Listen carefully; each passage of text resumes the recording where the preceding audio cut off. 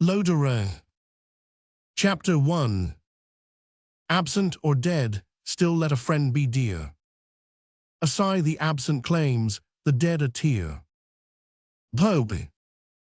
In the flattest and least agreeable part of the county of Essex, about 5 miles from the sea, is situated a village or small town, which may be known in these pages by the name of Longfield. Longfield is distant 8 miles from any market town, but the simple inhabitants, limiting their desires to their means of satisfying them, are scarcely aware of the kind of desert in which they are placed. Although only 50 miles from London, few among them have ever seen the metropolis. Some claim that distinction from having visited cousins in Lothbury and viewed the lions in the Tower. There is a mansion belonging to a wealthy nobleman within 4 miles, never inhabited, except when a parliamentary election is going forward. No one of any pretension to consequence resided in this secluded nook, except the Honourable Mrs. Elizabeth Fitzhenry. She ought to have been the shining star of the place, and she was only its better angel. Benevolent, gentle, and unassuming, this fair sprig of nobility had lived from youth to age in the abode of her forefathers, making a part of this busy world only through the kindliness of her disposition and her constant affection for one who was far away. The mansion of the Fitzhenry family, which looked upon the village green, was wholly incommensurate to our humblest ideas of what belongs to nobility. Yet it stood in solitary splendor, the great house of Longfield. From time immemorial, its possessors had been the magnates of the village. Half of it belonged to them, and the whole voted according to their wishes. Cut off from the rest of the world, they claimed here a consideration and a deference, which, with the moderate income of 1,500 a year, they would have vainly sought elsewhere. There was a family tradition that a Fitzhenry had sat in Parliament, but the time arrived when they were to rise to greater distinction. The father of the lady, whose name has been already introduced, enjoyed all the privileges attendant on being an only child. Extraordinary efforts were made for his education. He was placed with a clergyman near Harwich, and imbibed in that neighbourhood so passionate a love for the sea that, though tardily and with regret, his parents at last permitted him to pursue a naval career. He became a brave, a clever, and a lucky officer. In a contested election, his father was the means of ensuring the success of the government candidate, and the promotion of his son followed. Those were the glorious days of the English Navy towards the close of the American War.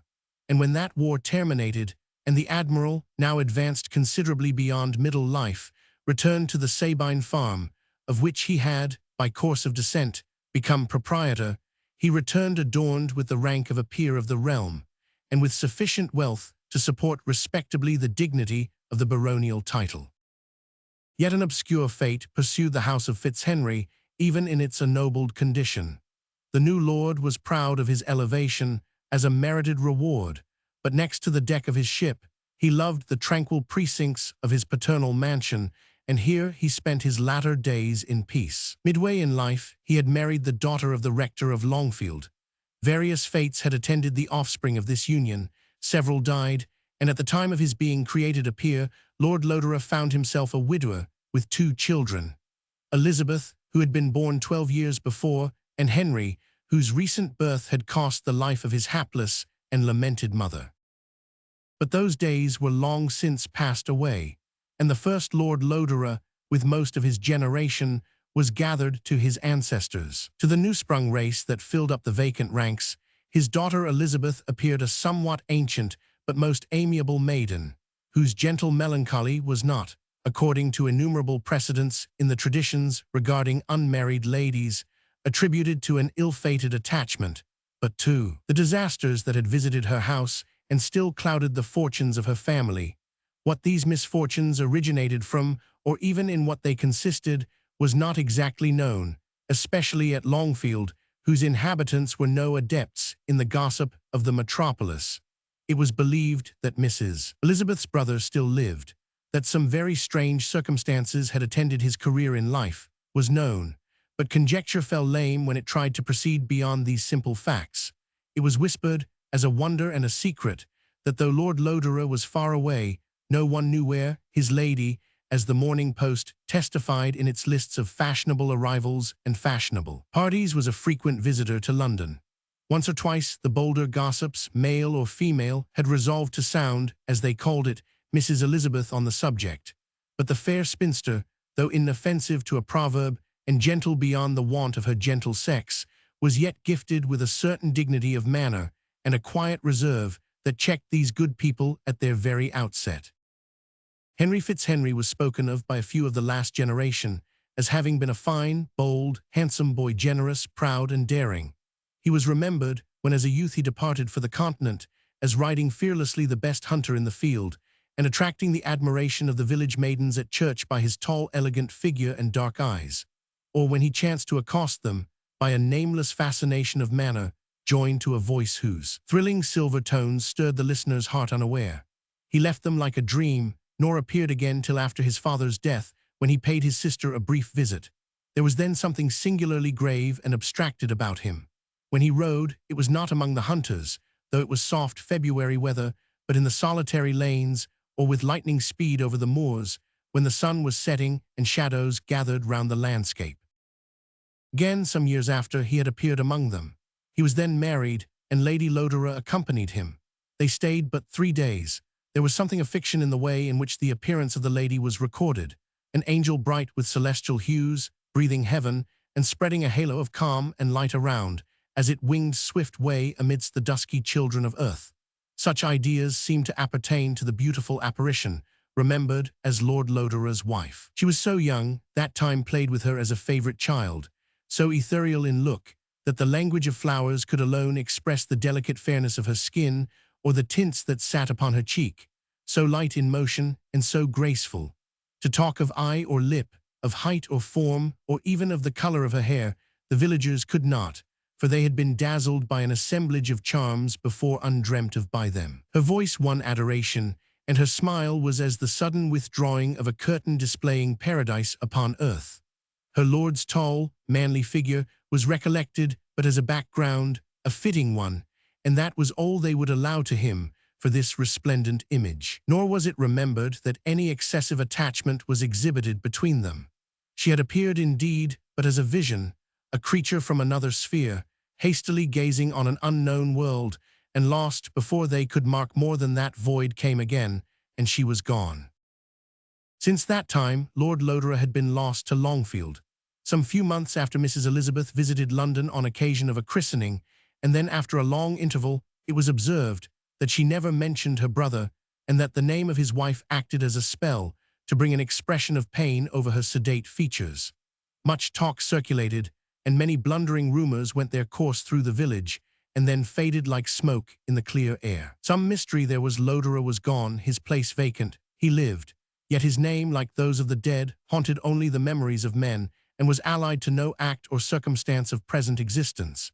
He was forgotten, and the inhabitants of Longfield, returning to their obscurity, proceeded in their daily course, almost as happy as if they had had their lord among them, to vary the incidents of their quiet existence with the proceedings of the great house. Yet his sister remembered him. In her heart his image was traced indelibly, limned in the colors of life. His form visited her dreams, and was the unseen, yet not mute, companion of her solitary musings. Years stole on, casting their clouding shadows on her cheek, and stealing the color from her hair, but Lodore was before her in bright youth, her brother, her pride, her hope. To muse on the possibility of his return, to read the few letters that reached her from him, till their brief sentences seemed to imply volumes of meaning, was the employment that made winter nights short, summer days swift in their progress. This dreamy kind of existence, added to the old-fashioned habits which a recluse who lives in a state of singleness is sure to acquire, made her singularly unlike the rest of the world, causing her to be a child in its ways and an expert to detect the craftiness of others. Lodore, in exile and obscurity, was in her eyes the first of human beings. She looked forward to the hour when he would blaze upon the world with renewed effulgence, as to a religious promise. How well did she remember, how in grace of person, how in expression of countenance and dignity of manner, he transcended all those whom she saw during her visit to London, on occasion of the memorable christening. That from year to year this return was deferred did not tire her patience, nor diminish her regrets. He never grew old to her, never lost the luster of early manhood, and when the boyish caprice which kept him afar was sobered, so she framed her thoughts, by the wisdom of time, he would return again to bless her and to adorn the world.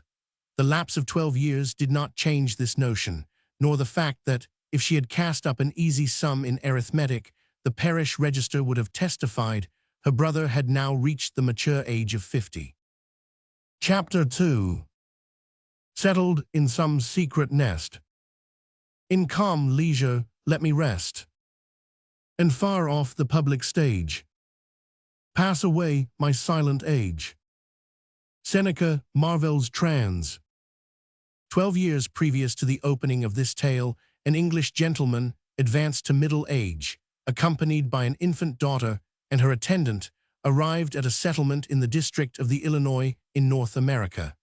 It was at the time when this part of the country first began to be cleared, and a newcomer, with some show of property, was considered a welcome acquisition. Still, the settlement was too young, and the people were too busy in securing for themselves the necessaries of life, for much attention to be paid to anything but the overt acts of the stranger. The number of acres which he bought, which were few, the extent of his clearings, and the number of workmen that he employed, both of which were, proportionately to his possession in land, on a far larger scale than that of any of his fellow colonists. Like magic, a commodious house was raised on a small height that embanked the swift river. Every vestige of forest disappeared from its immediate vicinity, replaced by agricultural cultivation, and a garden bloomed in the wilderness. His laborers were many, and golden harvests shone in his fields, while the dark forest, or untilled plain, seemed yet to set at defiance the efforts of his fellow settlers, and at the same time comforts of so civilized a description that the Americans termed them luxuries appeared in the abode and reigned in the domestic arrangements of the Englishman, although to his eye everything was regulated by the strictest regard to republican plainness and simplicity. He did not mingle much in the affairs of the colony, yet his advice was always to be commanded, and his assistance was readily afforded. He superintended the operations carried on his own land, and it was observed that they differed often both from American and English modes of agriculture. When questioned, he detailed practices in Poland and Hungary and gave his reasons why he thought them applicable to the soil in question. Many of these experiments of course failed, others were eminently successful. He did not shun labor of any sort. He joined the hunting parties and made one-on expeditions that went out to explore the neighboring wilds and the haunts of the native Indians. He gave money for the carrying on any necessary public work and came forward willingly when called upon for any useful purpose. In any time of difficulty or sorrow, on the overflowing of the stream or the failure of a crop, he was earnest in his endeavors to aid and to console. But with all this, there was an insurmountable barrier between him and the other inhabitants of the colony. He never made one at their feasts, nor mingled in the familiar communications of daily life. His dwelling, situated at the distance of a full mile from the village, removed him from out of the very hearing of their festivities and assemblies. He might labor in common with others, but his pleasures were all solitary, and he preserved the utmost independence as far as regarded the sacred privacy of his abode, and the silence he kept in all concerns regarding himself alone. At first the settlement had to struggle with all the difficulties attendant on colonization.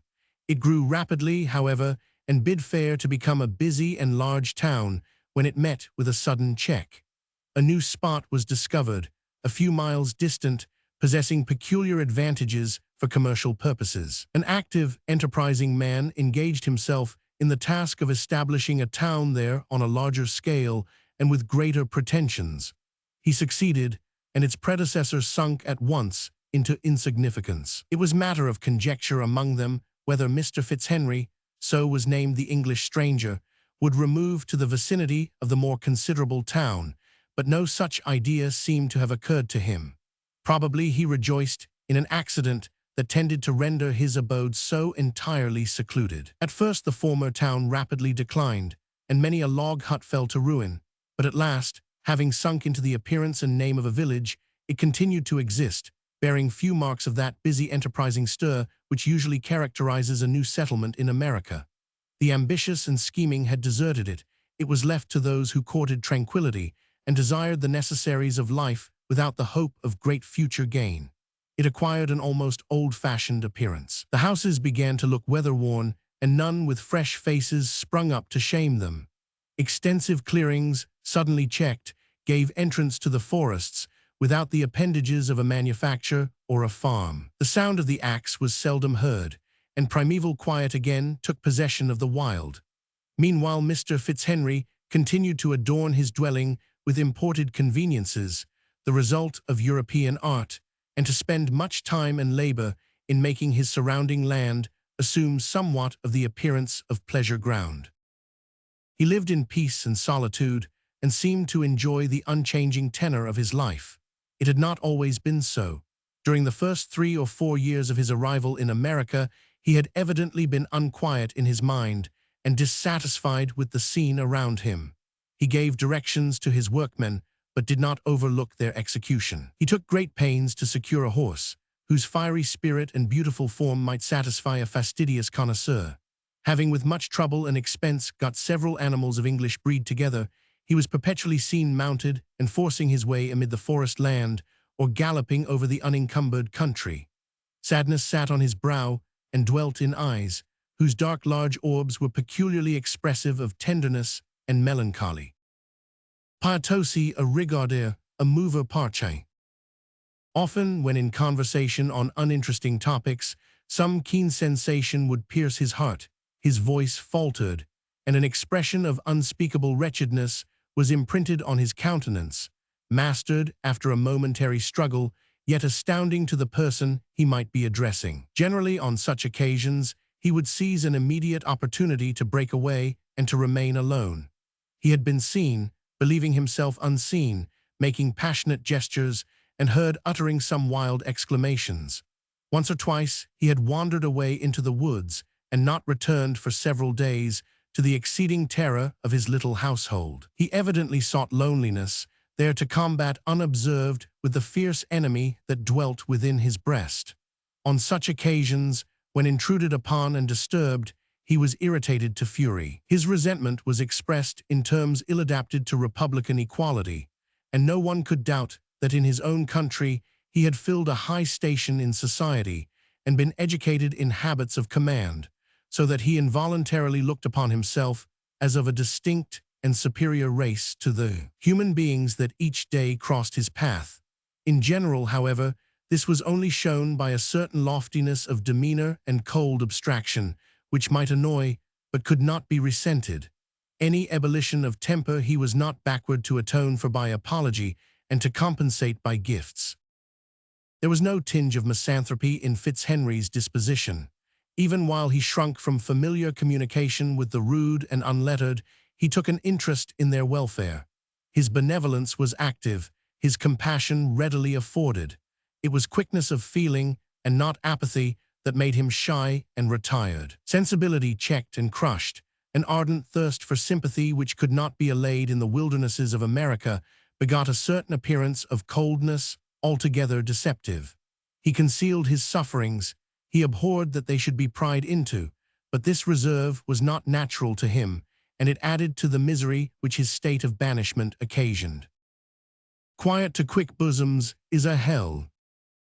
And so was it with him. His passions were powerful and had been ungoverned. He writhed beneath the dominion of sameness, and tranquility, allied to loneliness, possessed no charms. He groaned beneath the chains that fettered him to the spot where he was withering in inaction. They caused unutterable throes and paroxysms of despair. Ennui, the demon, waited at the threshold of his noiseless refuge and drove away the stirring hopes and enlivening expectations which form the better part of life. Sensibility in such a situation is a curse. Men become cannibals of their own hearts. Remorse, regret, and restless impatience usurp the place of more wholesome feeling. Everything seems better than that which is, and solitude becomes a sort of tangible enemy, the more dangerous, because it dwells within the citadel itself. Borne down by such emotions, Fitzhenry was often about to yield to the yearnings of his soul, and to fly from repose into action, however accompanied by strife and wretchedness, to leave America, to return to Europe, and to face at once all the evils which he had journeyed so far to escape. He did not, he remained. His motives for flight returned on him with full power after any such paroxysm and held him back. He despised himself for his hesitation. He had made his choice and would abide by it. He was not so devoid of manliness as to be destitute of fortitude, or so dependent a wretch as not to have resources in himself. He would cultivate these and obtain that peace which it had been his boast that he should experience. It came at last. Time and custom accomplished their task, and he became reconciled to his present mode of existence. He grew to love his home in the wilderness. It was all his own creation, and the pains and thought he continued to bestow upon it rendered it doubly his. The murmur of the neighboring river became the voice of a friend. It welcomed him on his return from any expedition, and he hailed the first echo of it that struck upon his ear from afar with a thrill of joy. Peace descended upon his soul. He became enamored of the independence of solitude and the sublime operations of surrounding nature. All further attempts at cultivation having ceased in his neighborhood, from year to year nothing changed, except at the bidding of the months, in obedience to the varying seasons. Nothing changed, except that the moss grew thicker and greener upon the logs that supported his roof, that the plants he cultivated increased in strength and beauty, and that the fruit trees yielded their sweet produce in greater abundance. The improvements he had set on foot displayed in their progress the taste and ingenuity of their projector, and as the landscape became more familiar, so did 1,000 associations twine themselves with its varied appearances, till the forests and glades became as friends and companions. As he learnt to be contented with his lot, the inequalities of humor and singularities of conduct which had at first attended him died away. He had grown familiar with the persons of his fellow colonists, and their various fortunes interested him. Though he could find no friend, tempered like him nursed in the delicacies and fastidiousness of the societies of the old world. Though he, a china vase, dreaded too near a collision with the brazen ones around. Yet, though he could not give his confidence or unburthen the treasure of his soul, he could approve of and even feel affection for several among them. Personal courage, honesty, and frankness were to be found among the men, simplicity and kindness among the women. He saw instances of love and devotion in members of families that made him sigh to be one of them, and the strong sense and shrewd observations of many of the elder settlers exercised his understanding. They opened, by their reasonings and conversation, a new source of amusement, and presented him with another opiate for his too busy memory. Fitzhenry had been a patron of the fine arts, and thus he had loved books, poetry, and the elegant philosophy of the ancients. But he had not been a student. His mind was now in a fit state to find solace in reading and excitement in the pursuit of knowledge. At first he sent for a few books, such as he wished immediately to consult, from New York, and made slight additions to the small library of classical literature he had originally brought with him on his emigration. But when once the desire to instruct himself was fully aroused in his mind, he became aware how slight and inadequate his present library was, even for the use of one man.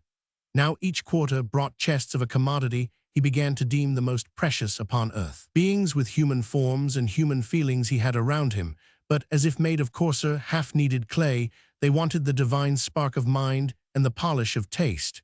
He had pined for these, and now they were presented to him. Books became his friends. They, when rightly questioned, could answer to his thoughts. Plato could elevate, Epictetus calm, his soul. He could revel with Ovid in the imagery presented by a graceful, though voluptuous imagination, and hang enchanted over the majesty and elegance of Virgil. Homer was as a dear and revered friend, Horace a pleasant companion. English, Italian, German, and French all yielded their stores in turn, and the abstruse sciences were often a relaxation to a mind, whose chief bane was its dwelling too entirely upon one idea. He made a study, also, of the things peculiarly befitting his present situation, and he rose in the estimation of those around, as they became aware of his talents and his knowledge. Study and occupation restored to his heart self-complacency, which is an ingredient so necessary to the composition of human happiness. He felt himself to be useful and knew himself to be honored. He no longer asked himself, "Why do I live?" or looked on the dark, rapid waves and longed for the repose that was in their gift. The blood flowed equably in his veins, a healthy temperance regulated his hopes and wishes. He could again bless God for the boon of existence and look forward to future years, if not with eager anticipation, yet with a calm reliance upon the power of good, wholly remote from despair. Chapter 3. Miranda, alack, what trouble was I then to you? Prospero, O a cherubim, thou wast that did preserve me. The tempest. Such was the Englishman who had taken refuge in the furthest wilds of an almost untenanted portion of the globe. Like a Corinthian column, left single amidst the ruder forms of the forest oaks, standing in alien beauty, a type of civilization and the arts, among the rougher, though perhaps not less valuable, growth of nature's own. Refined to fastidiousness, sensitive to morbidity, the stranger was respected without being understood, and loved though the intimate of none. Many circumstances have been mentioned as tending to reconcile Fitzhenry to his lot, and yet one has been omitted, chiefest of all. The growth and development of his child was an inexhaustible source of delight and occupation. She was scarcely 3 years old when her parent first came to the Illinois. She was then a plaything and an object of solicitude to him, and nothing more.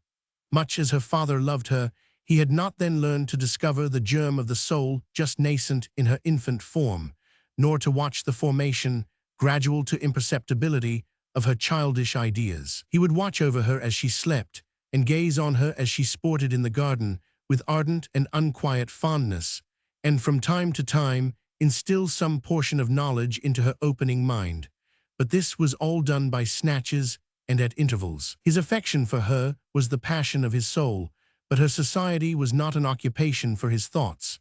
He would have knelt to kiss her footsteps as she bounded across the grass, and tears glistened in his eyes as she embraced his knees on his return from any excursion. But her prattle often wearied him, and her very presence was sometimes the source of intense pain.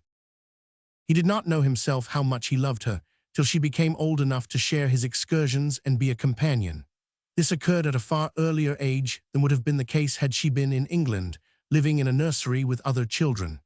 There is a peculiarity in the education of a daughter, brought up by a father only, which tends to develop early 1,000 of those portions of mind, which are folded up, and often destroyed, under mere feminine tuition. He made her fearless, by making her the associate of his rides, yet his incessant care and watchfulness, the observant tenderness of his manner, almost reverential on many points, springing from the differences of sex, tended to soften her mind and make her spirit ductile and dependent. He taught her to scorn pain, but to shrink with excessive timidity from anything that entrenched on the barrier of womanly reserve which he raised about her. Nothing was dreaded, indeed, by her, except his disapprobation, and a word or look from him made her, with all her childish vivacity and thoughtlessness, turn as with a silken string and bend at once to his will. There was an affectionateness of disposition kneaded up in the very texture of her soul, which gave it its very form and pressure. It accompanied every word and action, it revealed itself in her voice, and hung like light over the expression of her countenance. Her earliest feeling was love of her father. She would sit to watch him, guess at his thoughts, and creep close or recede away as she read encouragement or the contrary in his eyes and gestures. Except him, her only companion was her servant, and very soon she distinguished between them and felt proud and elate when she quitted her for her father's side. Soon, she almost never quitted it.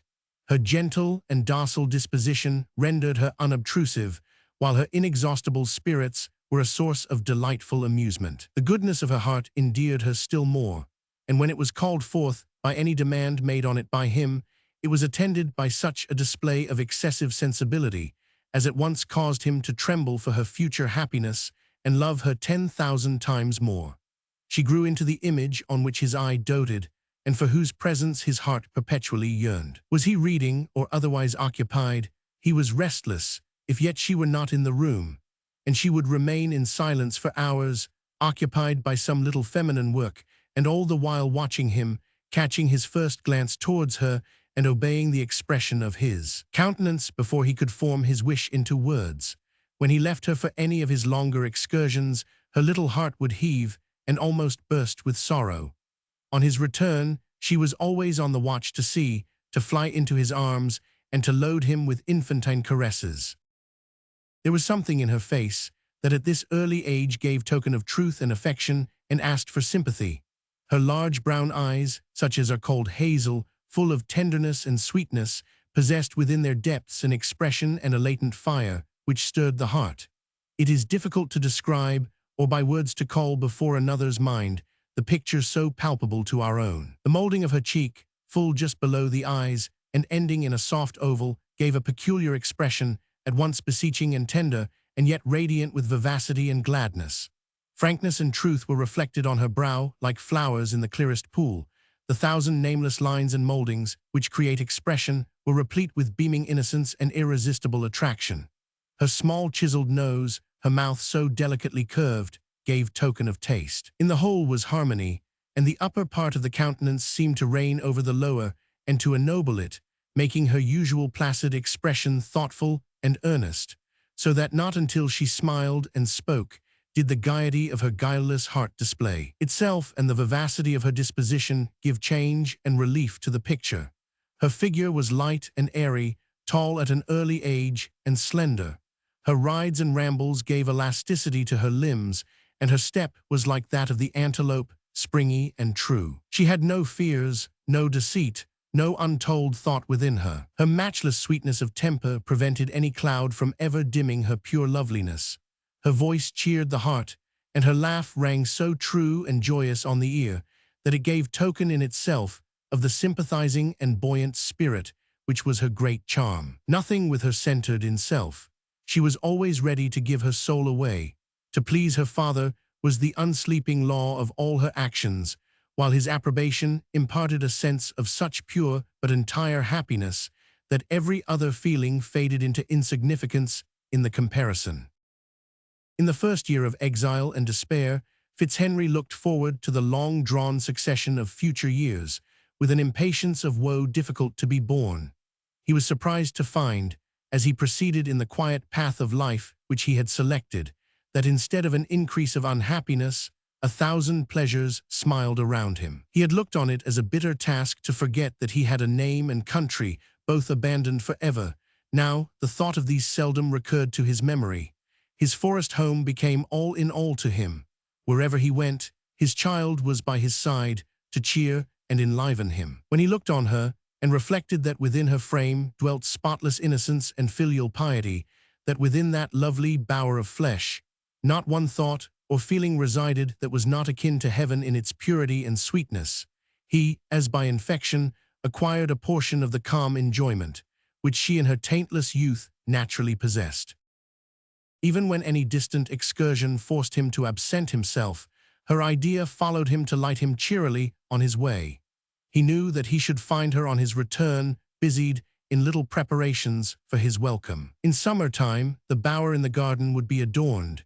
In the inclement season of winter, the logs would blaze on the hearth, his chair be drawn towards the fire, the stool for Ethel at his feet, with nothing to remind him of the past, save her dear presence, which drew its greatest charm not from that, but from the present. Fitzhenry forgot the 1,000 delights of civilization, for which formerly his heart had painfully yearned. He forgot ambition, and the enticements of gay vanity. Peace and security appeared the greatest blessings of life, and he had them here. Ethel herself was happy beyond the knowledge of her own happiness. She regretted nothing in the old country. She grew up among the grandest objects of nature, and they were the sweet influences to excite her to love and to a sense of pleasure. She had come to the Illinois attended by a black woman and her daughter, whom her father had engaged to attend her at New York, and had been sedulously kept away from communication with the settlers, an arrangement which it would have been difficult to bring about elsewhere. But in this secluded and almost deserted spot, the usual characteristics of the Americans were scarcely to be found. Most of the inhabitants were emigrants from Scotland, a peaceable, hard-working population. Ethel lived alone in their lonely dwelling. Had she been of a more advanced age when taken from England, her curiosity might have been excited by the singularity of her position, but we rarely reason about that which has remained unchanged since infancy. Taking it as a part of the immutable order of things, we yield without a question. To its control, Ethel did not know that she was alone. Her attendants she was attached to, and she idolized her father. His image filled all her little heart. Playmate she had none, save a fawn and a kid, a dog grown old in her service, and a succession of minor favorites of the animal species. It was Fitzhenry's wish to educate his daughter to all the perfection of which the feminine character is susceptible. As the first step, he cut her off from familiar communication with the unrefined, and watching over her with the fondest care, kept her far aloof from the very knowledge of what might, by its baseness or folly, contaminate the celestial beauty of her nature. He resolved to make her all that woman can be of generous, soft, and devoted, to purge away every alloy of vanity and petty passion, to fill her with honor, and yet to mold her to the sweetest gentleness, to cultivate her tastes and enlarge her mind, yet so to control her acquirements, as to render her ever pliant to his will. She was to be lifted above every idea of artifice or guile, or the caballing spirit of the worldling. She was to be single-hearted, yet mild. A creature half poetry, half love, one whose pure lips had never been tainted by an untruth, an enthusiastic being, who could give her life away for the sake of another, and yet who honored herself as a consecrated thing reserved for one worship alone. She was taught that no misfortune should penetrate her soul, except such as visited her affections or her sense of right, and that, set apart from the vulgar uses of the world, she was connected with the mass only through another, that other, now her father and only friend hereafter, whosoever her heart might select as her guide and head. Fitzhenry drew his chief ideas from Milton's Eve, and adding to this the romance of chivalry, he satisfied himself that his daughter would be the embodied ideal of all that is adorable and estimable in her sex. The instructor can scarcely give sensibility where it is essentially wanting, nor talent to the unpercipient block, but he can cultivate and detect the affections of the pupil, who puts forth, as a parasite, tendrils by which to cling, not knowing to what, to a supporter or a destroyer. The careful rearer of the ductile human plant can instill his own religion and surround the soul by such a moral atmosphere as shall become to its latest day the air it breathes. Ethel, from her delicate organization and quick parts, was sufficiently plastic in her father's hands. When not with him, she was the playmate of nature. Her birds and pet animals, her untaught but most kind nurse, were her associates. She had her flowers to watch over, her music, her drawings, and her books. Nature, wild, interminable, sublime, was around her. The ceaseless flow of the brawling stream, the widespread forest, the changes of the sky, the career of the wide-winged clouds, when the winds drove them athwart the atmosphere, or the repose of the still and stirless summer air, the stormy war of the elements, and the sense of trust and security amidst their loudest disturbances, were all circumstances to mold her even unconsciously to an admiration of all that is grand and beautiful. A lofty sense of independence is, in man, the best privilege of his nature. It cannot be doubted, but that it were for the happiness of the other sex that she were taught more to rely on and act for herself. But in the cultivation of this feeling, the education of Fitzhenry was lamentably deficient. Ethel was taught to know herself dependent. The support of another was to be as necessary to her as her daily food. She leant on her father as a prop that could not fail, and she was wholly satisfied with her condition. Her peculiar disposition, of course, tinged Fitzhenry's theories with colors not always their own, and her entire want of experience in intercourse with her fellow creatures gave a more decided tone to her sense of dependence than she could have acquired if the circumstances of her daily life had brought her into perpetual collision with others. She was habitually cheerful even to gaiety, yet her character was not devoid of petulance, which might become rashness or self-will if left to herself. She had a clear and upright spirit, and suspicion or unkindness roused her to indignation or sunk her into the depths of sorrow. Place her in danger and tell her she must encounter it, and she called up all her courage and became a heroine. But on less occasions, difficulties dismayed and annoyed her, and she longed to escape from them into that dreamy existence for which her solitary mode of life had given her a taste. Active in person, in mind she was too often indolent, and apt to think that while she was docile to the injunctions of her parent, all her duties were fulfilled. She seldom thought, and never acted for herself.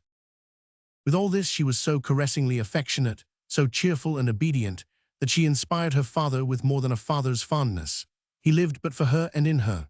Away, she was present to his imagination, the lodestone to draw him home, and to fill that home with pleasure. He exalted her in his fancy into angelic perfection, and nothing occurred to blot the fair idea.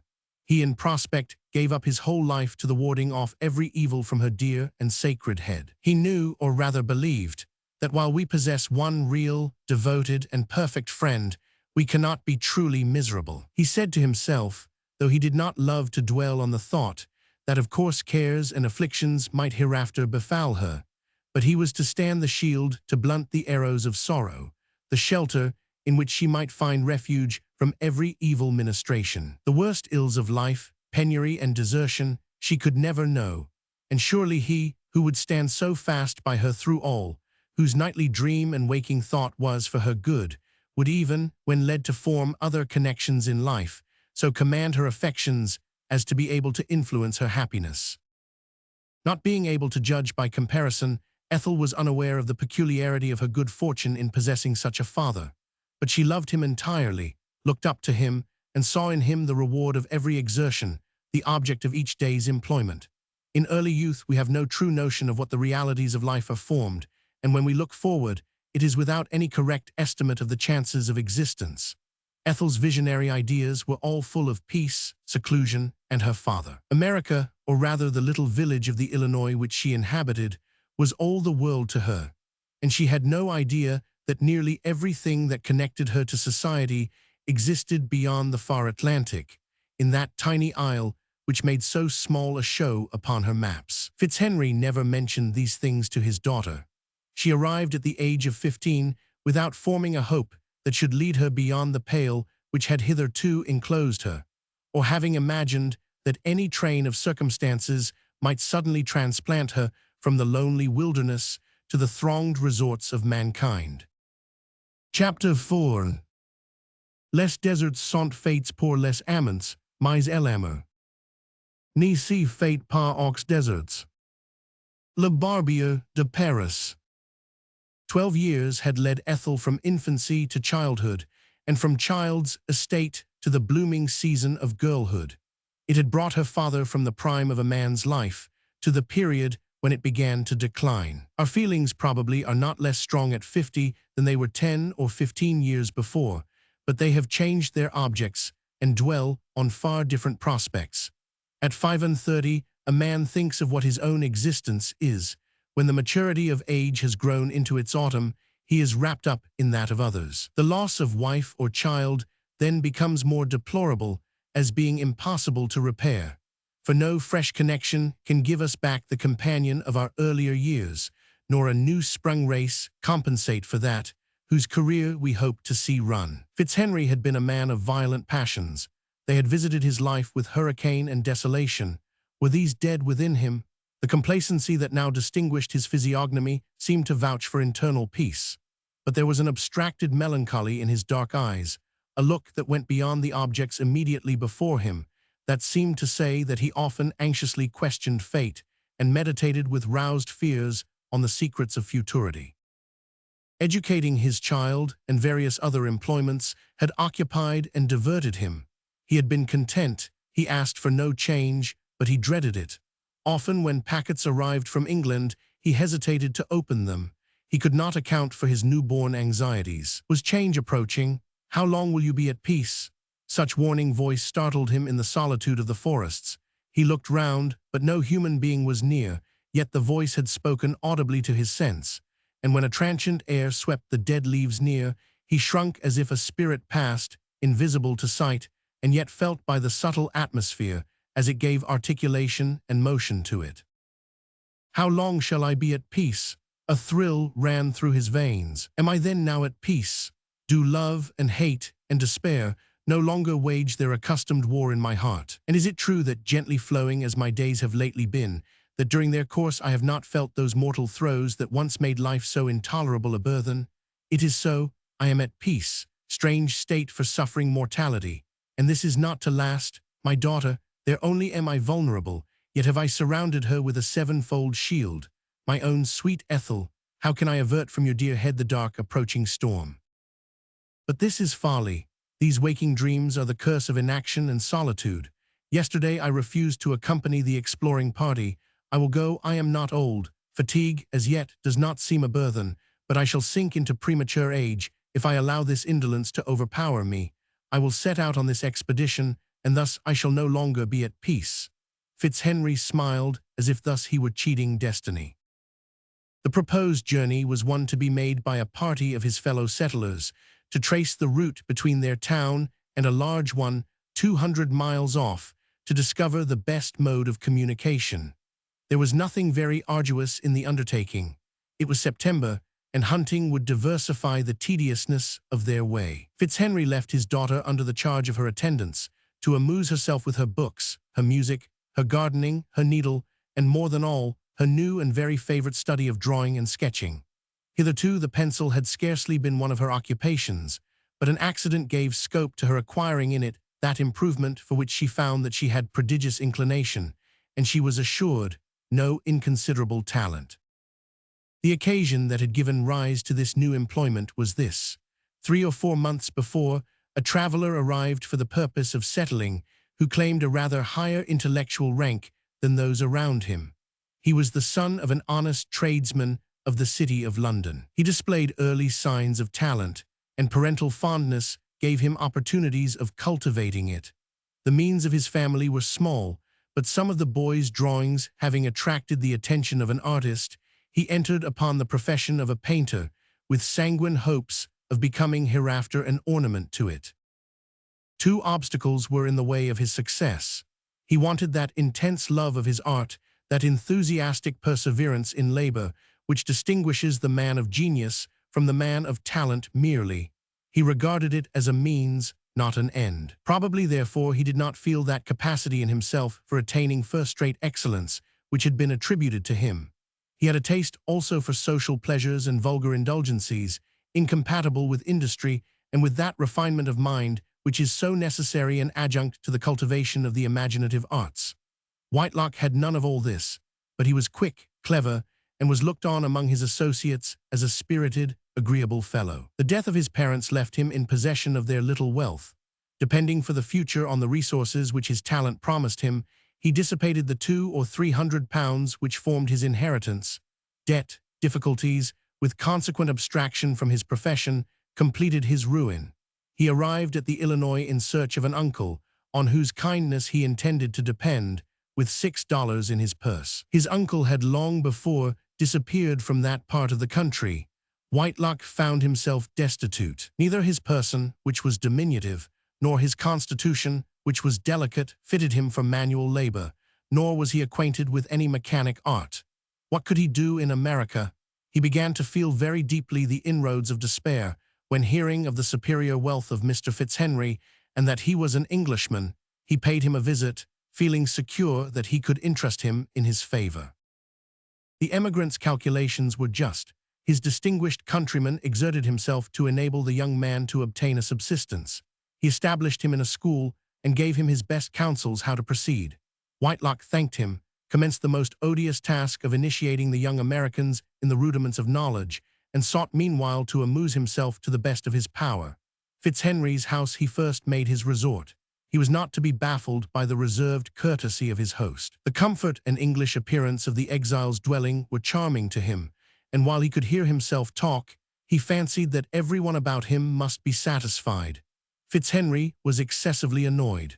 There was an innate vulgarity in his visitant, and an unlicensed familiarity that jarred painfully with the refined habits of his sensitive nature. Still, in America, he had been forced to tolerate even worse than this, and he bore Whitelock's intrusions as well as he could, seeking only to put such obstacles in the way of his too frequent visits as would best serve to curtail them. Whitelock's chief merit was his talent. He had a real eye for the outward forms of nature, for the tints in which she loves to robe herself, and the beauty in which she is forever invested. He occupied himself by sketching the surrounding scenery, and gave life and interest to many a savage glade and solitary nook, which, till he came, had not been discovered to be picturesque. Ethel regarded his drawings with wonder and delight, and easily obtained permission from her father to take lessons in the captivating art. Fitzhenry thought that of all occupations, that of the pencil, if pursued earnestly and with real taste, most conduce to the student's happiness. Its scope is not personal display, as is the case most usually with music, and yet it has a visible result which satisfies the mind that something has been done. It does not fatigue the attention like the study of languages, yet it suffices to call forth the powers and to fill the mind with pleasurable sensations. It is a most feminine occupation, well replacing, on a more liberal and rational scale, the tapestry of our grandmothers. Ethel had already shown a great inclination for design, and her father was glad of so favorable an opportunity for cultivating it. A few difficulties presented themselves. Whitelock had brought his own materials with him, but he possessed no superfluity, and they were not to be procured at the settlement. The artist offered to transfer them all for Ethel's convenience to her own abode, so that he might have free leave to occupy himself there also. Fitzhenry saw all the annoyances consequent on this plan, and it was finally arranged that his daughter should 3 or 4 times a week visit the schoolhouse, and in a little room, built apart for her especial use, pursue her study. The habit of seeing and instructing his lovely pupil awoke new ideas in Whitelock's fruitful brain. Who was Mr. Fitzhenry? What did he in the Illinois? Whitelock sounded him carefully, but gathered no information, except that this gentleman showed no intention of ever quitting the settlement. But this was much. He was evidently in easy circumstances. Ethel was his only child. She was here a garden rose amidst briars, and Whitelock flattered himself that his position was not materially different. Could he succeed in the scheme that all these considerations suggested to him, his fortune was made, or at least, he should bid adieu forever to blockhead boys and the dull labors of instruction. As these views opened upon him, he took more pains to ingratiate himself with Fitzhenry. He became humble, he respectfully sought his advice, and while he contrived 1,000 modes of throwing himself in his way, he appeared less intrusive than before, and yet he felt that he did not get on. Fitzhenry was kind to him as a countryman in need of assistance. He admired his talent as an artist, but he shrunk from the smallest approach to intimacy. Whitelock hoped that he was only shy, but he feared that he was proud. He tried to break through the barrier of reserve opposed to him, and he became a considerable annoyance to the recluse. He waylaid him during his walks with his daughter, forced his company upon them, and forging 1,000 obliging excuses for entering their dwelling, he destroyed the charm of their quiet evenings, and yet tempered his manners with such shows of humility and gratitude as Fitzhenry could not resist. Whitelock next tried his battery on the young lady herself. Her passion for her new acquirement afforded scope for his enterprising disposition. She was really glad to see him whenever he came, questioned him about the pictures which existed in the old world, and with a mixture of wonder and curiosity began to think that there was magic in an art that produced the effects which he described. With all the enthusiasm of youth, she tried to improve herself, and the alacrity with which she welcomed her master or hurried to his school looked almost like, Whitelock could not exactly tell what, but here was ground to work upon. When Fitzhenry went on the expedition already mentioned, Ethel gave up all her time, with renewed ardor, to her favorite pursuit. Early in the morning, she was seen tripping down to the schoolhouse, accompanied by her faithful Negro woman. The attendant used her distaff and spindle, Ethel her brush, and the hours flew unheeded. Whitelock would have been glad that her eyes had not always been so intently fixed on the paper before her. He proposed sketching from nature. They made studies from trees and contemplated the changing hues of earth and sky together. While talking of tints and tones of color spread over the celestial hemisphere and the earth beneath, were it not an easy transition to speak of those which glistened in a lady's eye or warmed her cheek? In the solitude of his chamber, thus our adventurer reasoned, and wondered each night why he hesitated to begin. Whitelock was short and ill-made. His face was not of an agreeable cast. It was impossible to see him without being impressed with the idea that he was a man of talent, but he was otherwise decidedly ugly. This disadvantage was counterbalanced by an overweening vanity, which is often to be remarked in those whose personal defects place them a step below their fellows. He knew the value of an appearance of devotion, and the power which an acknowledgement of entire thraldom exercises over the feminine imagination. He had succeeded ill with the father, but after all, the surest way was to captivate the daughter. The affection of her parent would induce him to ratify any step necessary to her happiness, and the chance afforded by this parent's absence for putting his plan into execution might never again occur. Why then delay? It was perhaps strange that Fitzhenry, alive to the smallest evil that might approach his darling child, and devoted to her sole guardianship, should have been blind to the sort of danger which she ran during his absence. But the paternal protection is never entirely efficient. A father avenges an insult, but he has seldom watchfulness enough to prevent it. In the present instance, the extreme youth of Ethel might well serve as an excuse. She was scarcely 15, and light-hearted and blithe, none but childish ideas had found place in her unruffled mind. Her father yet regarded her as he had done when she was wont to climb his knee or to gambol before him. He still looked forward to her womanhood as to a distant event, which would necessitate an entire change in his mode of living, but which need not for several years enter into his calculations. Thus, when he departed, he felt glad to get rid, for a time, of Whitelock's disagreeable society, but it never crossed his imagination that his angelic girl could be annoyed or injured, meanwhile, by the presumptuous advances of a man whom he despised. Ethel knew nothing of the language of love. She had read of it in her favorite poets, but she was yet too young and guileless to apply any of its feelings to herself. Love had always appeared to her blended with the highest imaginative beauty and heroism, and thus was in her eyes at once awful and lovely. Nothing had vulgarized it to her.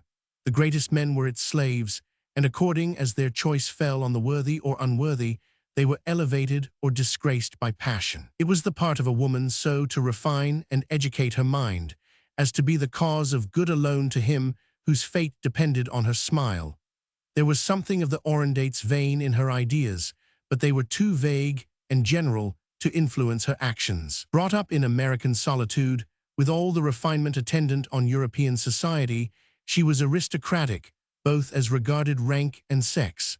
But all these were as yet undeveloped feelings, seeds planted by the careful paternal hand, not yet called into life or growth.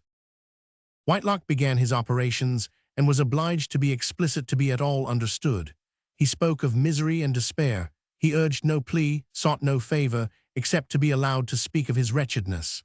Ethel listened, Eve listened to the serpent, and since then her daughters have been accused of an aptitude to give ear to forbidden discourse.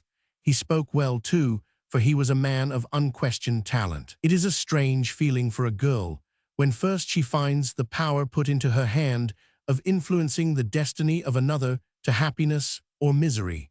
She is like a magician holding for the first time a fairy wand, not having yet had experience of its potency. Ethel had read of the power of love, but a doubt had often suggested itself of how far she herself should hereafter exercise the influence which is the attribute of her sex. Whitelock dispelled that doubt. He impressed on her mind the idea that he lived or died through her fiat. For one instant, vanity awoke in her young heart, and she tripped back to her home with a smile of triumph on her lips. The feeling was short-lived. She entered her father's library, and his image appeared to rise before her, to regulate and purify her thoughts. If he had been there, what could she have said to him, she who never concealed a thought? Or how would he have received the information she had to give? What had happened had not been the work of a day. Whitelock had for a week or two proceeded in an occult and mysterious manner, but this day he had withdrawn the veil, and she understood much that had appeared strange in him before. The dark, expressive eyes of her father she fancied to be before her, penetrating the depths of her soul, discovering her frivolity and censuring her lowly vanity, and even though alone, she felt abashed. Our faults are apt to assume giant and exaggerated forms to our eyes in youth, and Ethel felt degraded and humiliated, and remorse sprung up in her gentle heart, substituting itself for the former pleasurable emotion. The young are always in extremes. Ethel put away her drawings and paintings. She secluded herself in her home, and arranged so well that, notwithstanding the freedom of American manners, Whitelock contrived to catch but a distant glimpse of her during the one other week that intervened before her father's return. Troubled at this behavior, he felt his bravery ooze out. To have offended Fitzhenry was an unwise proceeding at best, but when he remembered the haughty and reserved demeanor of the man, he recoiled, trembling, from the prospect of encountering him. Ethel was very concise in the expressions she used to make her father, on his return, understand what had happened during his absence. Fitzhenry heard her with indignation and bitter self-reproach. The natural impetuosity of his disposition returned on him, like a stream which had been checked in its progress, but which had gathered strength from the delay. On a sudden, the future, with all its difficulties and trials, presented itself to his eyes, and he was determined to go out to meet them, rather than to await their advent in his seclusion. His resolution formed, and he put it into immediate execution. He would instantly quit the Illinois. The world was before him, and while he paused on the western shores of the Atlantic, he could decide upon his future path. But he would not remain where he was another season. The present, the calm, placid present, had fled like morning mist before the new-risen breeze. All appeared dark and turbid to his heated imagination. Change alone could appease the sense of danger that had risen within him. Change of place, of circumstances, of all that for the last 12 years had formed his life. How long am I to remain at peace? The prophetic voice heard in the silence of the forests recurred to his memory and thrilled through his frame. Peace, was I ever at peace? Was this unquiet heart ever still, as one by one the troubled thoughts which are its essence have risen and broken against the barriers that embank them? Peace, my own Ethel, all I have done, all I would do, is to gift thee with that blessing which has forever fled the thirsting lips of thy unhappy parent. And thus, governed by a fevered fancy and untamed passions, Fitzhenry forgot the tranquil lot which he had learnt to value and enjoy, and quitting the haven he had sought, as if it had never been a place of shelter to him, unthankful for the many happy hours which had blessed him there, he hastened to reach the stormier seas of life, whose breakers and whose winds were ready to visit him with shipwreck and destruction. Chapter 5. The boy is father of the man. Wordsworth. Fitzhenry, having formed his resolution, acted upon it immediately, and yet, while hastening every preparation for his departure, he felt return upon him that inquietude and intolerable sense of suffering, which of late years had subsided in his soul. Now and then it struck him as madness to quit his house, his garden, the trees of his planting, the quiet abode which he had reared in the wilderness. He gave his orders, but he was unable to command himself to attend to any of the minutiae of circumstance connected with his removal. As when he first arrived, again he sought relief in exercise and the open air. He felt each ministration of nature to be his friend, and man, in every guise, to be his enemy. He was about to plunge among them again. What would be the result? Yet this was no abode for the opening bloom of Ethel. For her good his beloved and safe seclusion must be sacrificed, and that he was acting for her benefit, and not his own, served to calm his mind. She contemplated their migration with something akin to joy. We could almost believe that we are destined by Providence to an unsettled position on the globe, so invariably is a love of change implanted in the young. It seems as if the eternal lawgiver intended that, at a certain age, man should leave father, mother, and the dwelling of his infancy, to seek his fortunes over the wide world. A few natural tears Ethel shed, they were not many. She, usually so resigned and quiet in her feelings, was now in a state of excitement. Dreamy, shadowy visions floated before her of what would result from her journey, and curiosity and hope gave life and a bright coloring to the prospect. The day came at last. On the previous Sunday she had knelt for the last time in church on the little hassock which had been hers from infancy, and walked along the accustomed pathway towards her home for the last time. During the afternoon, she visited the village to bid adieu to her few acquaintances. The sensitive refinement of Fitzhenry had caused him to guard his daughter jealously from familiar intercourse with their fellow settlers, even as a child. But she had been accustomed to enter the poorer cottages, to assist the distressed, and now and then to partake of tea drinking with the minister. This personage, however, was not stationary. At one time they had had a venerable old man whom Ethel had begun to love, but latterly the pastor had not been a person to engage her liking, and this had loosened her only tie with her fellow colonists. The day came. The father and daughter, with 3 attendants, entered their carriage and wound along the scarcely formed road. One by one they passed and lost sight of objects that for many years had been woven in with the texture of their lives. Fitzhenry was sad. Ethel wept, unconstrainedly, plentiful showery tears, which cost so much less to the heart than the few sorrowful drops which, in after life, we expend upon our woes.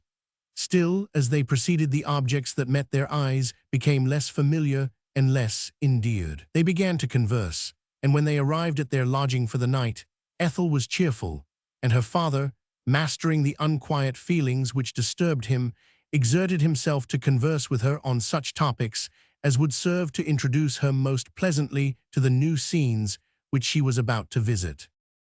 There was one object, however, which lay nearest to the emigrant's heart, to which he had not yet acquired courage to allude: his own position in the world, his former fortunes, and the circumstances that had driven him from Europe to seek peace and obscurity in the wilderness. It was a strange tale, replete with such incidents as could scarcely be made intelligible to the nursling of solitude, one difficult for a father to disclose to his daughter, involving besides a consideration of his future conduct, to which he did not desire to make her a party. Thus they talked of the cities they might see, and the strange sights she would behold, and but once did her father refer to their own position.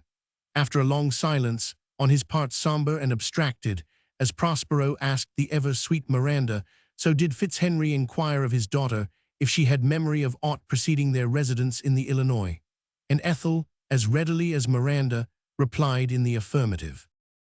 "And what, my love, do you remember? Gold-laced liveries and spacious apartments?" Ethel shook her head.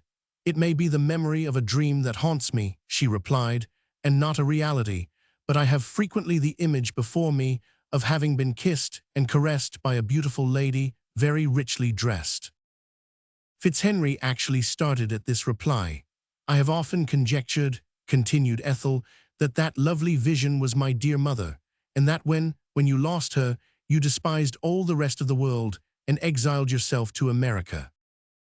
Ethel looked inquiringly at her father as she made this leading remark, but he in a sharp and tremulous accent repeated the words, "Lost her." "Yes," said Ethel, "I mean, is she not lost? Did she not die?" Fitzhenry sighed heavily, and turning his head towards the window on his side, became absorbed in thought, and Ethel feared to disturb him by continuing the conversation. It has not been difficult all along for the reader to imagine that the lamented brother of the Honorable Mrs. Elizabeth Fitzhenry and the exile of the Illinois are one. And while father and daughter are proceeding on their way towards New York, it will be necessary, for the interpretation of the ensuing pages, to dilate somewhat on the previous history of the father of our lovely heroine. It may be remembered that Henry Fitzhenry was the only son of Admiral Lord Lodore. He was, from infancy, the pride of his father and the idol of his sister, and the lives of both were devoted to exertions for his happiness and well-being. The boy soon became aware of their extravagant fondness, and could not do less in consequence than fancy himself a person of considerable importance. The distinction that Lord Lodore's title and residence bestowed upon Longfield made his son and heir a demigod among the villagers. As he rode through it on his pony, everyone smiled on him and bowed to him, and the habit of regarding himself superior to all the world became too much an habit to afford triumph, though any circumstances that had lessened his consequence in his own eyes would have been matter of astonishment and indignation. His personal beauty was the delight of the women, his agility and hardihood the topic of the men of the village. For although essentially spoiled, he was not pampered in luxury. His father, with all his fondness, would have despised him heartily had he not been inured to hardship and rendered careless of it. Rousseau might have passed his approbation upon his physical education, while his moral nurture was the most perniciously indulgent. Thus, at the same time, his passions were fostered, and he possessed none of those habits of effeminacy which sometimes stand in the gap, preventing our young self-indulged aristocracy from rebelling against the restraints of society.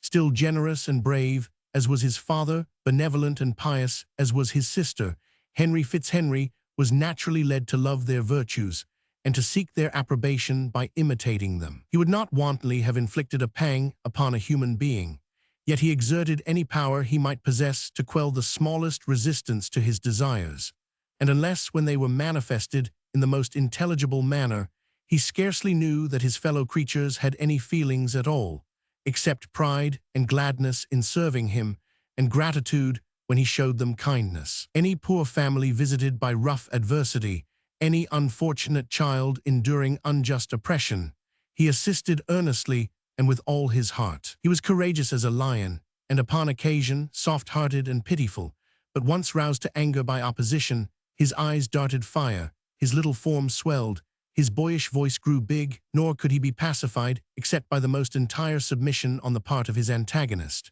Unfortunately for him, submission usually followed any stand made against his authority, for it was always a contest with an inferior, and he was never brought into wholesome struggle with an equal. At the age of 13, he went to Eton, and here everything wore an altered and unpleasing aspect. Here were no servile menials nor humble friends. He stood one among many equals, superiors, inferiors, all full of a sense of their own rights, their own powers.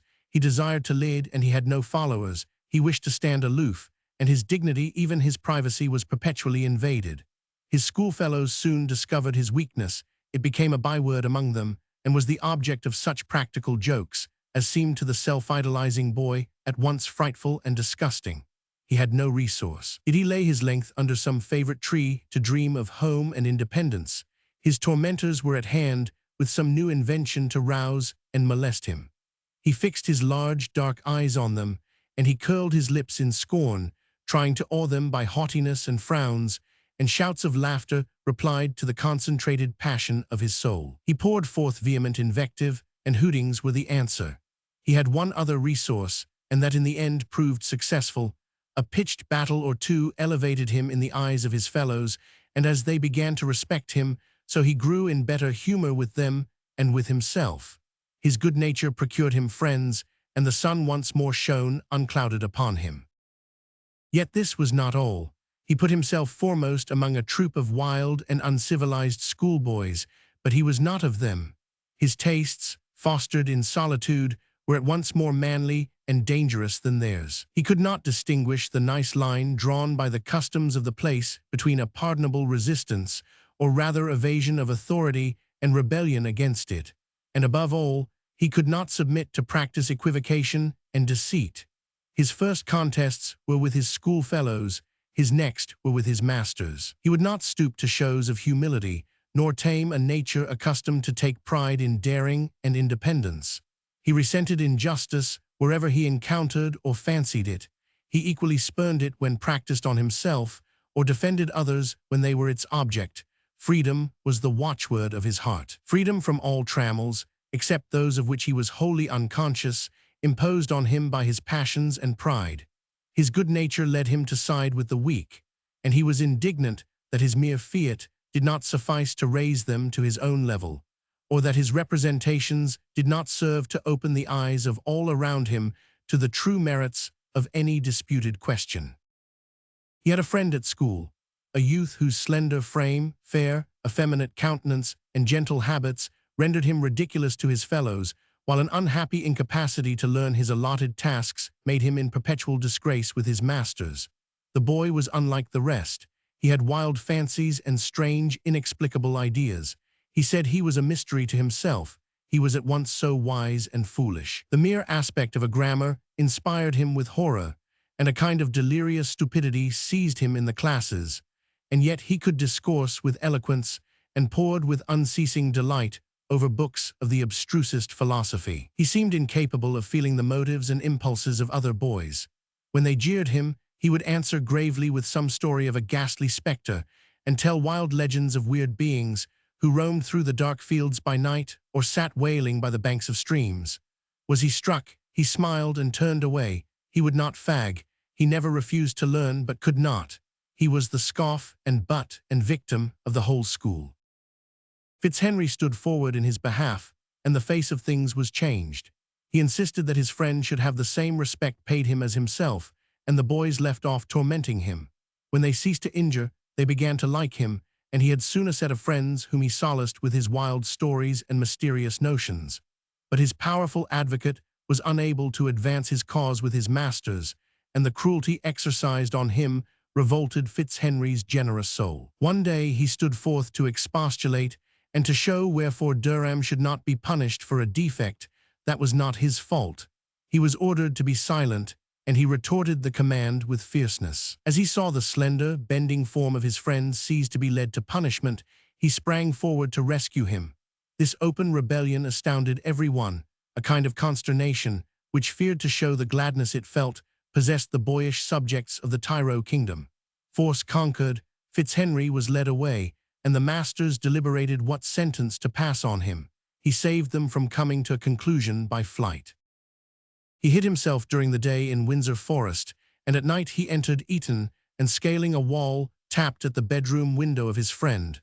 "Come," said he, "come with me. Leave these tyrants to eat their own hearts with rage. My home shall be your home." Durham embraced him, but would not consent.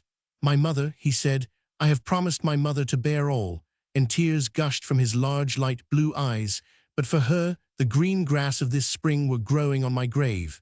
I dare not pain her." "Be it so," said Fitzhenry. "Nevertheless, before the end of a month you shall be free. I am leaving this wretched place, where men rule because they are strong, for my father's house. I never yet asked for a thing that I ought to have, that it was not granted me. I am a boy here, there I am a man, and can do as men do. Representations shall be made to your parents. You shall be taken from school. We shall be free and happy together this summer at Longfield.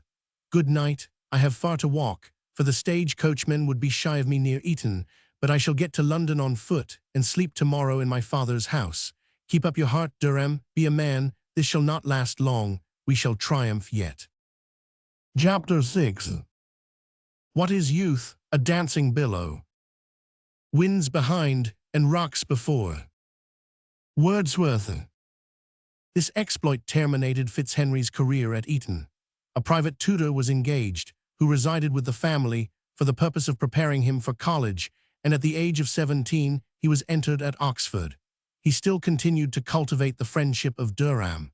This youth was the younger son of a rich and aristocratic family, whose hopes and cares centered in their heir, and who cared little for the comfort of the younger. Durham had been destined for the sea, and scarcely did his delicate health and timid, nervous disposition exempt him from the common fate of a boy, whose parents did not know what to do with him. The next idea was to place him in the church, and at last, at his earnest entreaty, he was permitted to go abroad, to study at one of the German universities, so to prepare himself, by a familiarity with modern languages, for diplomacy. It was singular how well Fitzhenry and his sensitive friend agreed. The one looked up with unfeigned admiration, the other felt attracted by a mingled compassion and respect that flattered his vanity and yet served as excitement and amusement. From Durham, Fitzhenry imbibed in theory much of that contempt of the world's opinion and carelessness of consequences which was inherent in the one, but was an extraneous graft on the proud and imperious spirit of the other.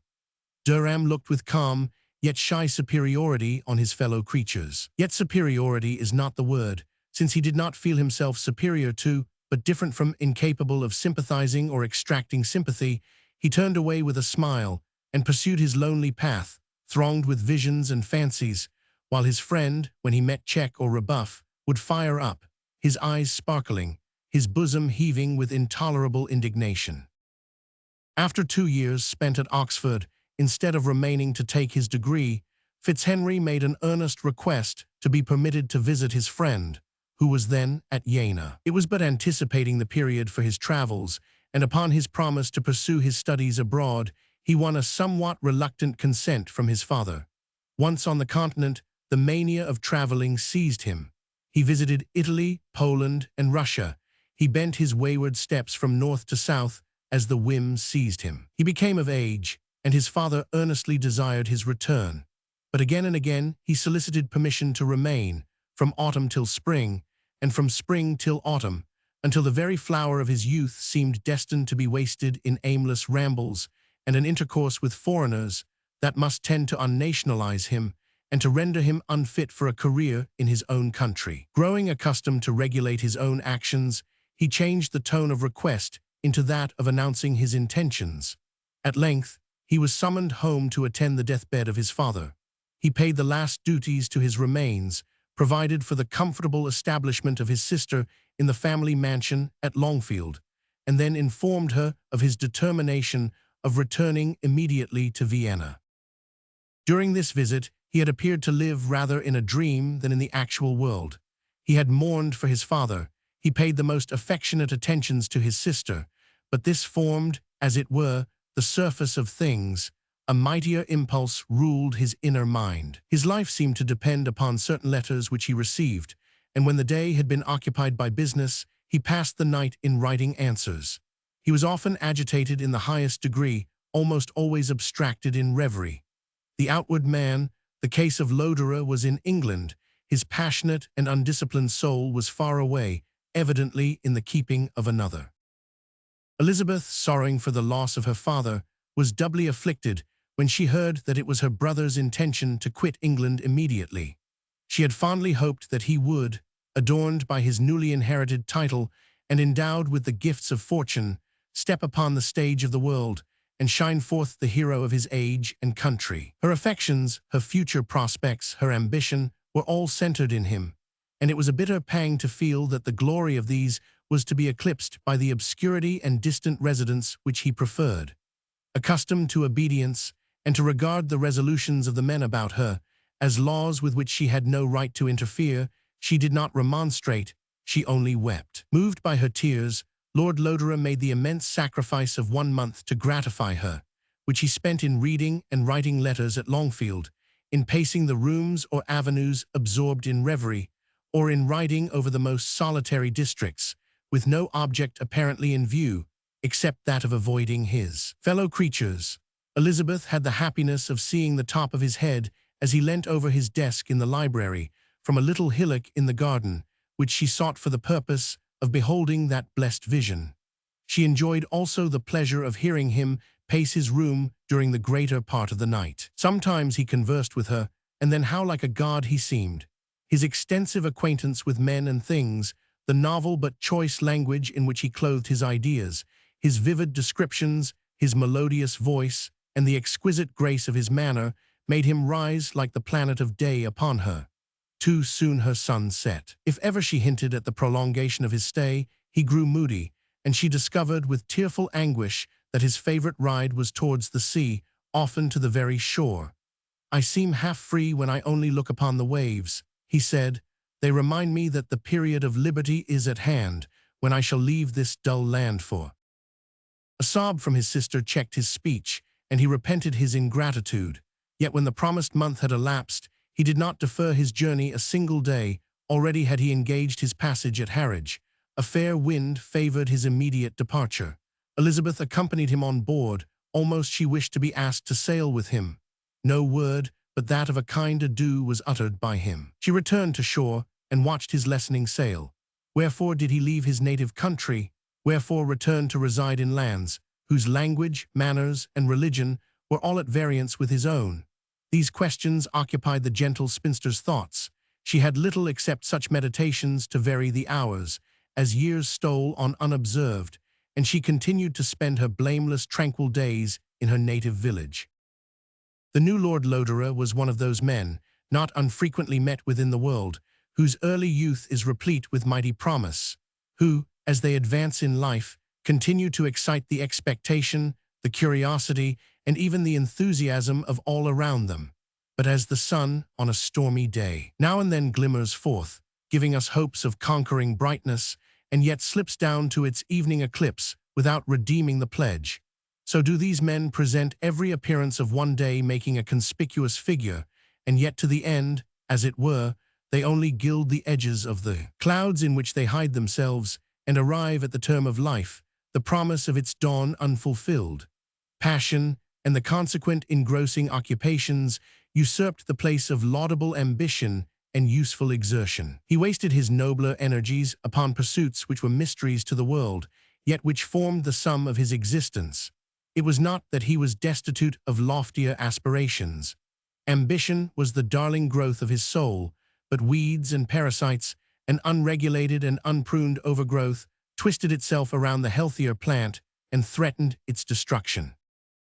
Sometimes he appeared among the English in the capital towns of the continent, and was always welcomed with delight.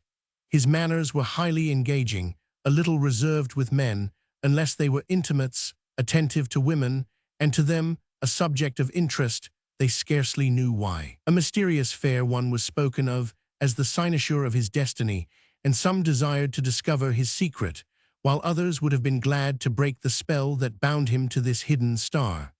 Often for months he disappeared altogether, and was spoken of as having secluded himself in some unattainable district of northern Germany, Poland, or Kurland. Yet all these erratic movements were certainly governed by one law, and that was love.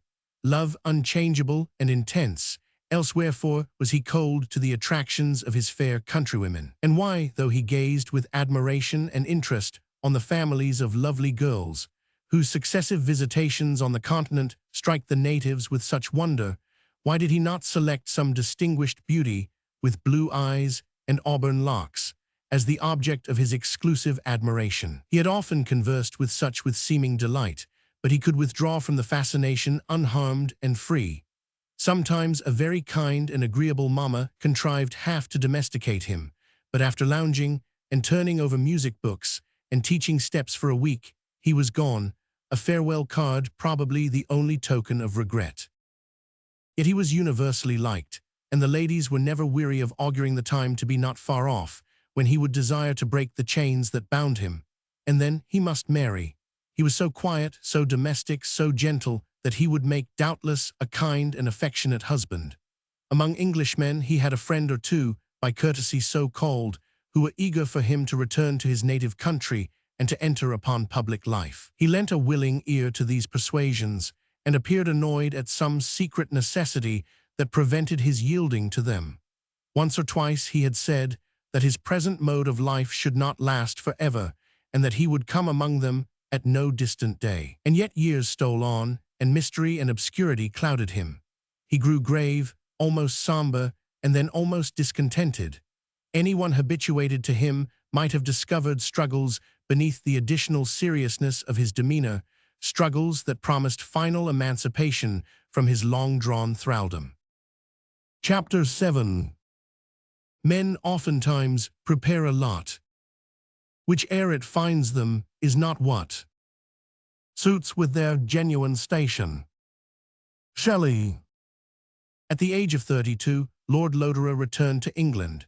It was subject of discussion among his friends whether this was to be a merely temporary visit, or whether he was about to establish himself finally in his own country. Meanwhile, he became the lion of the day. As the reputed slave of the fair sex, he found favor in their gentle eyes. Even blooming 15 saw all that was romantic and winning in his subdued and graceful manners, and in the melancholy which dwelt in his dark eyes.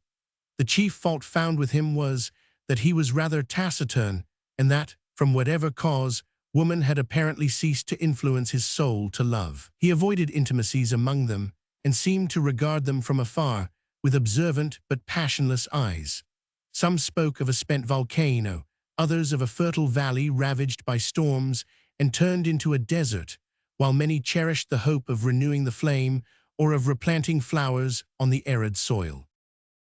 Lord Lodore had just emancipated himself from an influence which had become the most grievous slavery, from the moment it had ceased to be a voluntary servitude. He had broken the ties that had so long held him, but this had not been done without such difficulties and struggles as made freedom less delightful from the languor and regret that accompanied victory. Lodore had formed but one resolve, which was not to entangle himself again in unlawful pursuits, where the better energies of his mind were to be spent in forging deceptions and tranquilizing the mind of a jealous and unhappy woman. He entertained a vague wish to marry, and to marry one whom his judgment, rather than his love, should select. An unwise purpose, good in theory, but very defective in practice. Besides this new idea of marrying, which he buried as a profound secret in his own bosom, he wished to accustom himself to the manners and customs of his own country, so as to enable him to enter upon public life. He was fond of the country in England, and entered with zeal upon the pleasures of the chase. He liked the life led at the seats of the great, and endeavored to do his part in amusing those around him. Yet he did not feel one of them. Above all, he did not feel within him the charm of life, the glad spirit that looks on each returning day as a blessing, and which, gilding every common object with its own brightness, requires no luster unborrowed from itself. All things palled upon Lodore. The light laughter and gentle voices of women were vacant of attraction.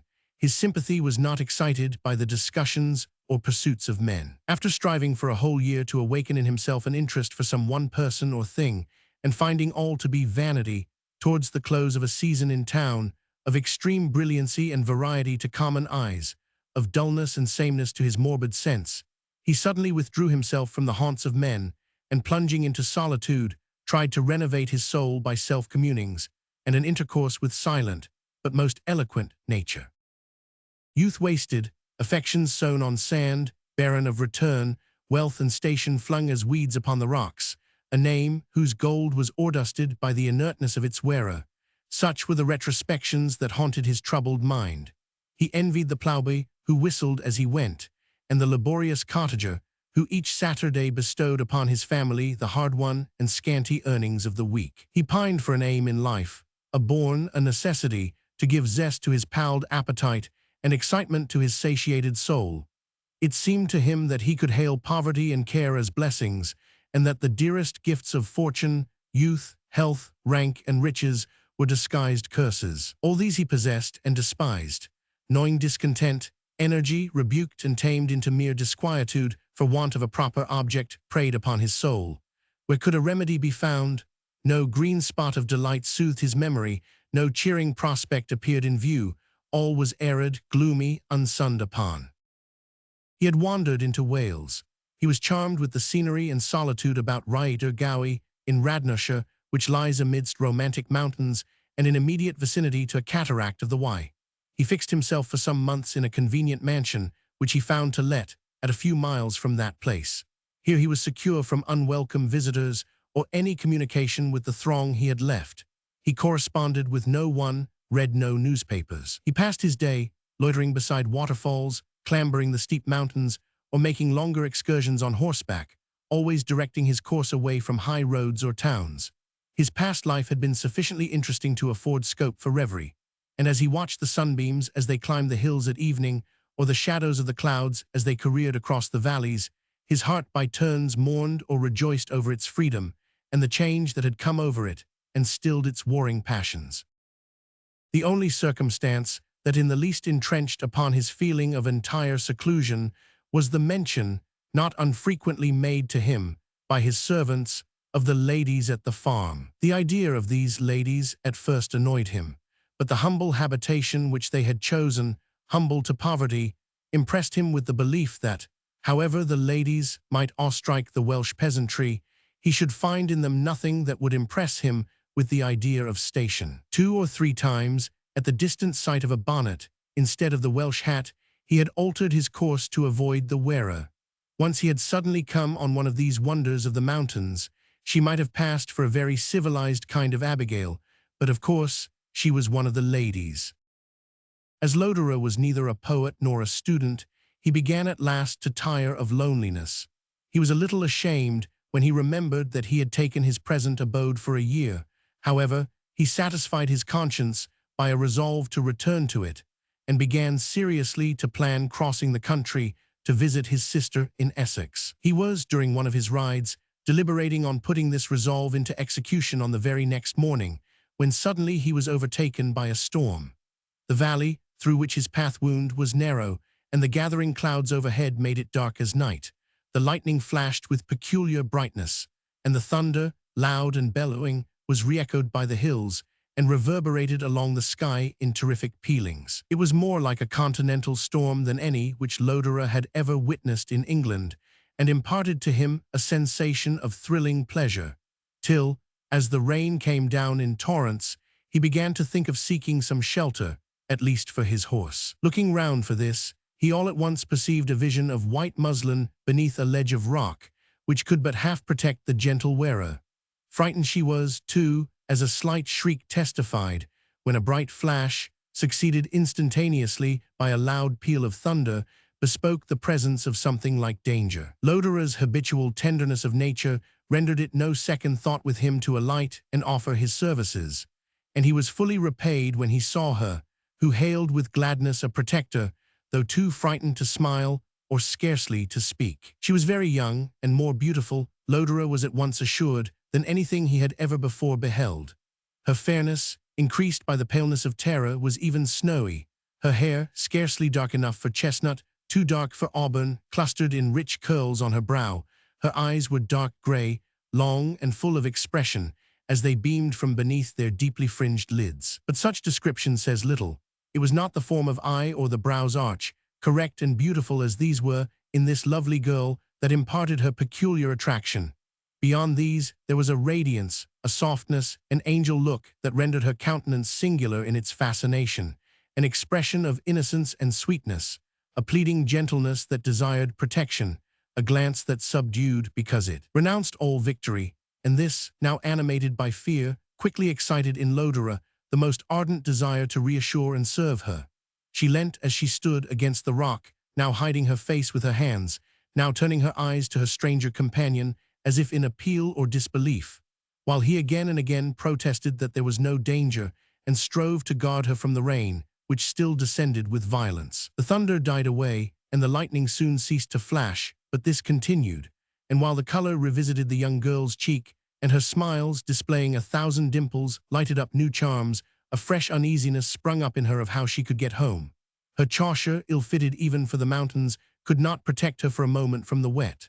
Lodore offered his horse, and pledged himself for its quietness, and his care if she could contrive to sit in the saddle. He lifted her light form onto it, but the high-bred animal, beginning a little to prance, she threw herself off into the arms of her new friend, in a transport of terror, which Lodore could by no means assuage. What was to be done? He felt, light as she was, that he could carry her the short half-mile to her home, but this could not be offered. The rain was now over, and her only resource was to brave the humid soil in kid slippers. With considerable difficulty, half the journey was accomplished, when they met the lady whom Lodore had before seen, really the maid in attendance, who had come out to seek her young mistress, and to declare that my lady was beside herself with anxiety on her account. Lodore still insisted on conducting his young charge to her home, and the next day it was but matter of politeness to call to express his hope that she had not suffered from her exposure to the weather. He found the lovely girl, fresh as the morning, with looks all light and sweetness, seated beside her mother, a lady whose appearance was not so prepossessing, though adorned with more than the remains of beauty. She at once struck Lodore as disagreeable and forbidding.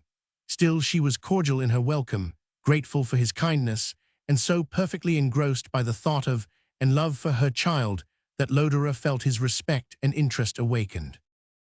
An acquaintance, thus begun between the noble recluse and the ladies of the farm, proceeded prosperously.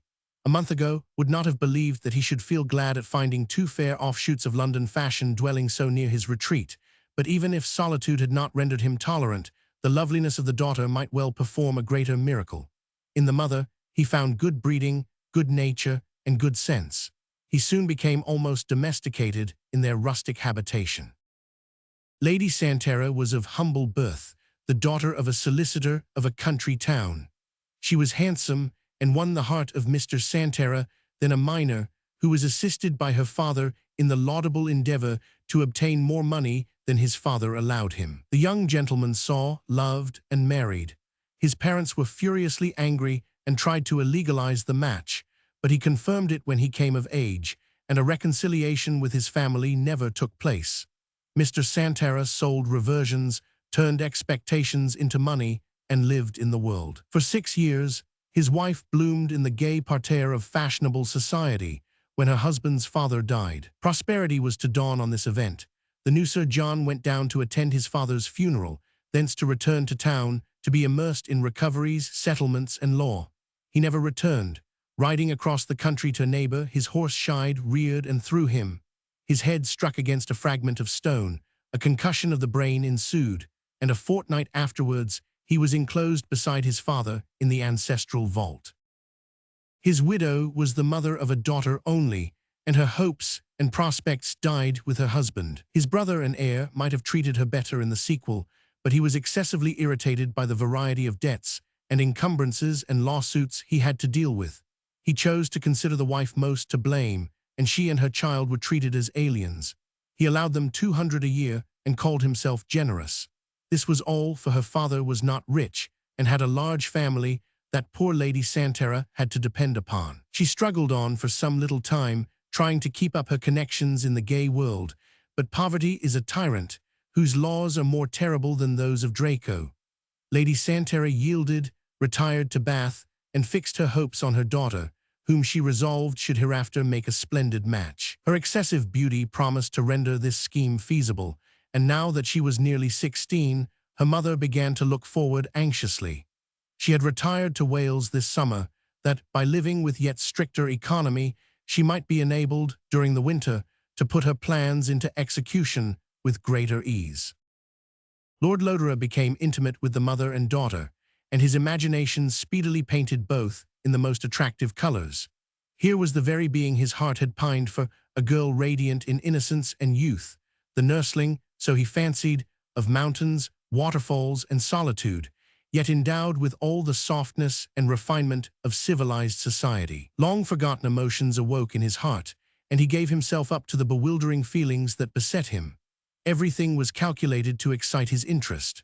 The desolate situation of the mother, devoted to her daughter only, and that daughter fairer than imagination could paint, young, gentle, blameless, knowing nothing beyond obedience to her parent, and untaught in the guile of mankind. It was impossible to see that intelligent and sweet face, and not feel that to be the first to impress love in the heart which it mirrored was a destiny which angels might envy. How proud a part was his, to gift her with rank, fortune, and all earthly blessings, and to receive in return gratitude, tenderness, and unquestioning submission. If love did not, as thus he reasoned, show itself in the tyrant guise it had formerly assumed in the heart of Lodore, it was the more welcome a guest. It spoke not of the miseries of passion, but offered a bright view of lengthened days of peace and contentedness. He was not a slave at the feet of his mistress, but he could watch each gesture and catch each sound of her voice, and say, "Goodness and beauty are there, and I shall be happy." He found the lovely girl somewhat ignorant, but white paper to be written upon at will is a favorite metaphor among those men who have described the ideal of a wife. That she had talent beyond what he had usually found in women, he was delighted to remark. At first she was reserved and shy. Little accustomed to society, she sat beside her mother in something of a company attitude, her eyes cast down, her lips closed. She was never to be found alone, and a June person in France could scarcely be more retired and tranquil. This accorded better with Lodore's continental experience than the ease of English fashionable girls, and he was pleased. He conversed little with Cornelia until he had formed his determination and solicited her mother's consent to their union. Then they were allowed to walk together, and she gained on him as their intimacy increased. She was very lively, witty, and full of playful fancy. Aware of her own deficiencies in education, she was the first to laugh at herself and to make such remarks as showed an understanding worth all the accomplishments in the world. Lodore now really found himself in love, and blessed the day that led him from among the fair daughters of fashion to this child of nature. His wayward feelings were to change no more, his destiny was fixed. At 34 to marry, to settle into the father of a family, his hopes and wishes concentrated in a home, adorned by one whose beauty was that of angels, was a prospect that he dwelt upon each day with renewed satisfaction. Nothing in after years could disturb his felicity, and the very security with which he contemplated the future imparted a calm delight, at once new and grateful to a heart weary of storms and struggles, and which, in finding peace, believed that it possessed the consummation of human happiness. Chapter 8. Hopes, what are they? Beads of morning, strung on slender blades of grass, or a spider's web adorning in a straight and treacherous pass. Wordsworth. The months of July, August, and September had passed away. Lord Lodore enjoyed, during the two last, a singularly complacent state of mind. He had come to Wales with worn-out spirits, a victim to that darker species of ennui, which colors with gloomy tints the future as well as the present, and is the ministering angel of evil to the rich and prosperous. He despised himself, contemned his pursuits, and called all vanity beneath the vivifying sun of heaven. Real misfortunes have worn the guise of blessings to men so afflicted, but he was withdrawn from this position by a being who wore the outward semblance of an angel, and from whom he felt assured nothing but good could flow. Cornelia Santera was lovely, vivacious, witty, and good-humored, yet strange to say, her new lover was not rendered happy so much by the presence of these qualities as by the promise which they gave for the future. He loved her, he believed that she would be to the end of his life a blessing and a delight, yet passion was scarcely roused in his heart. It was a sober certainty of waking bliss, and a reasonable belief in the continuance of this state that made him, while he loved her, regard her rather as a benefactress than a mistress. Benefactress is a strange word to use, especially as her extreme youth was probably the cause that more intimate sympathies did not unite them, and why passion entered so slightly into their intercourse. It is possible, so great was the discrepancy of their age, and consequently of their feelings and views of life, that Lodore would never have thought of marrying Cornelia, but that Lady Santera was at hand to direct the machinery of the drama. She inspired him with the wish to gift her angelic child with the worldly advantages which his wife must possess, to play a godlike part, and to lift into prosperity and happiness one who seemed destined by fortune to struggle with adversity. Lady Santera was a worldly woman and an oily flatterer. Lodore had been accustomed to feminine control, and he yielded with docility to her silken fetters. The 9th of October was Cornelia's 16th birthday, and on it she became the wife of Lord Lodore. This event took place in the parish church of Rhyaider Gowy, and it was communicated to the world in the newspapers. Many discussions then arose as to who Miss Santera could be, the only daughter of the late Sir John. The only late Sir John Santera remembered was, in fact, the grandfather of the bride, and the hiatus in her genealogy, caused by her father's death before he had been known as a baronet, puzzled every fashionable gossip. The whole affair, however, had been forgotten, when curiosity was again awakened in the ensuing month of March, by an announcement in the Morning Post of the arrival of the noble pair at Mivart's. Lord Lodore had always rented a box at the King's Theatre. It had been newly decorated at the beginning of the season, and on the first Saturday in April all eyes turned towards it as he entered, having the loveliest, fairest, and most sylph-like girl that ever trod dark earth leaning on his arm. There was a childlike innocence, a fascinating simplicity, joined to an expression of vivacity and happiness in Lady Lodore's countenance, which impressed at first sight as being the completion of feminine beauty. She looked as if no time could touch, no ill stain her. Artless affection and amiable dependence spoke in each graceful gesture. Others might be beautiful, but there was that in her which seemed allied to celestial loveliness. Such was the prize Lord Lodore had won. The new married pair took up their residence in Berkeley Square, and here Lady Santera joined them and took possession of the apartments appropriated to her use, under her daughter's roof. All appeared bright on the outside, and each seemed happy in each other. Yet had anyone cared to remark, they had perceived that Lodore looked even more abstracted than before his marriage. They had seen that in the domestic coterie, mother and daughter were familiar friends, sharing each thought and wish, but that Lodore was one apart, banished, or exiling himself from the dearest blessings of friendship and love. There might be no concealment, but also there was no frankness between the pair. Neither practiced disguise, but there was no outpouring of the heart, no touch of nature, which, passing like an electric shock, made their souls one. An insurmountable barrier stood between Lodore and his happiness, between his love and his wife's confidence. That this obstacle was a shadow, undefined, formless, nothing, yet everything made it trebly hateful and rendered it utterly impossible that it should be removed. The magician who had raised this ominous phantom was Lady Santera. She was a clever though uneducated woman, perfectly selfish, soured with the world, yet clinging to it. To make good her second entrance on its stage, she believed it necessary to preserve unlimited sway over the plastic mind of her daughter. If she had acted with integrity, her end had been equally well secured. But unfortunately, she was by nature framed to prefer the zigzag to the straight line, added to which she was imperious and could not bear a rival near her throne. From the first, therefore, she exerted herself to secure her empire over Cornelia. She spared neither flattery nor artifice, and well acquainted as she was with every habit and turn of her daughter's mind, her task was comparatively easy. The fair girl had been brought up, how different from the sentiments which Lodore had thought to find the natural inheritance of the mountain child.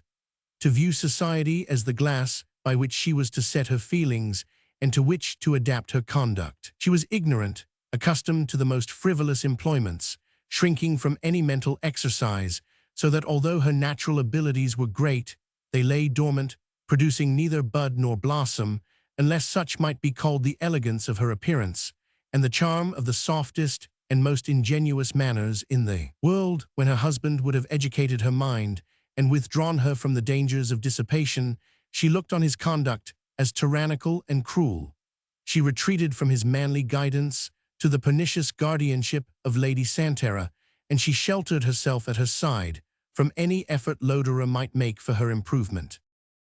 Those who have never experienced a situation of this kind cannot understand it. The details appear trivial.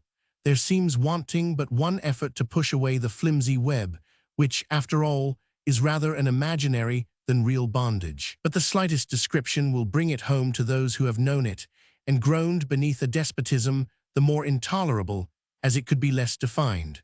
Lord Lodore found that he had no home, no dear single-hearted bosom where he could find sympathy and to which to impart pleasure. When he entered his drawing-room with gaiety of spirit to impart some agreeable tidings, to ask his wife's advice, or to propose some plan, Lady Santera was ever by her side, with her hard features and canting falsetto voice, checking at once the kindling kindness of his soul, and he felt that all that he should say would be turned from its right road by some insidious remark, and the words he was about to speak died upon his lips. When he looked forward through the day, and would have given the world to have had his wife to himself, and to have sought, in some drive or excursion, for the pleasant, unreserved converse he sighed for, Lady Santera must be consulted, and though she never opposed him, she always carried her point in opposition to his.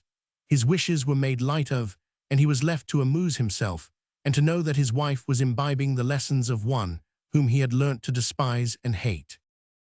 Lord Lodore cherished an ideal of what he thought a woman ought to be, but he had no lofty opinion of woman as he had usually found her. He had believed that the germ of all the excellencies which he esteemed was to be found in Cornelia, and he found himself mistaken.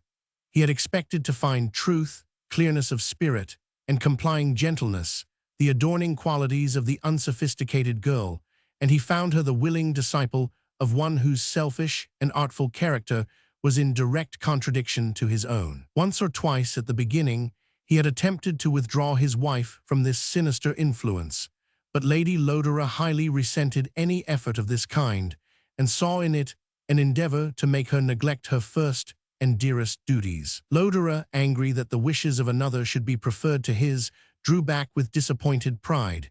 He disdained to enforce by authority that which he thought ought to be yielded to love. The bitter sense of wounded affections was not to be appeased by knowing that, if he chose, he could command that which was worthless in his eyes, except as a voluntary gift. And here his error began. He had married one so young that her education, even if its foundation had been good, required finishing, and who, as it was, had everything to learn. During the days of courtship, he had looked forward with pleasure to playing the tutor to his fair mistress. But a tutor can do nothing without authority, either open or concealed. A tutor must sacrifice his own pursuits and immediate pleasures to study and adapt himself to the disposition of his pupil. As has been said of those who would acquire power in the state, they must in some degree follow if they would lead, and it is by adapting themselves to the humor of those they would command that they establish the law of their own will or of an apparent necessity. But Lodore understood nothing of all this. He had been accustomed to be managed by his mistress. He had been yielding, but it was because she contrived to make his will her own. Otherwise he was imperious. Opposition startled and disconcerted him, and he saw heartlessness in the want of accommodation and compliance he met at home. He had expected from Cornelia a girl's clinging fondness, but that was given to her mother, nor did she feel the womanly tenderness which sees in her husband the safeguard from the ills of life, the shield to stand between her and the world, to ward off its cruelties, a shelter from adversity, a refuge when tempests were abroad. How could she feel this, who, proud in youth and triumphant beauty, knew nothing of, and disbelieved the tales which sages and old women tell of the perils of life. The world looked to her a velvet-strewn walk, canopied from every storm, her husband alone, who endeavored to reveal the reality of things to her, and to disturb her visions, was the source of any sorrow or discomfort. She was buoyed up by the supercilious arrogance of youth, and while inexperience rendered her incapable of entering into the feelings of her husband, she displayed towards him none of that deference and yielding submission which might reasonably have been expected from her youth, but that her mother was there to claim them for herself, and to inculcate, as far as she could, that while she was her natural friend, Lodore was her natural enemy. He, with strong pride and crushed affections, gave himself up for a disappointed man. He disdained to struggle with the sinister influence of his mother-in-law. He did not endeavor to discipline and invigorate the facile disposition of his bride. He had expected devotion, attention, love, and he scorned to complain or to war against the estrangement that grew up between them. If at any time he was impelled by an overflowing heart to seek his fair wife's side, the eternal presence of Lady Santera chilled him at once, and to withdraw her from this was a task difficult indeed to one who could not forgive the competition admitted between them. At first he made one or two endeavors to separate them, but the reception his efforts met with galled his haughty soul, and while he cherished a deep and passionate hatred for the cause, he grew to despise the victim of her arts. He thought that he perceived duplicity, low-thoughted pride, and coldness of heart, the native growth of the daughter of such a mother. He yielded her up at once to the world and her parent, and resolved to seek, not happiness, but occupation elsewhere. He felt the wound deeply, but he sought no cure, and pride taught him to mask his soreness of spirit by a studied mildness of manner, which, being joined to cold indifference and frequent contradiction, soon begot a considerable degree of resentment and even dislike on her part. Her mother's well-applied flatteries and the adulation of her friends were contrasted with his half-disguised contempt. The system of society tended to increase their mutual estrangement. She embarked at once on the stream of fashion, and her whole time was given up to the engagements and amusements that flowed in on her on all sides, while he one other regret added to many previous ones, one other disappointment in addition to those which already corroded his heart, bade adieu to every hope of domestic felicity, and tried to create new interests for himself, seeking, in public affairs, for food for a mind eager for excitement. Chapter 9. What are fears but voices airy, whispering harm where harm is not, and deluding the unwary, till the fatal bolt is shot. Wordsworth. Lord Lodore was disgusted at the very threshold of his new purpose. His long residence abroad prevented his ever acquiring the habit of public speaking, nor had he the respect for human nature, nor the enthusiasm for a party or a cause, which is necessary for one who would make a figure as a statesman. His sensitive disposition, his pride, which when excited verged into arrogance, his uncompromising integrity, his disdain of most of his associates, his incapacity of yielding obedience, rendered his short political career one of struggle and mortification. And this is life, he said, abroad to mingle with the senseless and the vulgar, and at home to find a wife who prefers the admiration of fools to the love of an honest heart. Within a year after her marriage, Lady Lodore gave birth to a daughter. This circumstance, which naturally tends to draw the parents nearer, unfortunately in this instance, set them further apart. Lady Santera had been near, with so many restrictions and so much interference, which though probably necessary, considering Cornelia's extreme youth, yet seemed vexatious and impertinent to Lodore. All things appeared to be permitted, except those which he proposed. A drive, a ride, even a walk with him was to be considered fatal, while at the same time Lady Lodore was spending whole nights in heated rooms and even dancing. Her confinement was followed by a long illness. The child was nursed by a stranger, secluded in a distant part of the house, and during her slow recovery, the young mother seemed scarcely to remember that it existed. The love for children is a passion often developed most fully in the second stage of life. Lodore idolized his little offspring and felt hurt and angry when his wife, after it had been in her room a minute or two, on the first approach it made to a squall, ordered it to be taken away.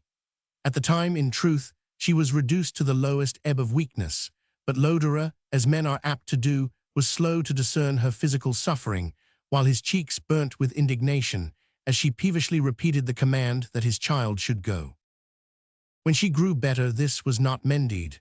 She was ordered into the country for air, at a time when the little girl was suffering from some infantine disorder and could not be moved. It was left with its nurses, but Lodore remained also, and rather suffered his wife to travel without him, so to demonstrate openly that he thought her treatment of her baby unmotherly. Not that he expressed this sentiment, nor did Lady Lodore guess at it. She saw only his usual spirit of contradiction and neglect in his desertion of her at this period. The mother pressed with careless lips the downy cheek of the little cherub and departed, while Lodore passed most of his time in the child's apartment, or turning his library into a nursery. It was continually with him there.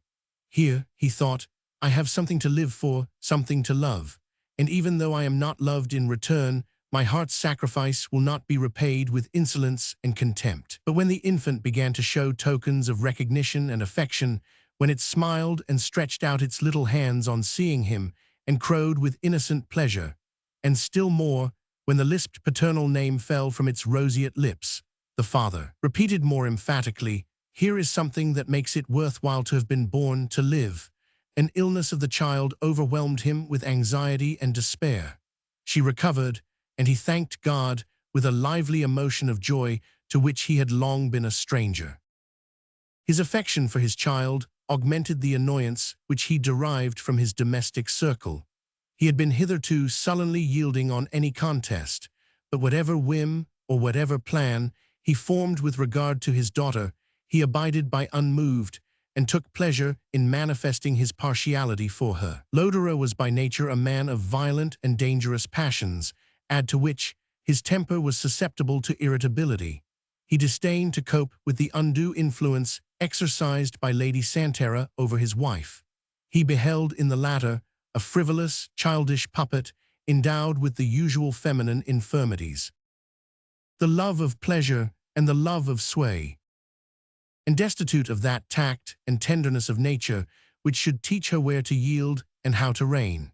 He left her therefore to her own devices, resolved only that he would not give up a single point relative to his child, and consequently, according to the weakness of human nature, ever ready to find fault with and prohibit all her wishes on the subject. Cornelia, accustomed to be guided by her mother's watchful artifices, and to submit to a tyranny which assumed the guise of servitude, felt only with the feelings implanted by her parent. She was not, like Lady Santera, heartless, but cherished pride. The effect of perpetual misrepresentation painted her as such. She looked on her husband as a man essentially selfish, one who, worn out by passion, had married her to beguile his hours during a visitation of ennui, and incapable of the softness of love or the kindness of friendship. On occasion of his new conduct with regard to her child, her haughty soul was in arms against him, and something almost akin to hatred sprung up within her. She resented his interference. She believed that his object was to deprive her of the consolation of her daughter's love, and that his chief aim was to annoy and insult her. She was jealous of her daughter with her husband, of her husband with her daughter. If by some chance a word or look passed that might have softened the mutual sentiment of distrust, the evil genius of the scene was there to freeze again the genial current, and any approach to kindness, by an inexplicable but certain result, only tended to place them further apart than before. 3 winters had passed since their marriage, and the 3rd spring was merging into summer, while they continued in this state of warlike neutrality. Any slight incident might have destroyed the fictitious barriers erected by ill will and guile between them. Or so precarious was their state, any new event might change petty disagreements into violent resentment, and prevent their ever entertaining towards each other those feelings which, but for one fatal influence, would naturally have had root between them. The 3rd summer was come. They were spending the commencement of it in London, when circumstances occurred, unanticipated by either, which changed materially the course of their domestic arrangements. Lord Lodore returned home one evening at a little after 11 from a dinner party, and found, as usual, his drawing-room deserted. Lady Lodore had gone to a ball. He had returned in that humor to moralize, which we so often bring from society into solitude, and he paced the empty apartments with impatient step. Home, yes, this is my home. I had hoped that gentle peace and smiling love would be its inmates, that returning as now, from those who excite my spleen and contempt, one eye would have lighted up to welcome me, a dear voice have thanked me for my return. Home, a Tartar beneath his tent, a wild Indian in his hut may speak of home I have none. Where shall I spend the rest of this dull, deserted evening? For it may be supposed that, sharing London habits, 11 o'clock was to him but an evening hour. He went into his dressing-room, and casting his eyes on the table, a revulsion came over him, a sudden shock, for there lay a vision which made his breath come thick, and caused the blood to recede to his heart. A like vision has had the same effect on many, though it took but the unobtrusive form of a note, whose fold, whose seal, whose superscription were all once so familiar and now so strange. Time sensibly rolled back. Each event of the last few years was broken off, as it were, from his life, leaving it as it had been 10 years ago. He seized the note and then threw it from him. "It is a mere mistake," he said aloud, while he felt, even to the marrow of his bones, the thrill and shudder as of an occurrence beyond the bounds of nature. Yet still the note lay there, and half as if to undeceive himself, and to set witchcraft at naught, he again took it up, this time in a less agitated mood, so that when the well-known impression of a little foreign coronet on the seal met his eye, he became aware that however unexpected such a sight might be, it was in the moral course of things, and he hastily tore open the epistle. It was written in French, and was very concise. "I arrived in town last night," the writer said. "I and my son are about to join my husband in Paris. I hear that you are married. I hope to see you and your lady before I leave London." After reading these few lines, Lord Lodore remained for a considerable time lost in thought. He tried to consider what he should do, but his ideas wandered, as they sadly traced the past, and pictured to him the present. Never did life appear so vain, so contemptible, so odious a thing as now, that he was reminded of the passions and sufferings of former days, which, strewed at his feet like broken glass, might still wound him, though their charm and their delight could never be renewed. He did not go out that night. Indeed, it seemed as if but a minute had passed, when, lo, morning was pouring her golden summer beams into his room, when Lady Lodore's carriage drove up, and early sounds in the streets told him that night was gone and the morrow come. That same day, Lord Lodore requested Cornelia to call with him on a Polish lady of rank, with whom he had formerly been acquainted, to whom he was under obligations. They went. And what Lodore felt when he stood with his lovely wife before her, who for many bygone years had commanded his fate, had wound him to her will, through the force of love and woman's wiles, who he knew could read every latent sentiment of his soul, and yet towards whom he was resolved now, and forever in future, to adopt the reserved manners of a mere acquaintance. What of tremor or pain all this brought to Lodore's bosom was veiled, at least beyond Cornelia's penetration, who seldom truly observed him, and who was now occupied by her new acquaintance. The lady had passed the bloom of youth, and even mid-life. She was verging on 50, but she had every appearance of having been transcendently beautiful. Her dark, full oriental eyes still gleamed from beneath her finely arched brows, and her black hair, untinged by any grisly change, was gathered round her head in such tresses as bespoke an admirable profusion. Her person was tall and commanding. Her manners were singular, for she mingled so strangely stateliness and affability, disdain and sweetness, that she seemed like a princess dispensing the favor of her smile or the terror of her frown on her submissive subjects. Her sweetest smiles were for Cornelia, who yet turned from her to another object, who attracted her more peculiar attention. It was her son, a youth inheriting all his mother's beauty, added to the fascination of early manhood, and a frank and ingenuous address, which his parent could never have possessed. The parties separated, apparently well pleased with each other. Lady Lodore offered her services, which were frankly accepted, and after an hour spent together, they appointed to meet again the next day, when the ladies should drive out together to shop and see sights. They became not exactly intimate, yet upon familiar terms. There was a dignity and even a constraint in the Countess Lyzinski's manner that was a bar to cordiality, but they met daily, and Lady Lodore introduced her new friend everywhere. The Countess said that motives of curiosity had induced her to take this country in her way to Paris. Her wealth was immense, and her rank among the first in her own country. The Russian ambassador treated her with distinction, so that she gained facile and agreeable entrance into the highest society. The young Count Casimir was an universal favorite, but his dearest pleasure was to attend upon Lady Lodore, who readily offered to school him on his entrance into the English world. They were pretty exactly the same age. Casimir was somewhat the junior, yet he looked the elder, while the lady, accustomed to greater independence, took the lead in their intercourse, and acted the monitress to her docile scholar. Lord Lodore looked on, or took a part, in what was passing around him, with a caprice perfectly unintelligible. With the Countess, he was always gentle and obliging, but reserved, while she treated him with a coldness resembling disdain, yet whose chiefest demonstration was silence. Lodore never altered towards her. It was with regard to her son that he displayed his susceptible temper. He took pains to procure for him every proper acquaintance. He was forward in directing him. He watched over his mode of passing his time. He appeared to be interested in everything he did, and yet to hate him.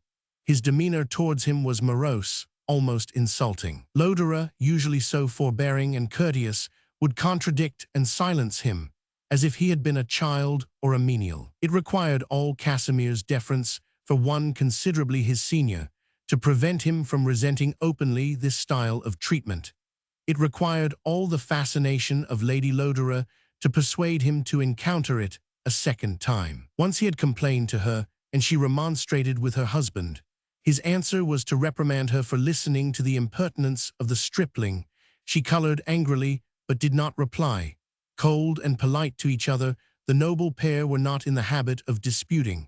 Lady Santerre guarded against that. Anything as familiar as a quarrel might have produced a reconciliation, and with that, a better understanding of each other's real disposition. The disdain that rose in Cornelia's bosom on this taunt, fostered by conscious innocence and a sense of injustice, displayed itself in a scornful smile and by an augmentation of kindness towards Casimir.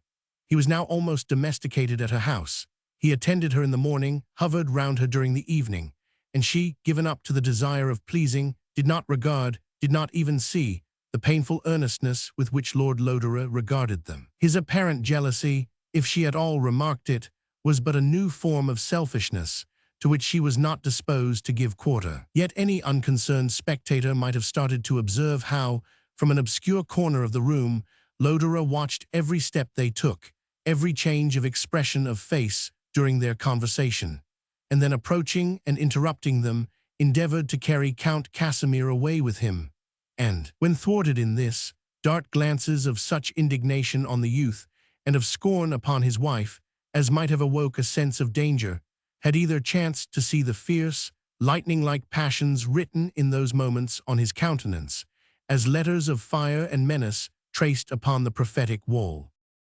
The Countess appeared to observe him indeed, and sometimes it seemed as if she regarded the angry workings of his heart with malicious pleasure. Once or twice she had drawn near, and said a few words in her native language, on which he endeavored to stifle each appearance of passion, answering with a smile, in a low, calm voice, and retiring, left, as it were, the field to her. Lady Santerre also had remarked his glances of suspicion or fury. They were interpreted into new sins against her daughter, and made with her the subject of ridicule or bitter reproach.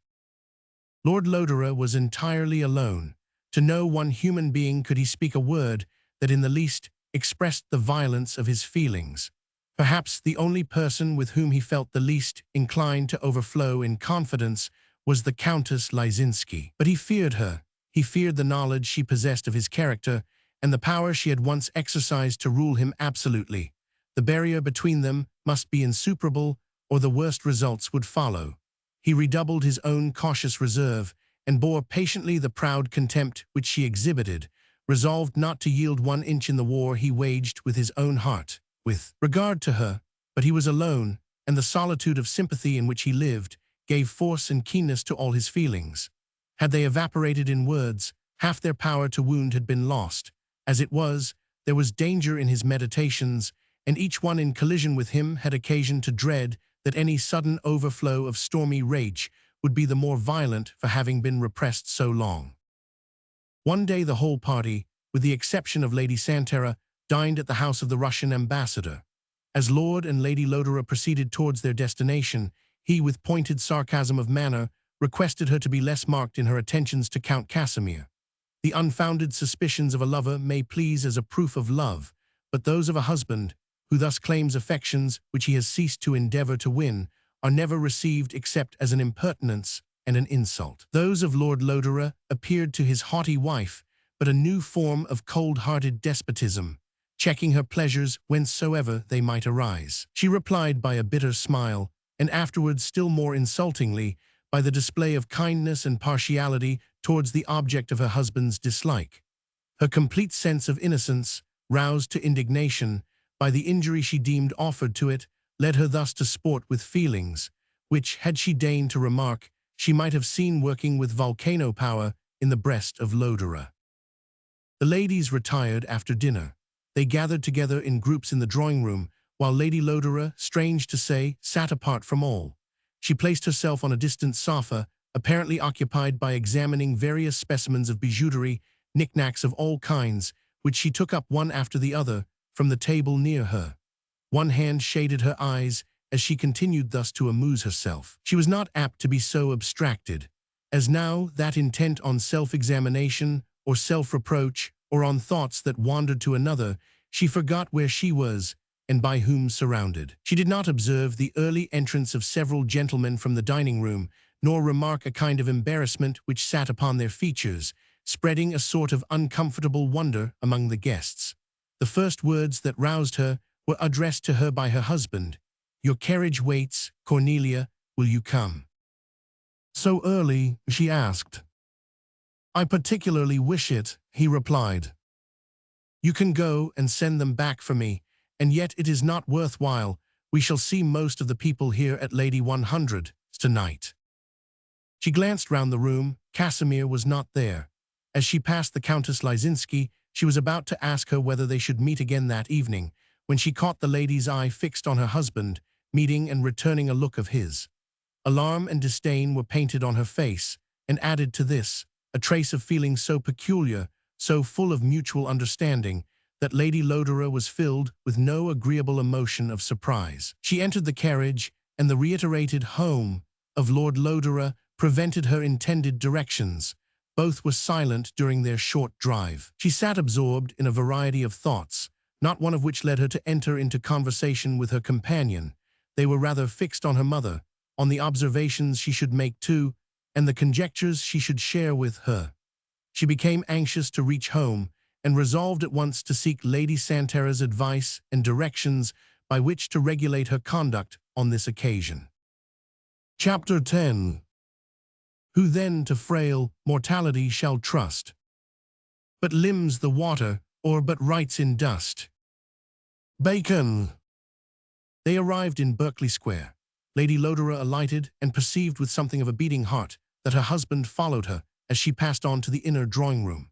Lady Santera was not there, taking a letter from the table, so to give herself the appearance of an excuse for having entered a room she was about immediately to quit.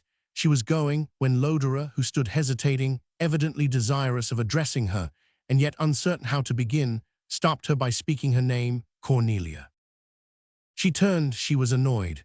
Her conscience whispered what was in all probability the subject to which her attention was to be called. Her meditations in the drawing-room of the Russian ambassador convinced her that she had, to use the phrase of the day, flirted too much with Count Casimir, and she had inwardly resolved to do so no more. It was particularly disagreeable, therefore, that her husband should use authority, as she feared that he was about to do, and exact from his wife's obedience what she was willing to concede to her own sense of propriety. She was resolved to hear as little as she could on the subject, and stood as if in haste to go.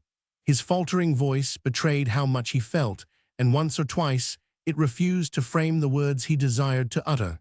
How different was their import from that expected by his impatient auditress. "Cornelia," said he at length, "can you immediately and at once, this very night, prepare to quit England?" "Quit England? Why, whither?" she exclaimed.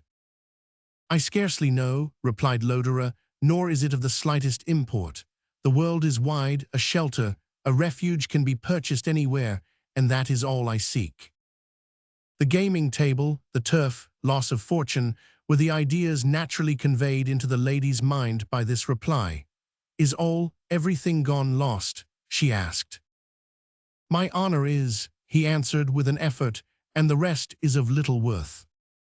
He paused, and then continued in a low but distinct voice, as if every word cost him a struggle, yet as if he wished each one to be fraught with its entire meaning to his hearer.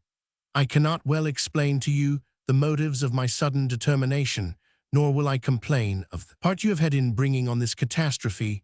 It is over now. No power on earth, no heavenly power can erase the past, nor change one iota of what, but an hour ago, did not exist, but which now exists, altering all things to both of us forever. I am a dishonored man." "Speak without more comment," cried Lady Lodore. "For heaven's sake explain, I must know what you mean." "I have insulted a gentleman," replied her husband, "and I will yield no reparation. I have disgraced a nobleman by a blow, and I will offer no apology could one be accepted, and it could not, nor will I give satisfaction." Lady Lodore remained silent. Her thoughts speedily ran over the dire objects which her husband's speech presented. A quarrel, she too readily guessed with whom, a blow, a duel, her cheek blanched, yet not so, for Lodore refused to fight. In spite of the terror with which an anticipated rencontre had filled her, the idea of cowardice in her husband, or the mere accusation of it, brought the color back to her face. She felt that her heedlessness had given rise to all this harm, but again she felt insulted that doubts of her sentiments or conduct should be the occasion of a scene of violence. Both remained silent. Lodore stood leaning on the mantelpiece, his cheek flushed, agitation betraying itself in each gesture, mixed with a resolve to command himself. Cornelia had advanced from the door to the middle of the room. She stood irresolute, too indignant and too fearful to ask further explanation, yet anxious to receive it. Still he hesitated. He was desirous of finding some form of words which might convey all the information that it was necessary she should receive, and yet conceal all that he desired should remain untold. At last he spoke. "It is unnecessary to allude to the irretrievable past. The future is not less unalterable for me. I will not fight with, nor apologize to, the boy I have insulted. I must therefore fly my country and the face of man, go where the name of Lodore will not be synonymous with infamy, to an island in the east, to the desert wilds of America, it matters not whither. The simple question is, whether you are prepared on a sudden to accompany me.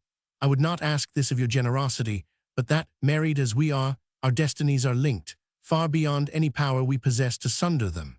Miserable as my future fortunes will be, far other than those which I invited you but 4 years ago to share, you are better off incurring the worst with me than you could be, struggling alone for a separate existence."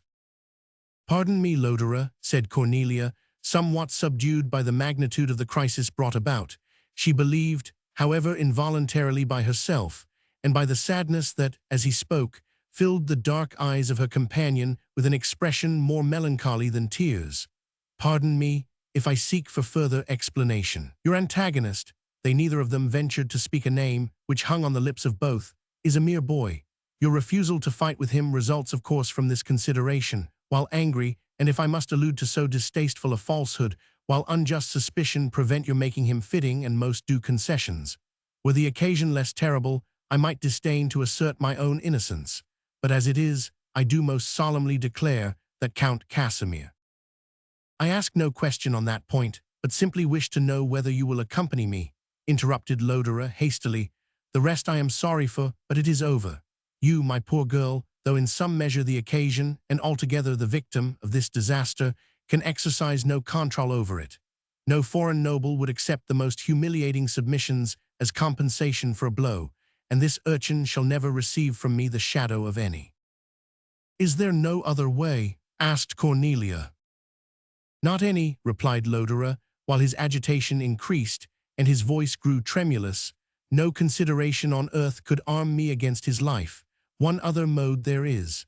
I might present myself as a mark for his vengeance, with a design of not returning his fire, but I am shut out even from this resource. And this, continued Lodore, losing as he spoke all self-command, carried away by the ungovernable passions he had hitherto suppressed, and regardless, as he strode up and down the room, of Cornelia, who half terrified had sunk into a chair.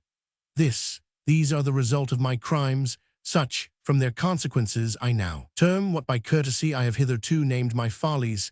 This is the end, bringing into frightful collision those who are bound by sacred ties, changing natural love into unnatural, deep-rooted, unspeakable hate, arming blood against kindred blood, and making the innocent a parricide. O Theodora, what have you not to answer for? Lady Lodore started. The image he presented was too detestable. She repressed her emotions, and assuming that air of disdain, which we are so apt to adopt to color more painful feelings, she said, "This sounds very like a German tragedy, being at once disagreeable and inexplicable." "It is a tragedy," he replied, "a tragedy brought now to its last dark catastrophe.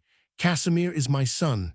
We may neither of us murder the other, nor will I, if again brought into contact with him, do other than chastise the insolent boy. The tiger is roused within me. You have a part in this." A flash of anger glanced from Cornelia's eyes. She did not reply. She rose. She quitted the room. She passed on with apparent composure, till reaching the door of her mother's chamber, she rushed impetuously in. Overcome with indignation, panting, choked, she threw herself into her arms, saying, "Save me." A violent fit of hysterics followed. At first Lady Lodore could only speak of the injury and insult she had herself suffered, and Lady Santera, who by no means wished to encourage feelings which might lead to violence in action, tried to soothe her irritation. But when allusions to Lodore's intention of quitting England and the civilized world forever mingled with Cornelia's exclamations, the affair assumed a new aspect in the wary lady's eyes. The barbarity of such an idea excited her utmost resentment. At once she saw the full extent of the intended mischief, and the risk she incurred of losing the reward of years of suffering and labor. When an instantaneous departure was mentioned, an endless, desolate journey, which it was doubtful whether she should be admitted to share, to be commenced that very night, she perceived that her measures to prevent it must be promptly adopted. The chariot was still waiting, which was to have conveyed Lord and Lady Lodore to their assembly. Dressed as she was for this, without preparation, she hurried her daughter into the carriage, and bade the coachman drive to a villa they rented at Twickenham, leaving, in explanation, these few lines addressed to her son-in-law. "The scene of this evening has had an alarming effect upon Cornelia. Time will soften the violence of her feelings, but some immediate step was necessary to save, I verily believe, her life. I take her to Twickenham, and will endeavor to calm her. Until I shall have in some measure succeeded, I think you had better not follow us, but let us hear from you, for although my attention is so painfully engrossed by my daughter's sufferings, I am distressed on your account also, and shall continue very uneasy until I hear from you." Friday evening. Lady Santera and her daughter reached Twickenham. Lady Lodore went to bed, and assisted by a strong composing draught, administered by her mother, her wrongs and her anger were soon hushed in profound sleep. Night, or rather morning, was far spent before this occurred, so that it was late in the afternoon of the ensuing day before she awoke, and recalled to her memory the various conflicting sentiments which had occupied her previous to her repose. During the morning, Lady Santera had dispatched a servant to Berkeley Square to summon her daughter's peculiar attendants. He now brought back the intelligence that Lord Lodore had departed for the Continent about 3 hours after his wife had quitted his house. But to this he added tidings of another circumstance, for which both ladies were totally unprepared. Cornelia had entered the carriage the preceding night, without spending one thought on the sleeping cherub in the nursery. What was her surprise and indignation when she heard that her child and its attendant formed a part of his lordship's travelling suite.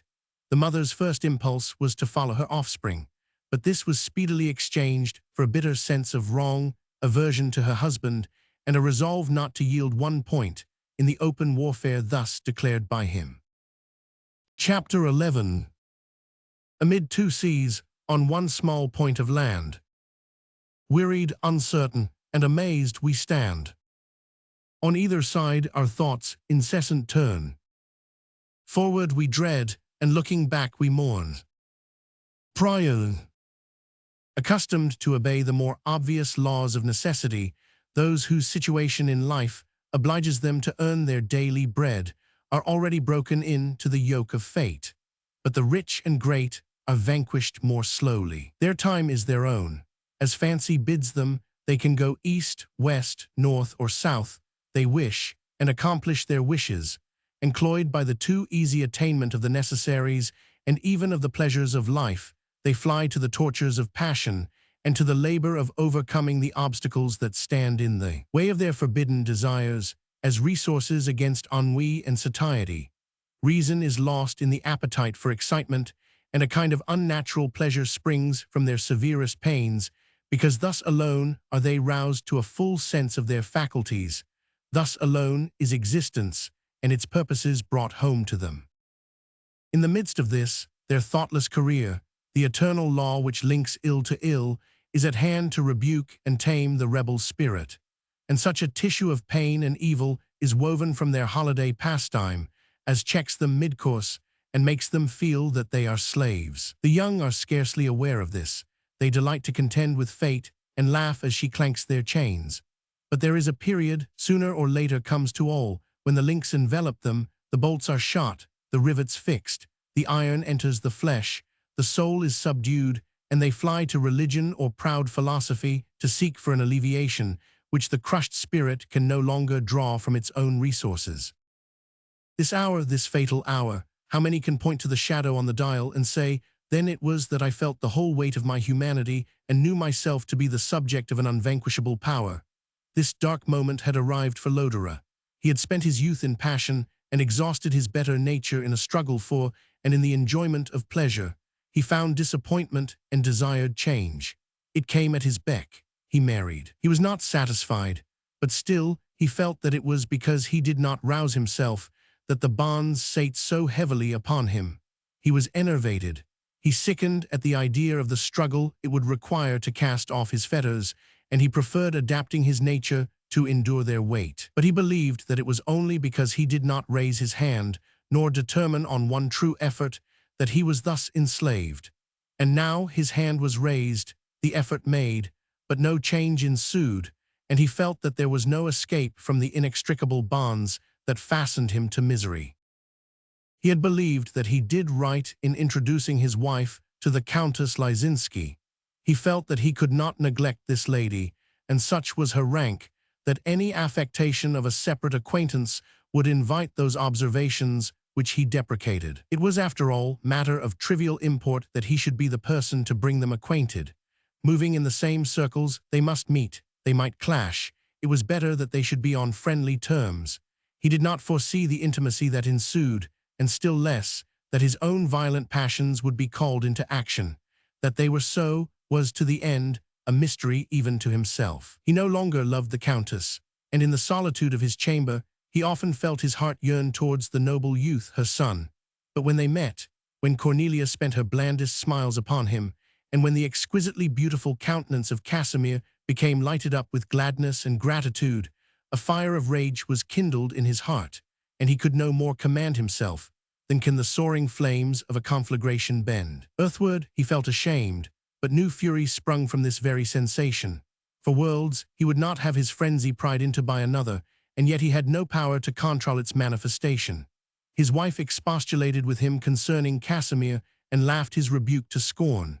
But she did not read the tumult of unutterable jealousy and hate that slept within his breast, like an earthquake beneath the soil the day before a city falls.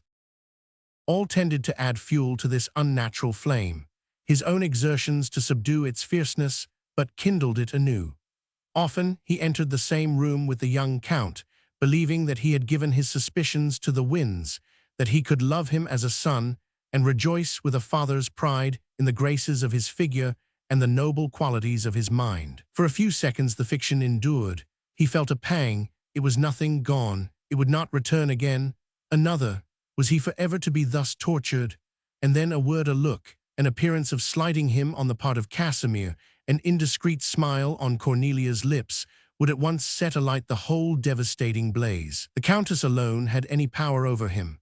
But though he yielded to her influence, he was the more enraged that she should behold his weakness, and that while he succeeded in maintaining an elevated impassibility with regard to herself, his heart, with all its flaws and poverty of purpose, should, through the ill-timed interference of this boy, be placed once more naked in her hand. Such a state of feeling, where passion combated passion, while reason was forgotten in the strife, was necessarily pregnant with ruin. The only safety was in flight, and Lodore would have flown, he would have absented himself until the cause of his sufferings had departed, but that more and more jealousy entered into his feelings, a jealousy wound up by the peculiarity of his situation into a sensitiveness that bordered on insanity, which saw guilt in smile and overwhelming, hopeless ruin in the simplest expression of kindness. Cornelia herself was disinclined to quit London, and tenacious pride rendered him averse to proposing it, since he could frame no plausible pretext for his change of purpose, and it had been previously arranged that they should remain till the end of July. The presence of the Countess Lysinski was a tie to keep her, and to have pleaded his feelings with regard to Casimir, could he have brought himself so to do, would probably have roused her at once into rebellion. There was no resource. He must bear, and also he must forbear, but the last was beyond his power, and his attempt at the first brought with it destruction. In the last instance, at the Russian ambassador's, irritated by Cornelia's tone of defiance and subsequent levity, he leveled a scornful remark at the guiltless and unconscious offender. Casimir had endured his arrogance and injustice long. He knew of no tie, no respect due, beyond that which youth owes to maturer years. Yet the natural sweetness of his disposition inclined him to forbearance, until now, that surrounded by his own countrymen and by Russians, it became necessary that he should assert himself. He replied with haughtiness, Lodore rejoined with added insult, and when again Casimir retorted, he struck him.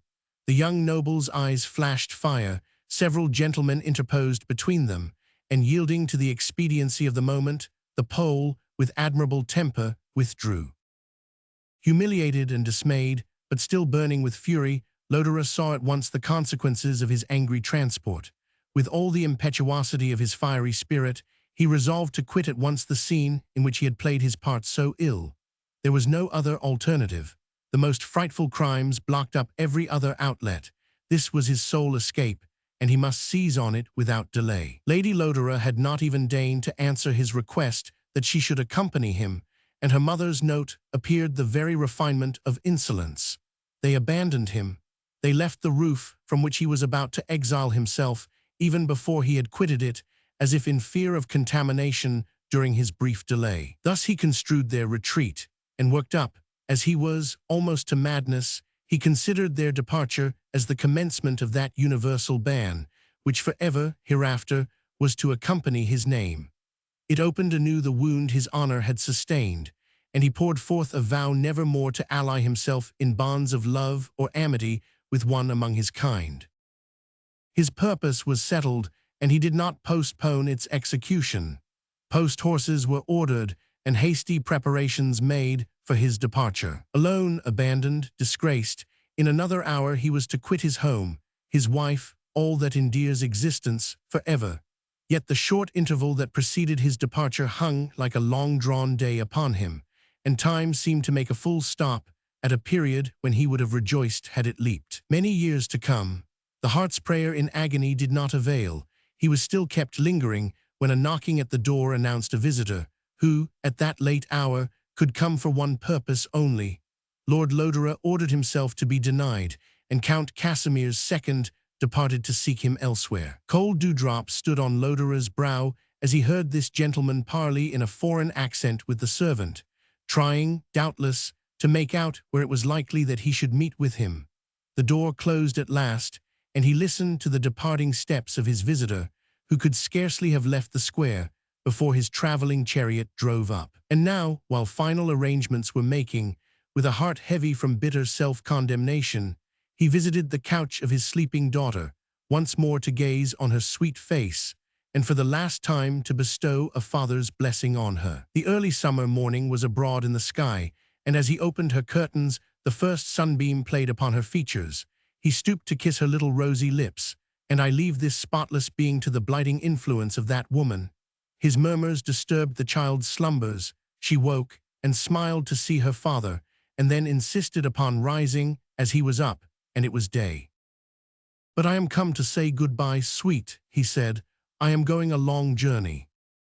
"Oh, take me with you," cried the little girl, springing up and fastening her arms round his neck. He felt her soft cheek pressed to his, her hands trying to hold fast and to resist his endeavors to disengage them.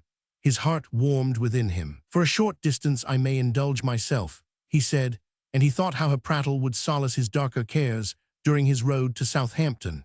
So, causing her attendant to make speedy preparation, he took her in the carriage with him, and her infantine delight so occupied him that he scarcely remembered his situation or what exactly he was doing as he drove for the last time through the lightsome and deserted streets of the metropolis. And now he had quitted these, and the country, in all its summer beauty, opened around him, meadows and fields with their hedgerows, tufted groves crowning the uplands, and the blue sky bent over all. "From these they cannot banish me," he thought. "In spite of dishonor and infamy, the loveliness of nature and the freedom of my will still are mine. And is this all?" His child had sunk to sleep, nestled close in his arms. "Ah, what will these be to me when I have lost this treasure dearest of all? Yet why lose her?" This question, when it first presented itself to him, he put aside as one that answered itself. To deprive a mother of her child were barbarity beyond that of savages. But again and again it came across him, and he began to reason with it, and to convince himself that he should be unjust towards himself in relinquishing this last remaining blessing. His arguments were false, his conclusions rash and selfish, but of this he was not aware. Our several minds, in reflecting to our judgments the occurrences of life, are like mirrors of various shapes and hues, so that we none of us perceive passing objects with exactly similar optics.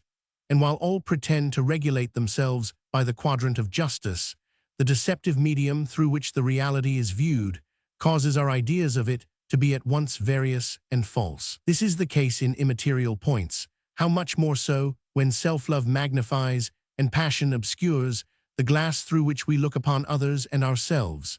The chief task of the philosopher is to purify and correct the intellectual prism, but Lodore was the reverse of a philosopher, and the more he gazed and considered, the more imperfect and distorted became his perception.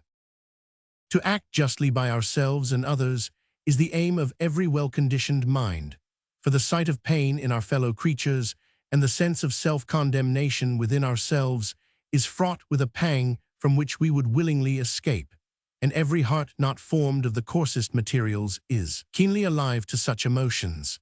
Lodore resolved to judge calmly, and he reviewed coolly and weighed, he believed, impartially, the various merits of the question.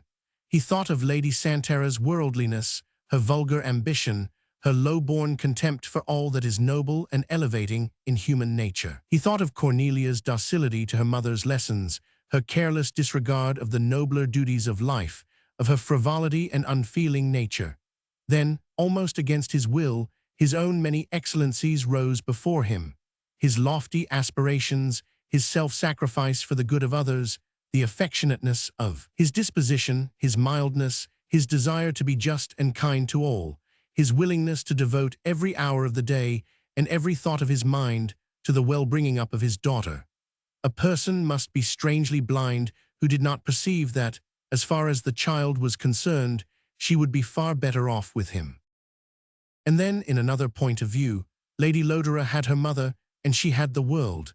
She had not only beauty, rank, and wealth, but she had a taste for enjoying the advantages yielded by these on the common soil of daily life. He cared for nothing in the wide world. He loved nothing but this little child. He would willingly exchange for her the far greater portion of his fortune, which Lady Lodore should enjoy, reserving for himself such a pittance merely as would suffice for his own and his daughter's support. He had neither home, nor friends, nor youth, nor taintless reputation, nor any of all the blessings of life, of which Cornelia possessed a superabundance. Her child was as nothing in the midst of these. She had left her without a sigh, even without a thought, while but to imagine the moment of parting was a dagger to her father's heart. What a fool he had been to hesitate so long, to hesitate at all. There she was, this angel of comfort. Her little form was cradled in his arms, he felt her soft breath upon his hand, and the regular heaving of her bosom responded to the beatings of his own heart. Her golden, glossy hair, her crimson cheek, her soft, round limbs, all this matchless bower of flesh, that held in the budding soul and already expanding affections of this earthly cherub, was with him. And had he imagined that he could part with her? Rather would he return to Lady Lodore, to dishonor, to scenes of hate and of the world's contempt, so that thus he preserved her. It could not be required of him. But if Cornelia's heart was animated by a tithe of the fondness that warmed his, she would not hesitate in her choice, but discarding every unworthy feeling, follow her child into the distant and solitary abode he was about to select. Thus pacifying his conscience, Lodore came to the conclusion of making his daughter the partner of his exile. Soon after midday, they arrived at Southampton. A small vessel was on the point of sailing for Havre, and on board this he hurried. Before he went, he gave one hasty retrospective view to those he was leaving behind: his wife, his sister, the filial antagonist from whom he was flying. He could readily address himself to the first of these when landed on the opposite coast. But as he wished to keep his destination a secret from the latter, and to prevent, if possible, his being followed and defied by him, an event still to be feared, he employed the few remaining minutes, before quitting his country forever, in writing a brief letter to the Countess Lysinski, which he gave in charge to a servant whom he dismissed and sent back to town. And thus he now addressed her, who, in his early life, had been as the moon to raise the tide of passion, incapable, alas, of controlling its waves when at the full. It is all over, I have fulfilled my part, the rest remains with you. To prevent the ruin which my folly has brought down from crushing any but myself, I quit country, home, good name, all that is dear to man. I do not complain, nor will I repine, but let the evil, I entreat you, stop here. Casimir must not follow me, he must not know whither I am gone, and while he brands his antagonist with the name of coward, he must not guess that for his sake I endure this stain. I leave it to your prudence and sagacity to calm or to mislead him, to prevent his suspecting the truth or rashly seeking my life. I sacrifice more, far more, than my heart's blood on his account. Let that satisfy even your vengeance. I would not write harshly. The dream of life has long been over for me. It matters not how or where the last sands flow out. I do not blame you even for this ill-omened journey to England, which could avail you nothing. Once before we parted forever, Theodora, but that separation was as the pastime of children in comparison with the tragic scene we now enact. 1,000 dangers yawn between us, and we shall neither dare to repass the gulf that divides us. Forget me, be happy and forget me. May Casimir be a blessing to you, and while you glory in his perfections and prosperity, cast into oblivion every thought of him, who now bids you an eternal adieu. Chapter 12. Her virtue, like our own, was built too much on that indignant fuss. Hypocrite pride stirs up in us to bully out another's guilt. Shelley. The 5th day after Lord Lodore's departure brought Cornelia a letter from him. She had spent the interval at Twickenham, surrendering her sorrows and their consolation to her mother's care, and inspired by her with deep resentment and angry disdain. The letter she received was dated Havre. The substance of it was as follows. Believe me, I am actuated by no selfish considerations when I ask you once again to reflect before the Atlantic divides us, probably forever. It is for your own sake, your own happiness only, that I ask you to hesitate. I will not urge your duty to me. The dishonor that has fallen on me I am most ready to bear alone. Mine towards you, as far as present circumstances permit, I am desirous to fulfill, and this feeling dictates my present address. Consider the solitary years you will pass alone, even though in a crowd, divided from your husband and your child, your home desolate, calumny and ill nature at watch around you, not one protecting arm stretched over you. Your mother's presence, it is true, will suffice to prevent your position from being in the least equivocal. But the time will soon come when you will discover your mistake in her and find how unworthy she is of your exclusive affection. I will not urge the temptations and dangers that will beset you. Your pride will, I doubt not, preserve you from these, yet they will be near you in their worst shape. You will feel their approaches, You will shudder at their menaces, you will desire my death, and the faith pledged to me at the altar will become a chain and a torture to you. I can only offer such affection as your sacrifice will deserve to adorn a lonely and obscure home. Rank, society, flatterers, the luxuries of civilization, all these blessings you must forgo. Your lot will be cast in solitude. The wide forest, the uninhabited plain will shelter us. Your husband, your child, in us alone you must view the sum and aim of your life.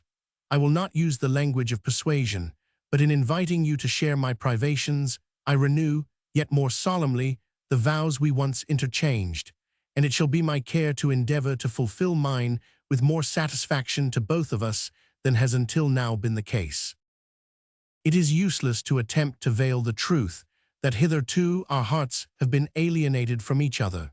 The cause is not in ourselves, and must never again be permitted to influence either of us. If amidst the avocations of society, the presence of a third person has been sufficient to place division between us, if, on the flowery path of our prosperous life, one fatal interference has strewn thorns and burning ashes beneath our feet, how much more keenly would this intervention be felt in the retirement in which we are hereafter to spend our days. In the lonely spot to which it will be necessary to contract all our thoughts and hopes, love must alone reign, or hell itself would be but pastime in comparison to our ever-renewing and sleepless torments.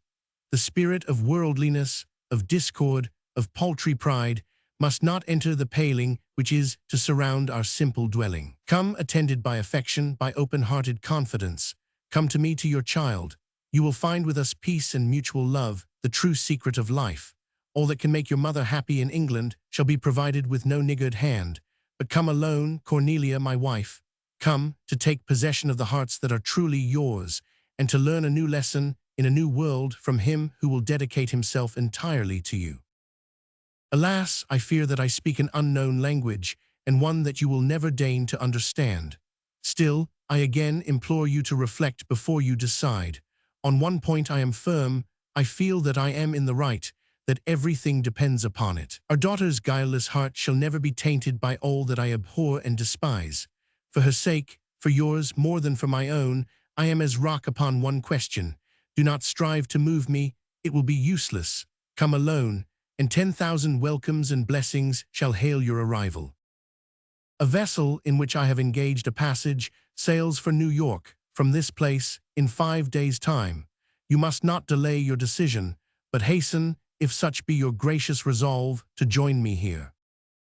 If you decide to sacrifice yourself to one who will never repay that sacrifice, and to the world, that dreary, pain-haunted jungle, at least you shall receive from me all that can render your situation there prosperous.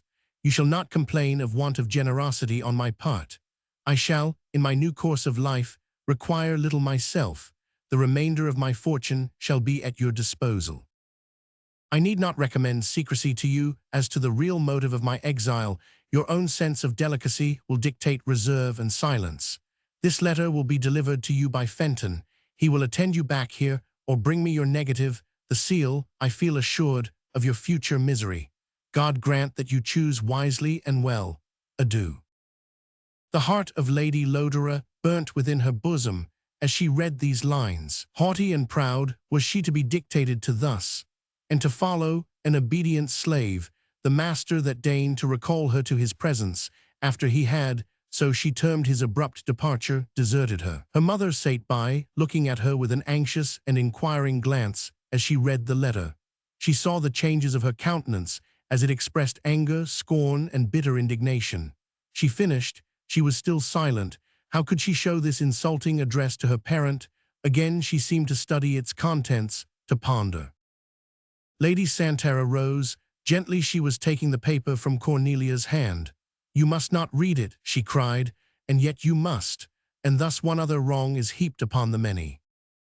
Lady Santara read the letter. Silently she perused it, folded it, placed it on the table. Cornelia looked up at her. "I do not fear your decision," she said.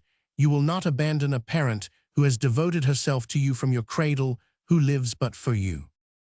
The unhappy girl, unable to resist her mother's appeal, threw herself into her arms. Even the cold Lady Santara was moved. Tears flowed from her eyes. "My dear child," she exclaimed. "My dear child," the words found an echo in Lady Lodore's bosom. "I am never to see my child more." "Such is his threat," said her mother, "knowing thus the power he has over you, but do not fear that it will be accomplished. Lord Lodore's conduct is guided by no principle, by no deference to the opinion of the world, by no just or sober motives. He is as full of passion as a madman, and more vacillating. This is his fancy now, to quit England for the wilderness, and to torture you into following him. You are as lost as he, if you yield. A little patience, and all will be right again. He will soon grow tired of playing the tragic hero on a stage surrounded by no spectators. He will discover the folly of his conduct. He will return and plead for forgiveness and feel that he is too fortunate in a wife who has preserved her own conduct free from censure and remark, while he has made himself a laughing stock to all. Do not permit yourself, dear Cornelia, to be baffled in this war of passion with reason, of jealousy, selfishness, and tyranny, with natural affection, a child's duty, and the respect you owe to yourself. Even if he remain away, he will quickly become weary of being accompanied by an infant and its nurse, and too glad to find that you will still be willing to act the mother towards his child. Firmness and discretion are the arms you must use against folly and violence. Yield, and you are the victim of a despotism without parallel, the slave of a taskmaster, whose first commands are gentle, soft, and easy injunctions to desert your mother, to exile yourself from your country, and to bury yourself alive in some unheard-of desert, whose name even he does not deign to communicate. All this would be only too silly and too wild, were it not too wicked and too cruel. Believe me, my love, trust yourself to my guidance, and all will be well. Lodore himself will thank, if such thanks be of value, the prudence and generosity you will display." Cornelia listened and was persuaded. Above all, Lady Santerre tried to impress upon her mind that Lodore, finding her firm, would give up his rash schemes and remain in Europe, that even he had, probably, never really contemplated crossing the Atlantic. At all events, that she must not be guided by the resolves, changeable as the moon, of a man governed by no sane purpose, but that, by showing herself determined, he would be brought to bend to her will. In this spirit, Lady Lodore replied to her husband's letter. Fenton, Lord Lodore's valet, who had been the bearer, had left it and proceeded to London. He returned the day following to receive his lady's orders. Cornelia saw him and questioned him. She heard that Lord Lodore was to dismiss him and all his English servants before embarking for America, with the exception of the child's nurse, whom he had promised to send back on his arrival at New York. He had engaged his passage and fitted up cabins for his convenience, so that there could be no doubt of his having finally resolved to emigrate. This was all he knew. Cornelia gave him her letter, and he departed on the instant for Southampton. In giving his wife so short an interval in which to form her determination, Lodore conceived that her first impulse would be to join her child, that she would act upon it, and at least come as far as Havre, though perhaps her mother would accompany her, to claim her daughter, even if she did not besides foster a hope of changing his resolves. Lodore had an unacknowledged reserve in his own mind, that if she would give up her mother, and for a time the world, he would leave the choice of their exile to her, and relinquish the dreary scheme of emigrating to America. With these thoughts in his mind, he anxiously awaited each day the arrival of the packets from England. Each day he hoped to see Cornelia disembark from one of them, and even though accompanied by Lady Santerre, he felt that his heart would welcome her. During this interval, his thoughts had recurred to his home, and imagination had already begun to paint the memory of that home in brighter colors than the reality. Lady Lodore had not been all coldness and alienation. In spite of dissension, she had been his. Her form, graceful as a nymph's, had met his eyes each morning. Her smile, her voice, her light cheering laugh had animated and embellished how many hours during the long days grown vacant. Without her, cherishing a hope of seeing her again, he forgot her petulance, her self-will, her love of pleasure, and remembering only her beauty and her grace, he began, in a lover-like fashion, to impart to this charming image a soul in accordance to his wishes rather than to the reality. Each day he attended less carefully to the preparations of his long voyage. Each day he expected her. A chill came over his heart at each evening's still recurring disappointment, till hope awoke, on the ensuing morning. More than once he had been on the eve of sailing to England to meet and escort her. 1,000 times he reproached himself for not having made Southampton the place of meeting, and he was withheld from proceeding thither only by the fear of missing her.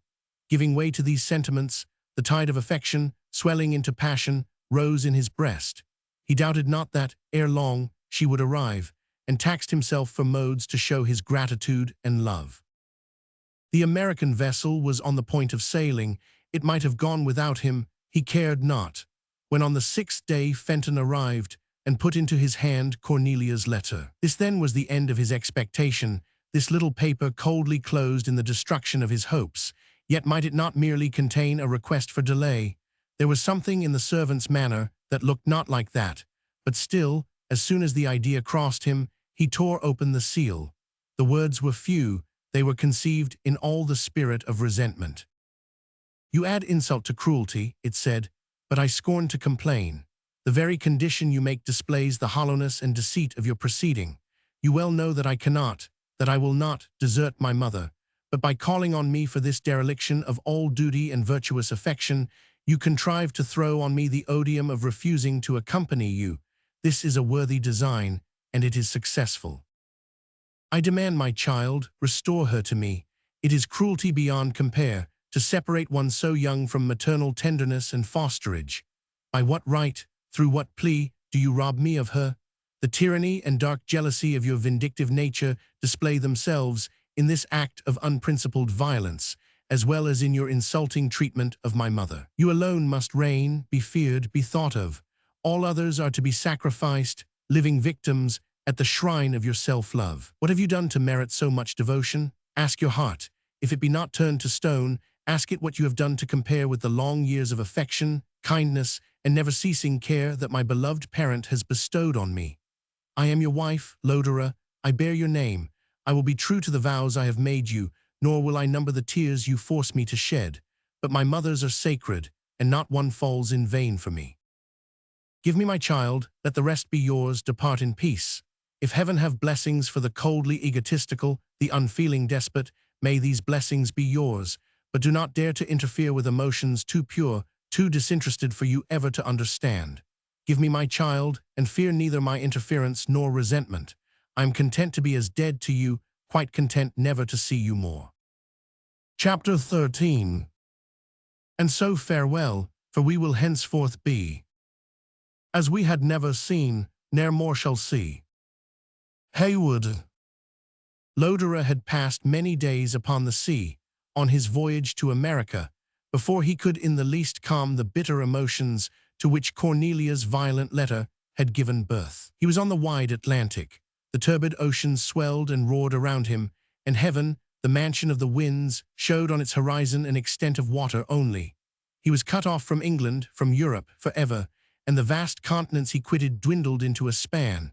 But still, the images of those he left behind dwelt in his soul, engrossing and filling it. They could no longer personally taunt nor injure him, but the thought of them, of all that they might say or do, haunted his mind.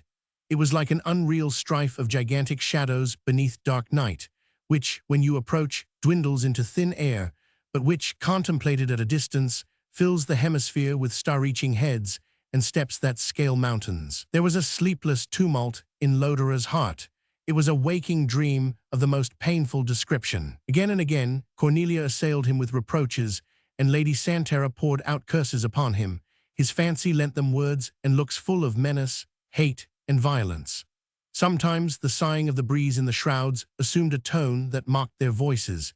His sleep was disturbed by dreams more painful than his daylight fancies, and the sense which they imparted of suffering and oppression was prolonged throughout the day. He occasionally felt that he might become mad, and at such moments the presence of his child brought consolation and calm. Her caresses, her lisped expressions of affection, her playfulness, her smiles, were spells to drive away the fantastic reveries that tortured him. He looked upon her cherub face, and the world, late so full of wretchedness and ill, assumed brighter hues. The storm was allayed, the dark clouds fled, sunshine poured forth its beams. By degrees, tender and gentle sensations crept over his heart.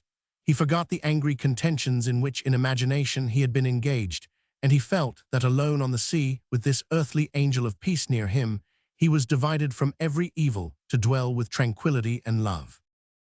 To part with her had become impossible.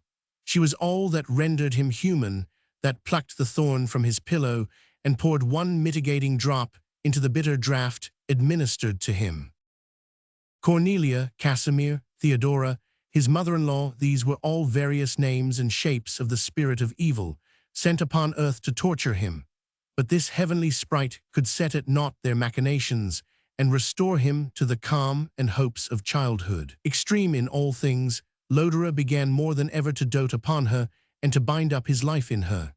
Yet sometimes his heart softened at the recollection of his wife, of her extreme youth, and of the natural pang she must feel at being deprived of her daughter. He figured her pining, and in tears, he remembered that he had vowed to protect and love her forever, and that deprived of him, never more could the soft attentions and sweet language of love soothe her heart or meet her ear, unattended with a sense of guilt and degradation.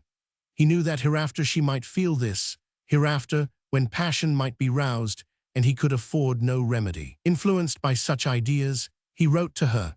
Many letters he wrote during his voyage, destroying them one after another, dictated by the varying feelings that alternately ruled him. Reason and persuasion, authority and tenderness, reigned by turns in these epistles.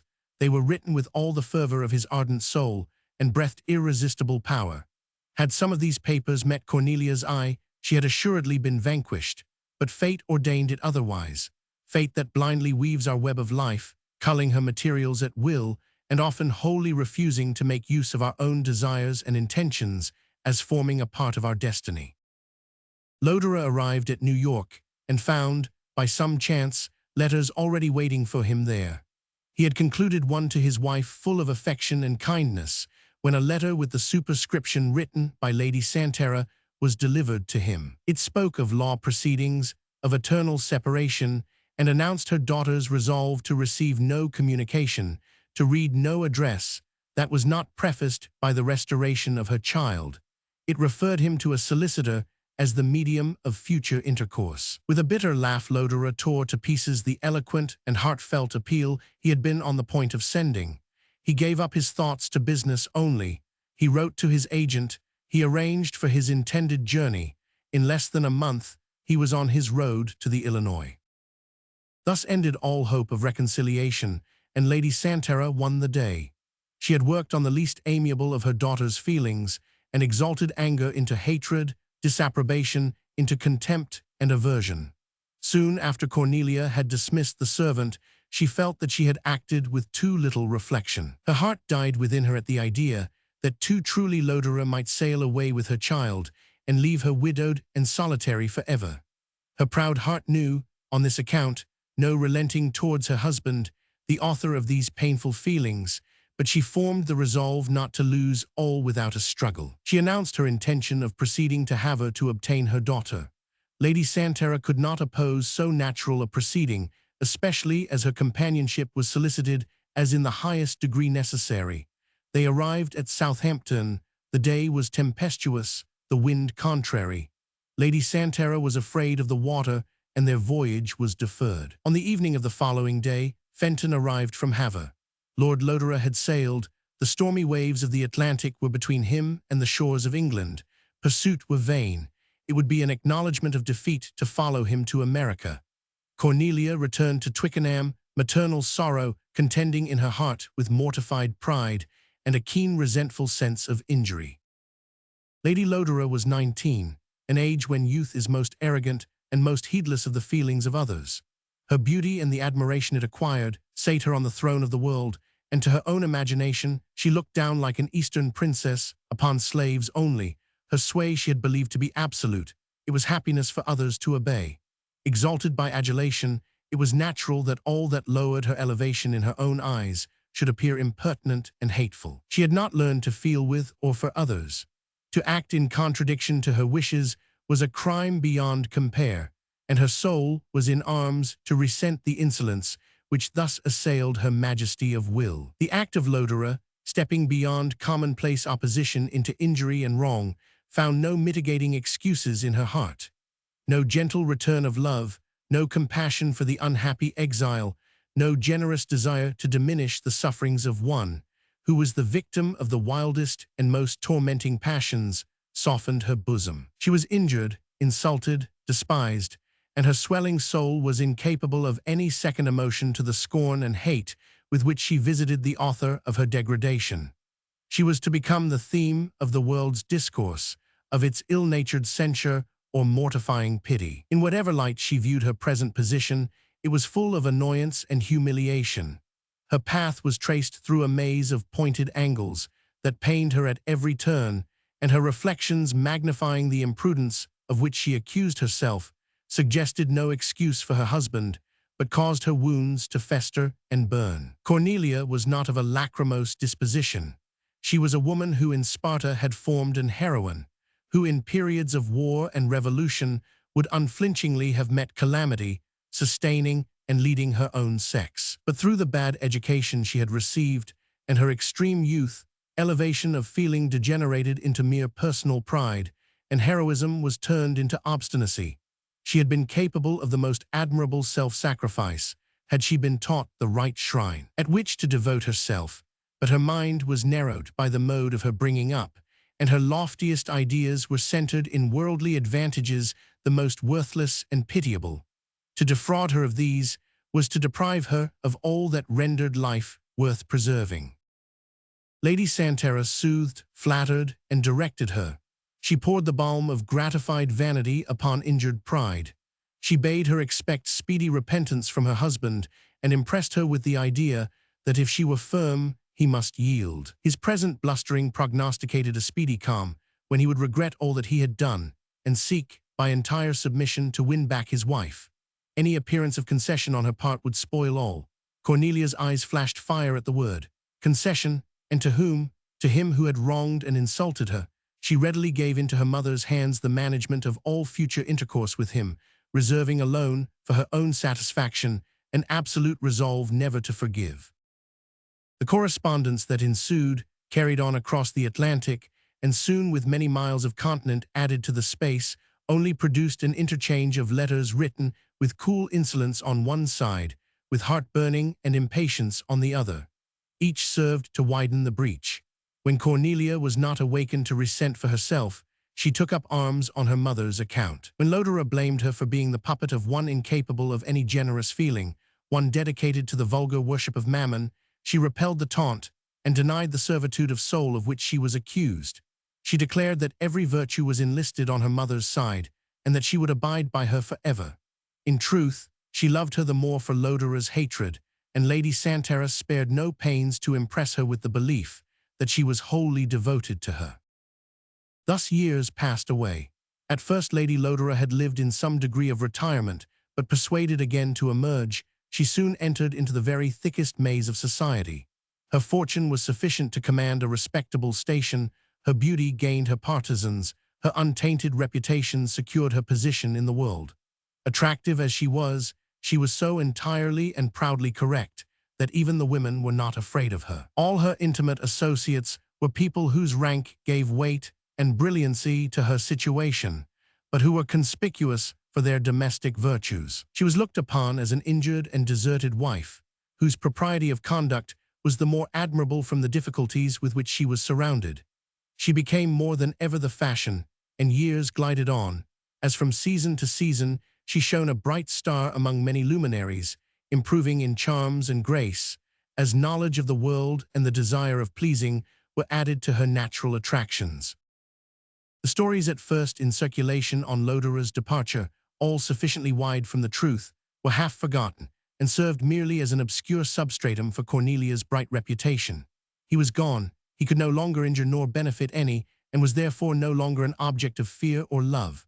The most charitable construction put upon his conduct was that he was mad, and it was piously observed that his removal from this world would be a blessing. Lady Santerre triumphed. Withering away in unhonored age, still she appeared in the halls of the great, and played the part of Cerberus in her daughter's drawing-room. Lady Lodore, beautiful and admired, intoxicated with this sort of prosperity, untouched by passion, unharmed by the temptations that surrounded her, believed that life was spent most worthily in following the routine observed by those about her, and securing the privilege of being exclusive. She was the glass of fashion, the imitated by a vast sect of imitators. The deprivation of her child was the sole cloud that came between her and the sun.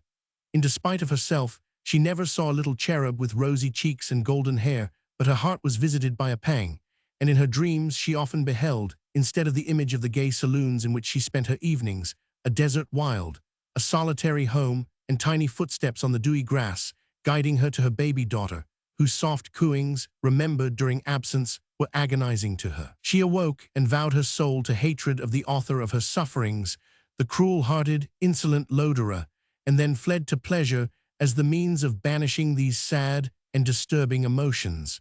She never again saw Casimir. Long before she reappeared in the world, he and his mother had quitted England. Taught by the slight tinge of weakness that had mingled with her intercourse with him, she sedulously avoided like trials in future, and placing her happiness in universal applause, love saw her set his power at naught, and pride become a more impenetrable shield than wisdom. Chapter 14. Time and change together take their flight. Lel. Fitzhenry and his daughter traveled for many days in rain and sunshine across the vast plains of America. Conversation beguiled the way, and Ethel, delighted by the novelty and variety of all she saw, often felt as if springing from her seat with a new sense of excitement and gladness. So much do the young love change, that we have often thought it the dispensation of the Creator, to show that we are formed at a certain age to quit the parental roof, like the patriarch, to seek some new abode where to pitch our tents and pasture our flocks. The clear, soft eyes of the fair girl glistened with pleasure at each picturesque view, each change of earth and sky, each new aspect of civilization and its results, as they were presented to her. Fitzhenry, or as he approaches the old world, so long deserted by him, he may resume his title. Lord Lodore had quitted his abode in the Illinois upon the spur of the moment. He had left his peaceful dwelling impatiently, and in haste, giving himself no time for second thoughts, scarcely for recollection. As the fever of his mind subsided, he saw no cause to repent his proceeding, and yet he began to look forward with an anxious and foreboding mind. He had become aware that the village of the Illinois was not the scene fitted for the development of his daughter's first social feelings, and that he ought to take her among the educated and refined to give her a chance for happiness. A Gertrude or an Haidee, brought up in the wilds, innocent and free, and bestowing the treasure of their hearts on some accomplished stranger, brought on purpose to realize the ideal of their dreamy existences, is a picture of beauty that requires a miracle to change into an actual event in life, and that one so pure, so guileless, and so inexperienced as Ethel should, in sheer ignorance, give her affections away unworthily, was a danger to be avoided beyond all others. Whitelock had performed the part of the wandering stranger, but he was ill-fitted for it, and Lodore's first idea was to hurry his daughter away before she should invest him, or any other, with attributes of glory, drawn from her own imagination and sensibility, wholly beyond his merits. This was done. Father and daughter were on their way to New York, having bid an eternal adieu to the savannas and forests of the West. For a time, Lodore's thoughts were haunted by the image of the home they had left. The murmuring of its stream was in his ears, the shape of each distant hill, the grouping of the trees surrounding the widespread prairie, the winding pathway and trellised arbor were before his eyes, and he thought of the changes that the seasons would operate around, and of his future plans unfulfilled, as any homebred farmer might, when his lease was out, and he was forced to remove to another county. As their steps drew near the city which was their destination, these recollections became fainter, and except in discourse with Ethel, when their talk usually recurred to the prairie and their late home, he began to anticipate the future and to reflect upon the results of his present journey. Whither was he about to go? To England? What reception should he there meet? And under what auspices introduce his child to her native country? There was a stain upon his reputation that no future conduct could efface. The name of Lodore was a byword and a mark for scorn. It was introduced with a sneer, followed by calumny and rebuke. It could not even be forgotten. His wife had remained to keep alive the censure or derision attached to it. He, it is true, might have ceased to live in the memories of any. He did not imagine that his idea ever recurred to the thoughtless throng, whose very name and identity were changed by the lapse of 12 years. But when it was mentioned, when he should awaken the forgotten sound by his presence, the echo of shame linked to it would awaken also. The love of a sensation so rife among the wealthy and idle must swell the sound, and Ethel would be led on the world's stage by one who was the object of its opprobrium. What then should he do? Solicit Lady Lodore to receive and bring out her daughter, deprive himself of her society, and after having guarded her unassailed infancy, desert her side at the moment when dangers grew thick, and her mother's example would operate most detrimentally on her. He thought of his sister, with whom he kept up a regular, though infrequent, correspondence. She was ill-fitted to guide a young beauty on a path which she had never trod. He thought of France, Italy, and Germany, and how he might travel about with her during the 2 or 3 succeeding years, enlarging and storing her mind, and protracting the happy, light-hearted years of youth. His own experience on the continent would facilitate this plan, and though it presented, even on this very account, a variety of objections, it was that to which he felt most attracted. There was yet another image and another prospect to which he turned with a kind of gasping sensation, which was now a shrinking aversion to, now an ardent desire for, its fulfillment. This was the project of a reconciliation with Cornelia, and that they should henceforth unite in their labors to render each other and their child happy. 12 years had passed since their separation. 12 years, which had led him from the prime of life to its decline, which forced Cornelia to number, instead of 19, more than 30 years, bringing her from crude youth to fullest maturity. What changes might not time have operated in her mind? Latterly no intercourse had passed between them, they were as dead to each other, and yet the fact of the existence of either was a paramount law with both, ruling their actions and preventing them from forming any new tie. Cornelia might be tired of independence, have discovered the hollowness of her mother's system, and desire, but that pride prevented her, a reunion with her long-exiled husband. Her understanding was good. Intercourse with the world had probably operated to cultivate and enlarge it. Maternal love might reign in full force, causing her heart to yearn towards the blooming Ethel, and 1,000 untold sorrows might make her regard the affection of her child's father as the prop, the shelter, the haven, where to find peace, if not happiness. And yet Cornelia was still young, still beautiful, still admired. He was on the wane. A healthy life had preserved the uprightness of his form and the spring of his limbs, but his countenance, how changed from the Lodore who pledged his faith to her in the rustic church at Rhyaider Gowy. The melting softness of his dark eyes was altered to mere sadness. His brow, from which the hair had retreated, was delved by 1,000 lines. Grey sprinkled his black hair. A wintry morning stealing drearily upon night, each year had left its trace, and with no Praxitean hand, engraven lines upon the rounded cheek, and sunk and diminished the full eye. 12 years had scarcely operated so great a change as here described, but thus he painted it to himself, exaggerating and deforming the image his mirror presented, and where others had only marked the indications of a thoughtful mind and the traces of overwrought sensibility, he beheld careful furrows and age-worn wrinkles. And was he thus to claim the beautiful, the courted, she who still reigned supreme on love's own throne, and to whom, so had he been told, time had brought increased charms as its gift, strewing roses and fragrance on her lovely head, so proving that neither grief nor passion had disturbed the proud serenity of her heart. Lodore had lived many years the life of a recluse, having given up ambition, hope, almost life itself, inasmuch as that existence is scarcely to be termed life, which does not bring us into intimate connection with our fellow creatures, nor develop in its progress some plan of present action or anticipation for the future. He was roused from his lethargy as he approached peopled cities. A desire to mingle again in human affairs was awakened, together with an impatience under the obscurity to which he had condemned himself. He grew at last to despise his supineness, which had prevented him from struggling with and vanquishing his adverse fortunes. He resolved no longer to be weighed down by the fear of obloquy, while he was conscious of the bravery and determination of his soul, and with what lofty indignation he was prepared to sweep away the stigma attached to him and to assert the brightness of his honor. This, for his daughter's sake, as well as for his own, he determined to do. He had no wish, however, to enter upon the task in America. His native country must be the scene of his exertions, as to reassert himself among his countrymen was their object.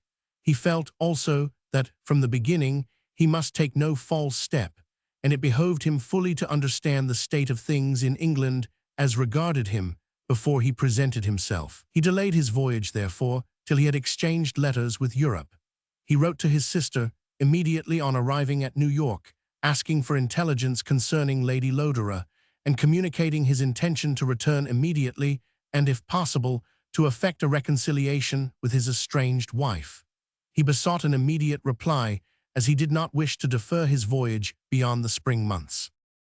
Having sent this letter, he gave himself up to the society of his daughter. He occupied himself by endeavoring to form her for the new scenes on which she was about to enter, and to divest her of the first raw astonishment excited by the contrast formed by the busy, commercial Eastern with the majestic tranquility of the Western portion of the New World. He wished to accustom her to mingle with her fellow creatures with ease and dignity, and he sought to enlarge her mind and to excite her curiosity by introducing her to the effects of civilization. He would willingly have formed acquaintances for her sake, but that such a circumstance might interfere with the incognito he meant to preserve while away from his native country.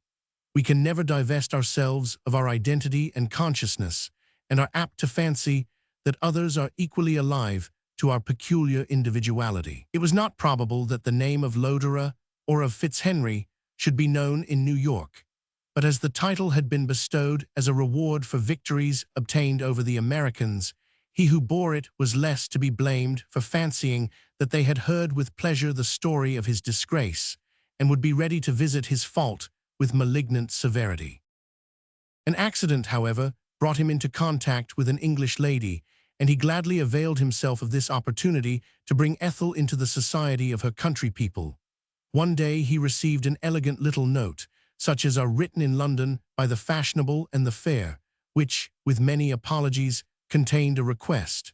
The writer had heard that he was about to return to England with his daughter. Would he refuse to take under his charge a young lady who was desirous of returning thither? The distance from their native land drew English people together and usually made them kindly disposed towards each other. The circumstances under which this request was made were peculiar, and if he would call to hear them explained, his interest would be excited, and he would not refuse a favor which would lay the writer under the deepest obligation. Lodore answered this application in person. He found an English family residing in one of the best streets of New York, and was introduced to the lady who had addressed him. Her story, the occasion of her request, was detailed without reserve. Her husband's family had formerly been American royalists, refugees in England, where they had lived poor and forgotten. A brother of his father had remained behind in the new country and acquired a large fortune.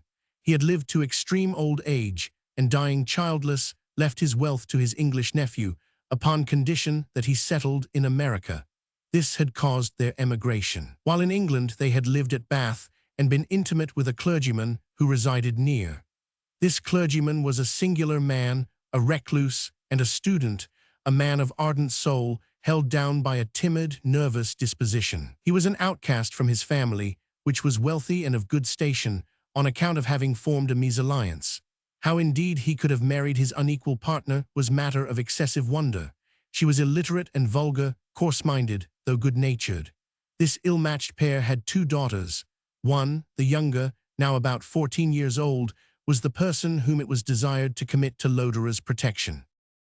The lady continued, she had a large family of boys and but one girl of the age of Fanny Durham. They had been for some years companions and friends. When about to emigrate, she believed that she should benefit equally her daughter and her friend if she made the latter a companion in their emigration. With great reluctance, Mr. Durham had consented to part with his child. He had thought it for her good, and he had let her go. Fanny obeyed her father. She manifested no disinclination to the plan, and it seemed as if the benevolent wishes of Mrs. Greville were fulfilled for the benefit of all.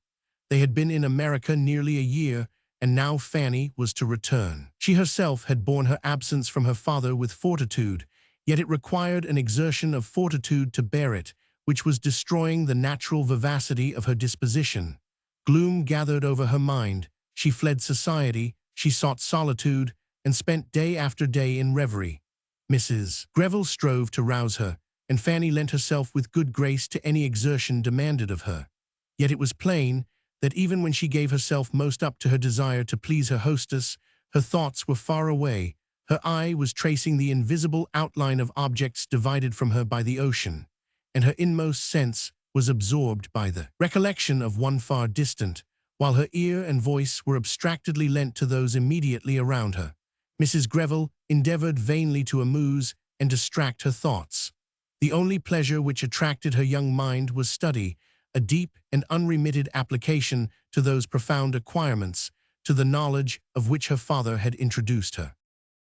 "And you know, my young friend," continued Mrs. Greville, "you will understand the force of character which renders her unlike every other child. Fanny never was a child. Mrs. Durham and her daughter Sarah bustled through the business of life, of the farm and the house, while it devolved on Fanny to attend to wait upon her father. She was his pupil, he her care. The relation of parent and child subsisted between them on a different footing than in ordinary cases. Fanny nursed her father, watched over his health and humors with the tenderness and indulgence of a mother, while he instructed her in the dead languages and other sorts of abstruse learning, which seldom make a part of a girl's education. Fanny, to use her own singular language, loves philosophy and pants after knowledge, and indulges in 1,000 platonic dreams, which I know nothing about, and this mysterious and fanciful learning she has dwelt upon with tenfold fervor since her arrival in America. The contrast," continued Mrs. Greville, "between this wonderful but strange girl and her parent is apparent in nothing more than the incident that made me have recourse to your kindness. Fanny pined for home and her father. The very air of America was distasteful to her. We were not congenial companions, but she never expressed discontent. As much as she could, she shut herself up in the world of her own mind, but outwardly she was cheerful and uncomplaining. A week ago we had letters from her parents, requesting her immediate return. Mr. Durham wasted away without her. His health was seriously injured by what, in feminine dialect, is called fretting, and both he and her mother have implored me to send her back to them without delay." Lord Lodore listened with breathless interest, asking now and then such questions as drew on Mrs. Greville to further explanation. He soon became convinced that he was called upon to do this act of kindness for the daughter of his former schoolfellow, for Frances Durham, whom he had not known nor seen since they had exchanged the visions of boyhood for the disappointing realities of maturer age. And this was Durham's fate. Poor, mismatched, destroyed by a morbid sensibility, an object of pity to his own young child, yet adored by her as the gentlest and wisest of men. How different and yet how similar the destinies of both. It warmed the heart of Lodore to think that he should renew his boyish intimacy. Durham would not reject him, would not participate in the world's blind scorn. In his bosom no harsh nor unjust feeling could have place. His simple, warm heart would yearn towards him as of yore, and the schoolfellows become again all the world to each other. After this explanation, Mrs. Greville introduced her young friend. Her resemblance to her father was at first sight remarkable, and awoke with greater keenness the roused sensibility of Lodore. She was pale and fair, her light, golden hair clustered in short ringlets over her small, well-formed head, leaving unshaded a high forehead, clear as opening day. Her blue eyes were remarkably light and penetrating, with defined and straight brows. Intelligence, or rather understanding, reigned in every feature. Independence of thought and firmness spoke in every gesture. She was a mere child in form and mien, even in her expressions, but within her was discernible an embryo of power, and a grandeur of soul not to be mistaken. Simplicity and equability of temper were her characteristics. These smoothed the ruggedness which the singularity of her character might otherwise have engendered. Lodore rejoiced in the strange accident that gave such a companion to his daughter. Nothing could be in stronger contrast than these two girls, the fairy form, the romantic and yielding sweetness of Ethel, whose clinging affections formed her whole world, with the studious and abstracted disciple of ancient learning. Notwithstanding this want of similarity, they soon became mutually attached. Lodore was a link between them. He excited Ethel to admire the concentrated and independent spirit of her new friend, and entered into conversation with Fanny on ancient philosophy, which was unintelligible and mysterious to Ethel. The three became inseparable. They prolonged their excursions in the neighboring country, while each enjoyed peculiar pleasures in the friendship and sympathy of their companions. This addition to their society and an intimacy cultivated with Mrs. Greville, whose husband was absent at Washington, formed, as it were, a weaning time for Lodore from the seclusion of the Illinois. There he had lived, cut off from the past and the future, existing in the present only. He had been happy there, cured of the wounds which had penetrated his heart so deeply through the ministration of all-healing nature.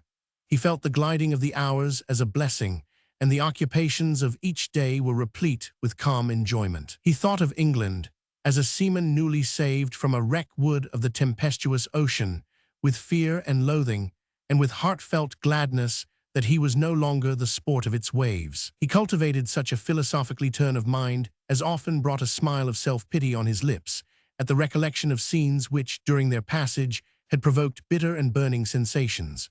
What was all this strife of passion, this eager struggle for something, he knew not what, to him now? The healthy labors of his farm, the tranquility of his library, the endearing caresses of his child, were worth all the vanities of life. Thus he had felt in the Illinois, and now again he looked back to his undisturbed life there, wondering how he had endured its monotonous loneliness. A desire for action, for mingling with his fellow men, had arisen in his heart. He felt like a strong swimmer who longs to battle with the waves. He desired to feel and to exert his powers, to fill a space in the eyes of others, to reassert himself in their esteem, or to resent their scorn. He could no longer regard the past with imperturbability. Again his passions were roused as he thought of his mother-in-law, of his wife, and of the strange scenes which had preceded and caused his flight from England. These ideas had long occupied his mind without occasioning any emotion, but now again they were full of interest, and pain and struggle again resulted from the recollection. At such times he was glad that Ethel had a companion, that he might leave her and wander alone. He became a prey to the same violence of passion, the same sense of injury and stinging hurry of thought, which for 12 years had ceased to torture him, but no tincture of cowardice entered into his sensations. His soul was set upon victory over the evil fortune to which he had so long submitted. When he thought of returning to England, from which he had fled with dishonor, his cheek tingled as 1,000 images of insult, and contumely passed rapidly through his mind, as likely to visit him. His heart swelled within him, his very soul grew faint, but instead of desiring to fly the anticipated opprobrium, he longed to meet it and to wash out shame, if need were, with his life's blood, and by resolution and daring, to silence his enemies and redeem his name from obloquy. One day, occupied by such thoughts, he stood watching that vast and celebrated cataract, whose everlasting and impetuous flow mirrored the dauntless but rash energy of his own soul. A vague desire of plunging into the whirl of waters agitated him. His existence appeared to be a blot in the creation, his hopes and fears and resolves, a worthless web of ill-assorted ideas, best swept away at once from the creation. Suddenly his eye caught the little figure of Fanny Durham, standing on a rock not far distant, her meaning eyes fixed on him. The thunder of the waters prevented speech, but as he drew near her, he saw that she had a paper in her hand. She held it out to him, a blush mantled over her usually pale countenance as he took it, and she sprung away up the rocky pathway. Lodore cast his eyes on the open letter, and his own name, half forgotten by him, presented itself on the written page. The letter was from Fanny's father, from Durham, his friend and schoolfellow.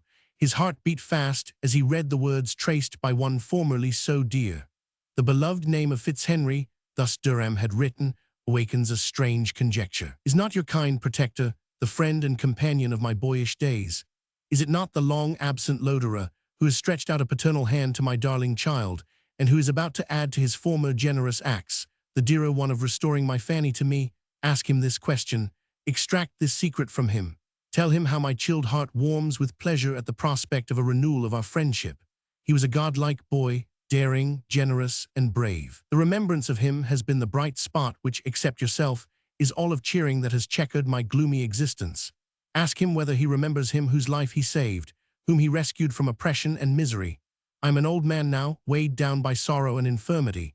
Adversity has also visited him, but he will have withstood the shocks of fate, as gallantly as a mighty ship stems the waves of ocean, while I, a weather-worn skiff, am battered and wrecked by the tempest. From all you say, he must be Lodore. Mark him, Fanny, if you see one lofty in his mien, yet gracious in all his acts, his person adorned by the noblest attributes of rank, full of dignity, yet devoid of pride, impatient of all that is base and insolent, but with a heart open as a woman's to compassion, one whose slightest word possesses a charm to attract and enchain the affections. If such be your new friend, put this letter into his hand. He will remember Francis Durham and love you for my sake, as well as for your own. Chapter 15. It is our will that thus enchains us to permitted ill. Shelley. This was a new inducement to bring back Lodore from the wilds of America to the remembrance of former days. The flattering expressions in Durham's letter soothed his wounded pride and inspired a desire of associating once more with men who could appreciate his worth and sympathize with his feelings. His spirits became exhilarated. He talked of Europe and his return thither with all the animation of sanguine youth. It is one of the necessary attributes of our nature, always to love what we have once loved, and though new objects and change in former ones may chill our affections for a time, we are filled with renewed fervor after every fresh disappointment and feel an impatient longing to return to the cherishing warmth of our early attachments, happy if we do not find emptiness and desolation where we left life and hope. Ethel had never been as happy as at the present time, and her affection for her father gathered strength from the confidence which existed between them. He was the passion of her soul, the engrossing attachment of her loving heart. When she saw a cloud on his brow, she would stand by him with silent but pleading tenderness, as if to ask whether any exertion of hers could dissipate his inquietude. She hung upon his discourse as a heavenly oracle and welcomed him with gladdened looks of love when he returned after any short absence. Her heart was bent upon pleasing him. She had no thought or pursuit which was not linked with his participation. There is perhaps in the list of human sensations no one so pure, so perfect, and yet so impassioned as the affection of a child for its parent during that brief interval when they are leaving childhood and have not yet felt love. There is something so awful in a father. His words are laws, and to obey them happiness. Reverence and a desire to serve are mingled with gratitude, and duty, without a flaw or question, so second the instinct of the heart as to render it imperative. Afterwards we may love in spite of the faults of the object of our attachment, but during the interval alluded to, we have not yet learnt to tolerate, but also we have not learned to detect faults. All that a parent does appears an emanation from a diviner world. While we fear to offend, we believe we have no right to be offended. Eager to please, we seek in return approval only and are too humble to demand a reciprocity of attention. It is enough that we are permitted to demonstrate our devotion. Ethel's heart overflowed with love, reverence, worship of her father. He had stood in the wilds of America, a solitary specimen of all that is graceful, cultivated, and wise among men. She knew of nothing that might compare to him, and the world without him was what the earth might be uninformed by light. He was its sun, its ruling luminary. All this intensity of feeling existed in her, without her being aware scarcely of its existence, without her questioning the cause or reasoning on the effect. To love her father was the first law of nature, the chief duty of a child, and she fulfilled it unconsciously, but more completely than she could have done had she been associated with others, who might have shared and weakened the concentrated sensibility of her nature. At length the packet arrived, which brought letters from England. Before his eyes lay the closed letter pregnant with fate. He was not of a disposition to recoil from certainty, and yet for a few moments he hesitated to break the seals, appalled by the magnitude of the crisis which he believed to be at hand.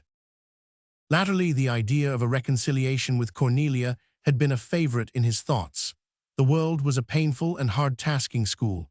She must have suffered various disappointments and endured much disgust, and so be prepared to lend a willing ear to his overture.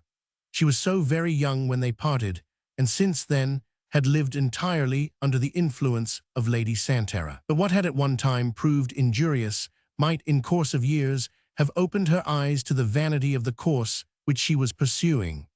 Lodore felt persuaded that there were better things to be expected from his wife than a love of fashion and an adherence to the prejudices of society. He had failed to bring her good qualities to light, but time and events might have played the tutor better, and it merely required perhaps a seasonable interference, a fortunate circumstance, to prove the truth of his opinion, and to show Lady Lodore as generous, magnanimous, and devoted, as before she had appeared proud, selfish, and cold. How few there are possessed of any sensibility, who mingle with, and are crushed by the jostling interests of the world, who do not ever and anon exclaim with the psalmist, "Oh, for the wings of a dove, that I might flee away and be at rest." If such an aspiration was ever breathed by Cornelia, how gladly, how fondly would her husband welcome the weary flutterer, open his bosom for her refuge, and study to make her forget all the disquietudes and follies of headstrong youth. This was a mere dream. Lodore sighed to think that his position would not permit him to afford her a shelter from the poisoned arrows of the world. She must come to him prepared to suffer much. It required not only the absence of the vulgar worldliness of Lady Santera, but great strength of mind to forgive the past and strong affection to endure the present. He could only invite her to share the lot of a dishonored man, to become a partner in the struggle which he was prepared to enter upon, to regain his lost reputation. This was no cheering prospect.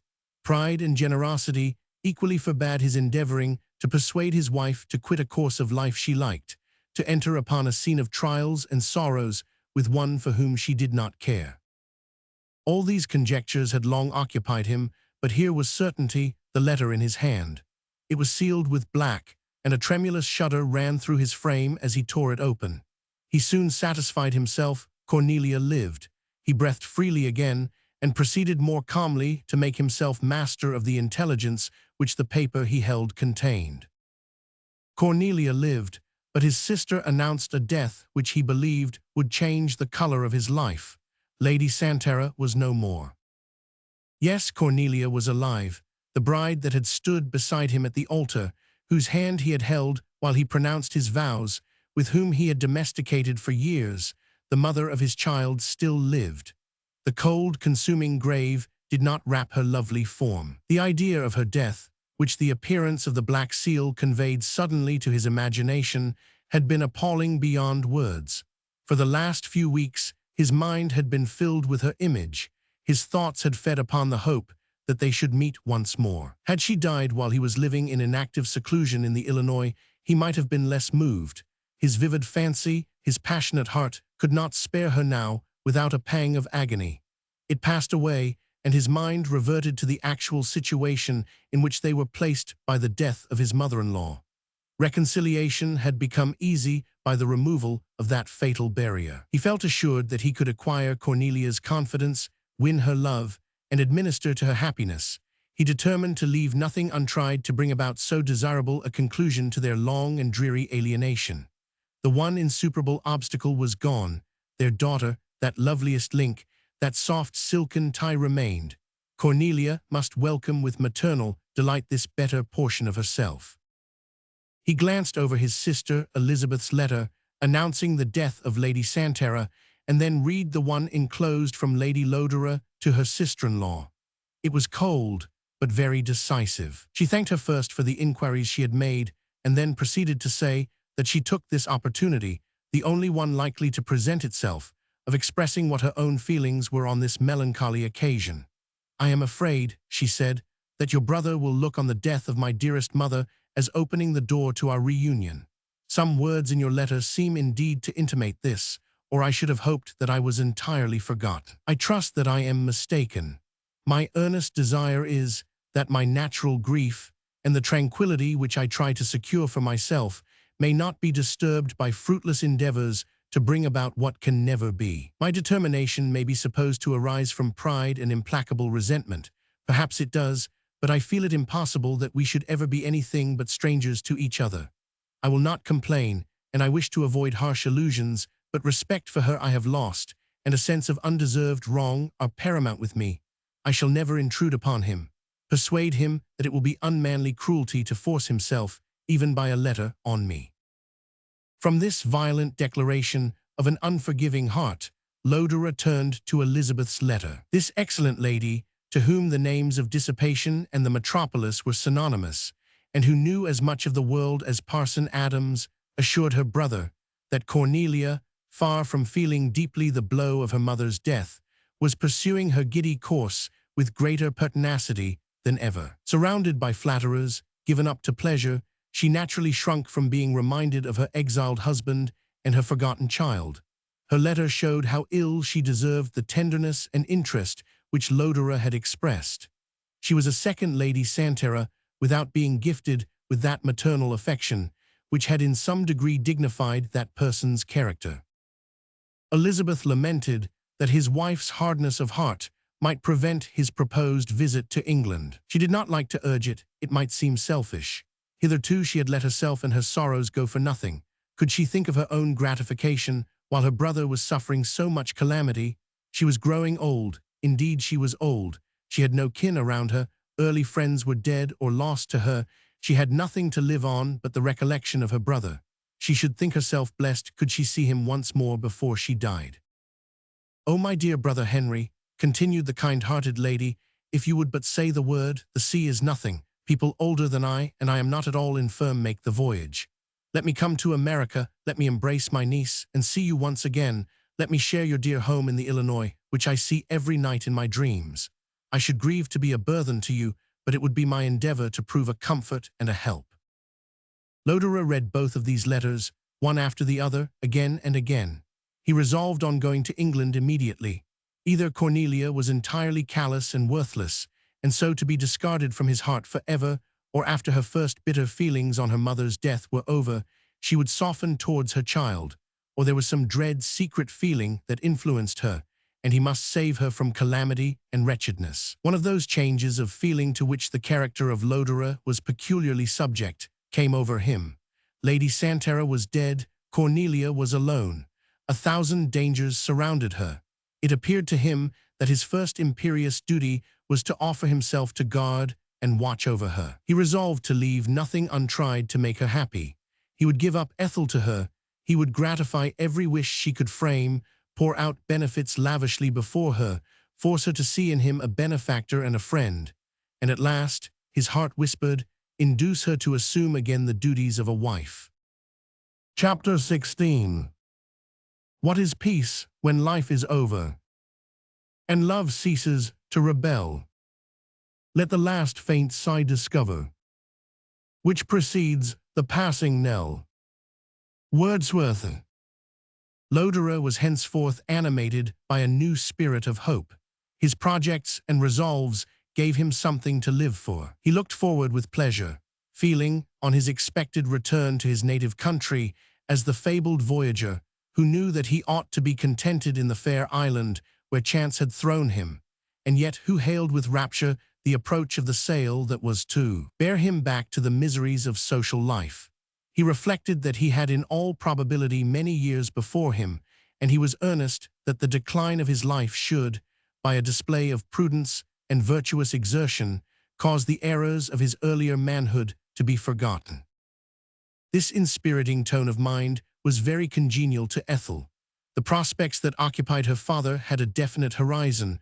All was vague and misty to her eyes, yet beautiful and alluring. Lodore gave no outline of his plans. He never named her mother. Uncertain himself, he was unwilling to excite feelings in Ethel's mind, to be afterwards checked and disappointed. He painted the future in gay colors, but left it in all the dimness most favorable for an ardent imagination to exercise itself upon. In a very few days they were to sail for England. Their passage was engaged. Lodore had written to his sister to announce his return. He spoke of Longfield and of her kind and gentle aunt to Ethel, and she, who, like Miranda, had known no relative or intimate except her father, warmed with pleasure to find new ties bind her to her fellow creatures. She questioned her father, and he, excited by his own newly awakened emotions, dilated eloquently on the joys of his young days, and pleased Fanny, as well as his own daughter, by a detail of boyish pranks and adventures which his favorite schoolfellow shared. The freedom he enjoyed in his paternal home, the worship that waited on him there, the large space which in early youth he appeared to fill in all men's eyes, the buoyancy and innocence associated with those unshadowed days, painted them to his memory cloudless and bright. It would be to renew them to see Longfield again, to clasp once more the hand of Francis Durham. A kind of holiday and festal feeling was diffused through Ethel's mind by the vivid descriptions and frank communications of her father. She felt as if about to enter paradise. America grew dim and somber in her eyes. Its forests, lakes, and wilds were empty and silent, while England swarmed with 1,000 lovely forms of pleasure. Her father strewed a downy velvet path for her, which she trod with light, girlish steps, happy in the present hour, happier in the anticipated future. A few days before the party were to sail, Lodore and his daughter dined with Mrs. Greville. As if they held the reins and could curb the course of fate, each and all were filled with hilarity. Lodore had forgotten Theodora and her son, had cast from his recollection the long train of misery, injury, and final ruin, which for so long had occupied his whole thoughts. He was in his own eyes no longer the branded exile. A strange distortion of vision blinded this unfortunate man to the truth, which experience so perpetually teaches us, that the consequences of our actions never die, that repentance and time may paint them to us in different shapes.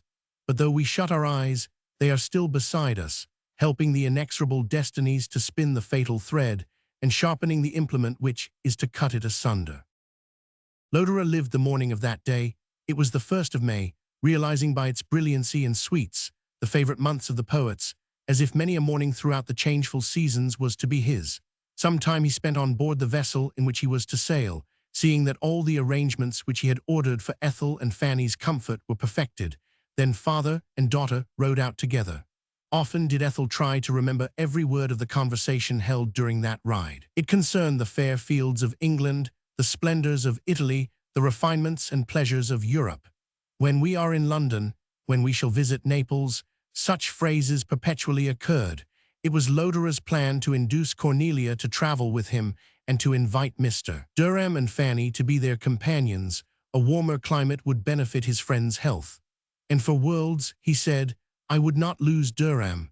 It is the joy of my life to think that by my return to my native country I secure to myself the society of this excellent and oppressed man. At 6 o'clock Lodore and Ethel repaired to Mrs. Greville's house.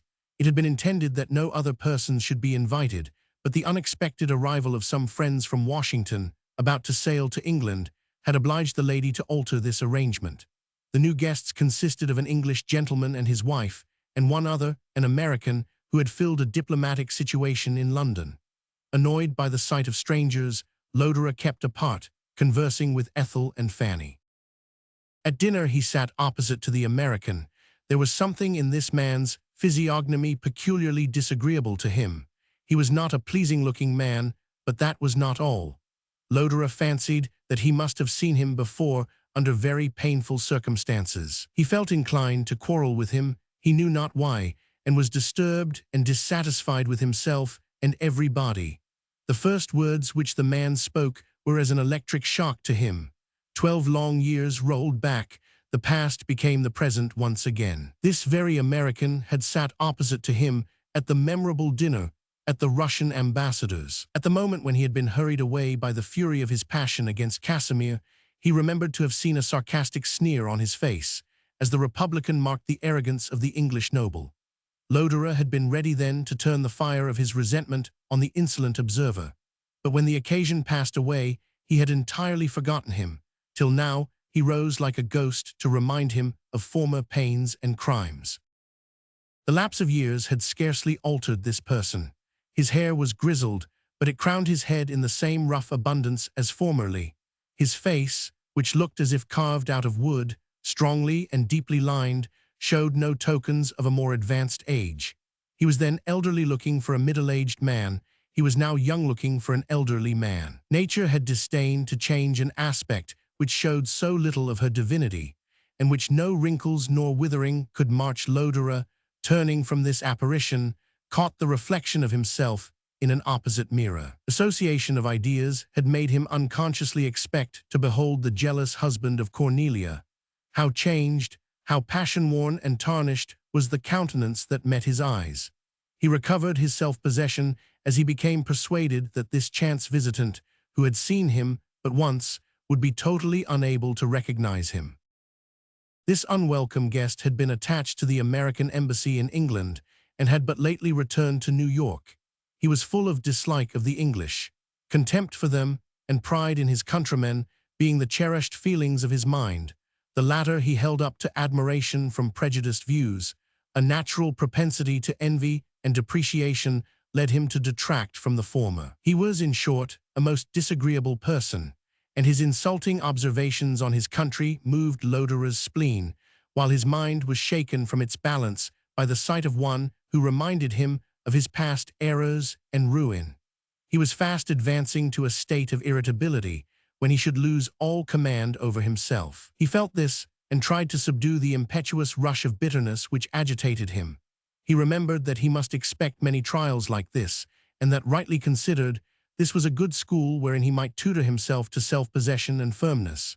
He went to another extreme, and addressing himself to, and arguing with, the object of his dislike, endeavored to gloss over to himself the rising violence of his impassioned temper.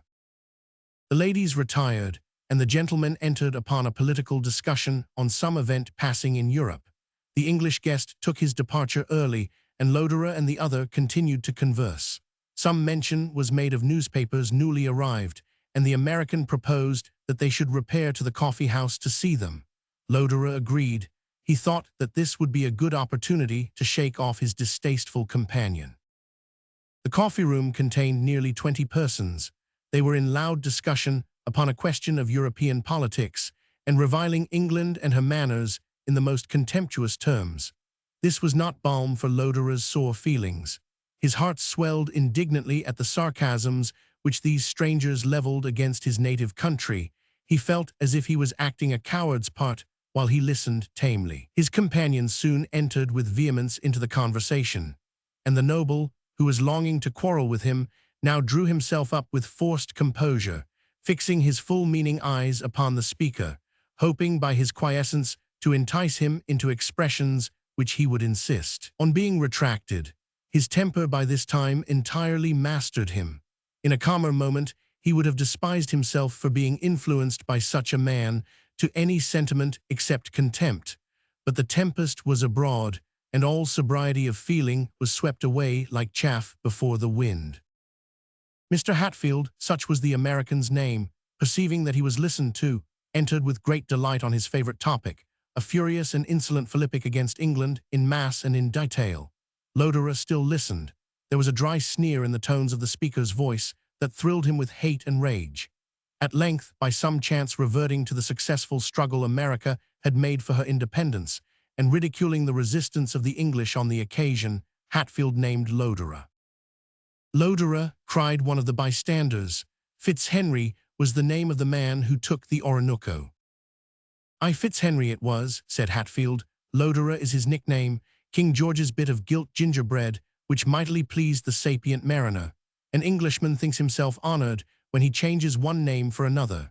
Admiral Fitzhenry was the scum of the earth, Lord Lodore a pillar of state. Pity that infamy should so soon have blackened the glorious title." Lodore's pale cheek suddenly flushed at these words, and then blanched again, as with compressed lips he resolved to hear yet more, till the insult should no longer be equivocal. The word infamy was echoed from various lips. Hatfield found that he had ensured a hearing, and, glad of an audience, he went on to relate his story. It was of the dinner at the Russian ambassador's, of the intemperate violence of Lodore, and the youthful Lysinski's wrongs. "I saw the blow given," continued the narrator, "and I would have caned the fellow on the spot, had I not thought that a bullet would do his business better. But when it came to that, London was regaled by an event which could not have happened here, for we have no such cowards among us. My lord was not to be found. He had absconded, sneaked off like a mean-spirited, pitiful scoundrel." The words were still on the man's lips when a blow, sudden and unexpected, extended him on the floor. After this swiftly executed act of retaliation, Lodore folded his arms, and as his antagonist rose, foaming with rage, said, "You, at least, shall have no cause to complain of not receiving satisfaction for your injuries at my hands. I am ready to give it, even in this room. I am Lord Lodore." Duels, that sad relic of feudal barbarism, were more frequent then than now in America. At all times, they are more fatal and more openly carried on there than in this country. The nature of the quarrel in the present instance admitted of no delay, and it was resolved that the antagonists should immediately repair to an open place near the city to terminate, by the death of one, the insults they had mutually inflicted. Lodore saw himself surrounded by Americans, all strangers to him, nor was he acquainted with one person in New York whom he could ask to be his second. This was matter of slight import. The idea of vindicating his reputation and of avenging the bitter mortifications received from society filled him with unnatural gladness, and he was hastening to the meeting, totally regardless of any arrangement for his security. There was a gentleman, seated at a distant part of the coffee-room, who had been occupied by reading, nor seemed at all to give ear to what was going on till the name of Lodore occurred.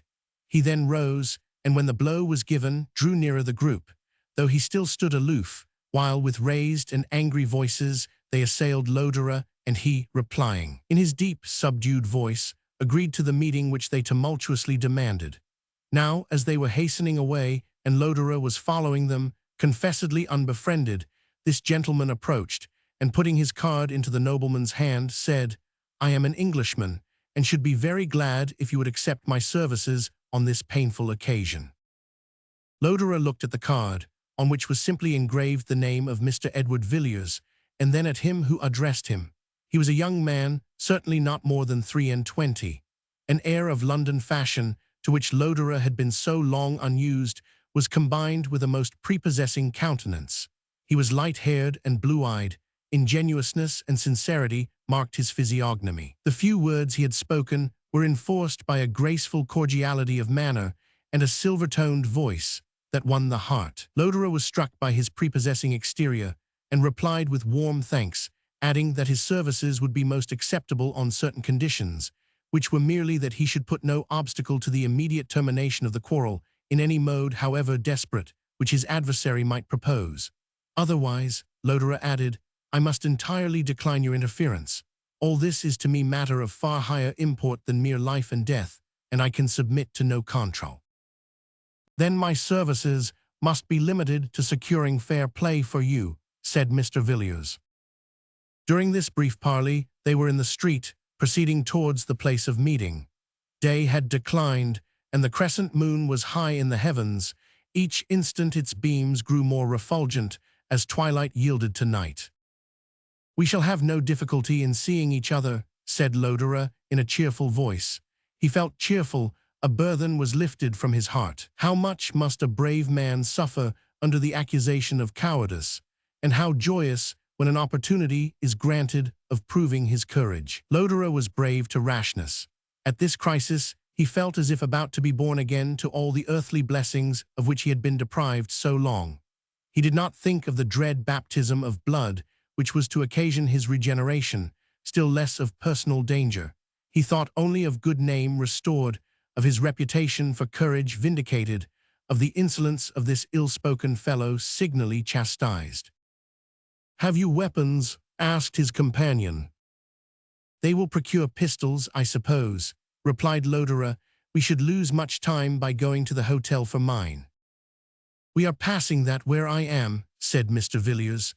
If you will wait one moment, I will fetch mine, or will you go up with me? They entered the house and the apartments of Mr. Villiers. At such moments slight causes operate changes on the human heart, and as various impulses sweep like winds over its chords, that subtle instrument gives forth various tones. A moment ago, Lodore seemed to raise his proud head to the stars. He felt as if escaping from a dim, intricate cavern into the blessed light of day. The strong excitement permitted no second thought, no second image. With a lighter step than Mr. Villiers, he followed that gentleman upstairs. For a moment, as he went into an inner apartment for the pistols, Lodore was alone. A desk was open on the table, and paper unwritten on upon the desk. Scarcely knowing what he did, Lodore took the pen and wrote, Ethel, my child, my life's dearest blessing, be virtuous, be useful, be happy, farewell for ever. And under this he wrote Mrs. Greville's address. The first words were written with a firm hand, but the recollection of all that might occur made his fingers tremble as he continued, and the direction was nearly illegible. "If anything happens to me," said he to Mr. Villiers, "you will add to your kindness immeasurably by going there," pointing to the address, "and taking precaution that my daughter may hear of her disaster in as tender a manner as possible." "Is there anything else?" asked his companion. "Command me freely, I beseech you. I will obey your injunctions to the letter." "It is too late now," replied the noble, "and we must not keep these gentlemen waiting. The little I have to say we will talk of as we walk." "I feel," continued Lodore, after they were again in the street, "that if this meeting end fatally, I have no power to enforce my wishes and designs beyond the grave. The Providence which has so strangely conducted the drama of my life will proceed in its own way after the final catastrophe. I commit my daughter to a higher power than mine, secure that so much innocence and goodness must receive blessings, even in this ill-grained state of existence. You will see Mrs. Greville. She is a kind-hearted, humane woman, and will exert herself to console my child. Ethel Miss Fitzhenry, I mean, must, as soon as is practicable, return to England. She will be received there by my sister, and remain with her till her fate be otherwise decided. We were on the point of sailing. I have fitted up a cabin for her. She might make the voyage in that very vessel. You perhaps will consult, though what claim have I on you?" "A claim most paramount," interrupted Villiers eagerly, "that of a countryman in a foreign land, of a gentleman vindicating his honor at the probable expense of life." "Thank you," replied Lodore. "My heart thanks you for my own sake, and for my daughter's, if indeed you will kindly render her such services as her sudden loss may make sadly necessary. Depend upon me, though God grant she need them not." "For her sake I say Amen," said Lodore. "For my own life is a worn-out garment. Few tears will be shed upon my grave, except by Ethel." "There is yet another," said Villiers with visible hesitation. "Pardon me if I appear impertinent, but at such a moment may I not name Lady Lodore?" "For her, indeed," answered the peer, "the event of this evening, if fatal to me, will prove fortunate. She will be delivered from a heavy chain. May she be happy in another choice. Are you acquainted with her?" "I am slightly, that is, not very intimately." "If you meet her on your return to England," continued the noble, "if you ever see Lady Lodore, tell her that I invoked a blessing on her with my latest breath, that I forgive her and ask her forgiveness. But we are arrived. Remember Ethel." "Yet one moment," cried Villiers, "one moment of reflection, of calm. Is there no way of preventing this encounter?" "None, fail me not, I entreat you, in this one thing. Interpose no obstacle, be as eager and as firm as I myself am. Our friends have chosen a rising ground. We shall be excellent marks for one another. Pray do not lose time." The American and his second stood in dark relief against the moonlit sky. As the rays fell upon the English noble, Hatfield observed to his companion that he now perfectly recognized him and wondered at his previous blindness. Perhaps he felt some compunction for the insult he had offered, but he said nothing, and no attempt was made on either side at amicable explanation. They proceeded at once, with a kind of savage indifference, to execute the murderous designs which caused them to disturb the still and lovely night. It was indeed a night that love and hope and all the softer emotions of the soul would have felt congenial to them. A balmy western breeze lifted the hair lightly from Lodore's brow and played upon his cheek. The trees were bathed in yellow moonshine. A glowworm stealing along the grass scarce showed its light, and sweet odors were wafted from grove and field. Lodore stood, with folded arms, gazing upon the scene in silence, while the seconds were arranging preliminaries and loading the firearms. None can tell what thoughts then passed through his mind. Did he rejoice in his honor redeemed, or grieve for the human being at whose breast he was about to aim? Or were his last thoughts spent upon the account he might so speedily be called on to render before his Creator's throne? When at last he took his weapon from the hand of Villiers, his countenance was serene though solemn, and his voice firm and calm. "Remember me to Ethel," he said, "and tell her to thank you. I cannot sufficiently, yet I do so from my heart. If I live, then more of this." The antagonists were placed. They were both perfectly self-possessed, bent, with hardness and cruelty of purpose, on fulfilling the tragic act. As they stood face to face, a few brief paces only intervening on the moonlit hill, neither had ever been more alive, more full of conscious power, of moral and physical energy, Then at that moment, Villiers saw them standing beneath the silver moonbeams, each in the pride of life, of strength, of resolution. A ray glanced from the barrel of Lodore's pistol as he raised and held it out with a steady hand, a flash, the reports, and then he staggered 2 steps, fell, and lay on the earth, making no sign of life. Villiers rushed to him. The wound was unapparent, no blood flowed, but the bullet had entered his heart. His friend raised his head in his arms, his eyes opened, his lips moved, but no sound issued from them. A shadow crossed his face. The body slipped from Villiers's support to the ground. All was over. Lodore was dead. Chapter 17. Encore gentle, amour per mort no passer. Auge's March, Troubadour. We return to Longfield and to Mrs. Elizabeth Fitzhenry. The glory of summer invested the world with light, cheerfulness, and beauty when the sorrowing sister of Lodore visited London to receive her orphan niece from the hands of the friend of Mrs. Greville, under whose protection she had made the voyage. The good lady folded poor Ethel in her arms, overcome by the likeness she saw to her beloved brother Henry in his youthful days, before passion had worn and misfortune saddened him. Her soft, brown, lamp-like eyes beamed with the same sensibility. Yet when she examined her more closely, Mrs. Elizabeth lost somewhat of the likeness, for the lower part of her face resembled her mother. Her hair was lighter and her complexion much fairer than Lodore, besides that the expression of her countenance was peculiar to herself, and possessed that individuality which is so sweet to behold, but impossible to describe. They lingered but a few days in London. Fanny Durham, who accompanied her on her voyage, had already returned to her father, and there was nothing to detain them from Longfield. Ethel had no adieus to make that touched her heart. Her aunt was more to her than any other living being, and her strongest desire now was to visit the scenes once hallowed by her father's presence. The future was a chaos of dark regret and loneliness. Her whole life, she thought, would be composed of one long memory. One memory and one fatal image. Ethel had not only consecrated her heart to her father, but his society was a habit with her, and until now, she had never even thought how she could endure existence without the supporting influence of his affection. His conversation, so full of a kind penetration into her thoughts, was calculated to develop and adorn them. His manly sense and paternal solicitude had all fostered a filial love, the most tender and strong. Add to this his sudden and awful death. Already had they schemed their future life in a world new to Ethel. He had excited her enthusiasm by descriptions of the wonders of art in the old countries, and raised her curiosity while promising to satisfy it. And she had eagerly looked forward to the time when she should see the magical works of man, and mingle with a system of society, of which, except by books, he alone presented any ensample to her. Their voyage was fixed, and on the other side of their watery way she had figured a very Elysium of wonders and pleasures. The late change in their mode of life had served to endear him doubly to her. It had been the occupation of her life to think of her father, to communicate all her thoughts to him, and in the unreflecting confidence of youth, she had looked forward to no termination of a state of existence that had began from her cradle. He propped her entire world. The foundations must moulder and crumble away without him, and he was gone. Where then was she?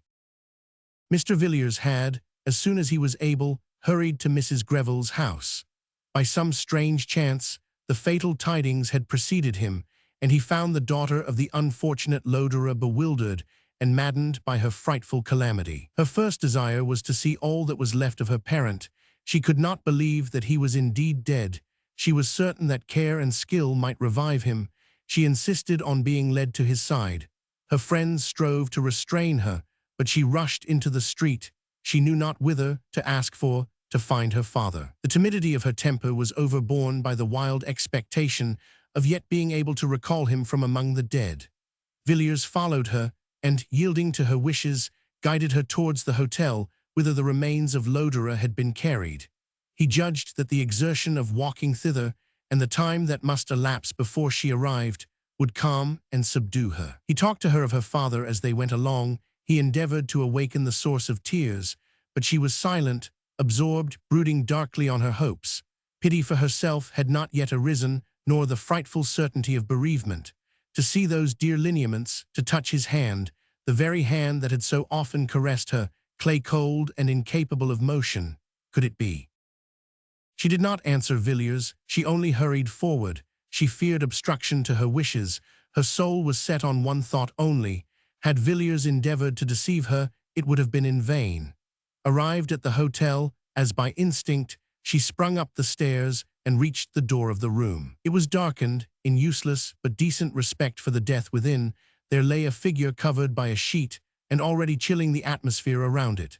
The imagination is slow to act upon the feelings in comparison with the quick operation of the senses. Ethel now knew that her father was dead. Mortal strength could support no more, the energy of hope deserting her. She sunk lifeless on the ground. For a long time she was passive in the hands of others. A violent illness confined her to her bed, and physical suffering subdued the excess of mental agony. Villiers left her among kind friends. It was resolved that she and Fanny Durham should proceed to England, under the protection of the friends of Mrs. Greville about to return thither.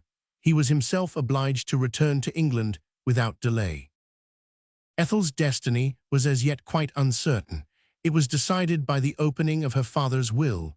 This had been made 12 years before on his first arrival at New York, and breathed the spirit of resentment and even revenge against his wife. Lodore had indeed not much wealth to leave. His income chiefly consisted in a grant from the Crown, entailed on heirs male, which in default of these, reverted back, and in a sinecure which expired with him.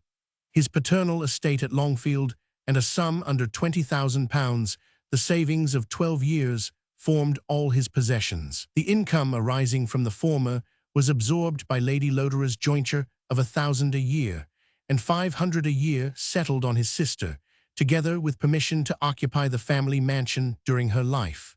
The remaining sum was disposed of in a way most singular. Without referring to the amount of what he could leave, he bequeathed the additional sum of £600 a year to Lady Lodore, on the express condition that she should not interfere with, nor even see, her child. Upon her failing in this condition, this sum was to be left to accumulate till Ethel was of age. Ethel was ultimately to inherit everything, but while her mother and aunt lived, her fortune consisted of little more than £5,000, and even in this, she was limited to the use of the interest only until she was of age. A previous marriage would have no influence on the disposition of her property. Mrs. Elizabeth was left her guardian. This will was in absolute contradiction to the wishes and feelings in which Lord Lodore died. So true had his prognostic been that he had no power beyond the grave. He had probably forgotten the existence of this will, or imagined that it had been destroyed. He had determined to make a new one on his arrival in England. Meanwhile, it was safely deposited with his solicitor in London, and Mrs. Elizabeth, with mistaken zeal, hastened to put it into force, and showed herself eager to obey her brother's wishes with scrupulous exactitude. The contents of it were communicated to Lady Lodore. She made no comment, returned no answer. She was suddenly reduced from comparative affluence, for her husband's allowance had consisted of several thousands, to a bare £1,600 a year. Whether she would be willing to diminish this her scanty income 1/3 and take on herself, besides, the care of her daughter, was not known. She remained inactive and silent, and Ethel was placed at once under the guardianship of her aunt. These two ladies left London in the old lumbering chariot which had belonged to the Admiral. Now, indeed, Ethel found herself in a new country, with new friends around her, speaking a new language, and each change of scene made more manifest the complete revolution of her fortunes. She looked on all with languid eyes and a heart dead to every pleasure. Her aunt, who bore a slight resemblance of her father, won some degree of interest, and the sole consolation offered her was to trace a similarity of voice and feature, and thus to bring the lost Lodore more vividly before her. The journey to Longfield was therefore not wholly without a melancholy charm. Mrs. Elizabeth longed to obtain more minute information concerning her brother, her pride and her delight, than had been contained in his short and infrequent letters. She hazarded a few questions. Grief loves to feed upon itself, and to surround itself with multiplications of its own image. Like a bee, it will find sweets in the poisoned flower, and nestle within its own creations, although they pierce the heart that cherishes them. Ethel felt a fascination in dwelling forever on the past.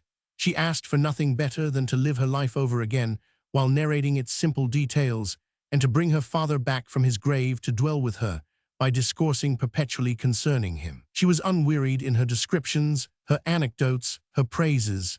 The Illinois rose before the eyes of her aunt like a taintless paradise inhabited by an angel. Love and good dwelt together there in blameless union.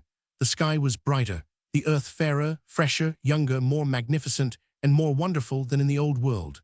The good lady called to mind, with surprise, the melancholy and despairing letters she had received from her brother while inhabiting this Eden. It was matter of mortification to his mourning daughter to hear, as from himself, as it were, that any sorrows had visited his heart while with her. When we love one to whom we have devoted our lives with undivided affection, the idea that the beloved object suffered any grief while with us jars with our sacred sorrow. We delight to make the difference between the possession of their society and our subsequent bereavement entire in its contrasted happiness and misery.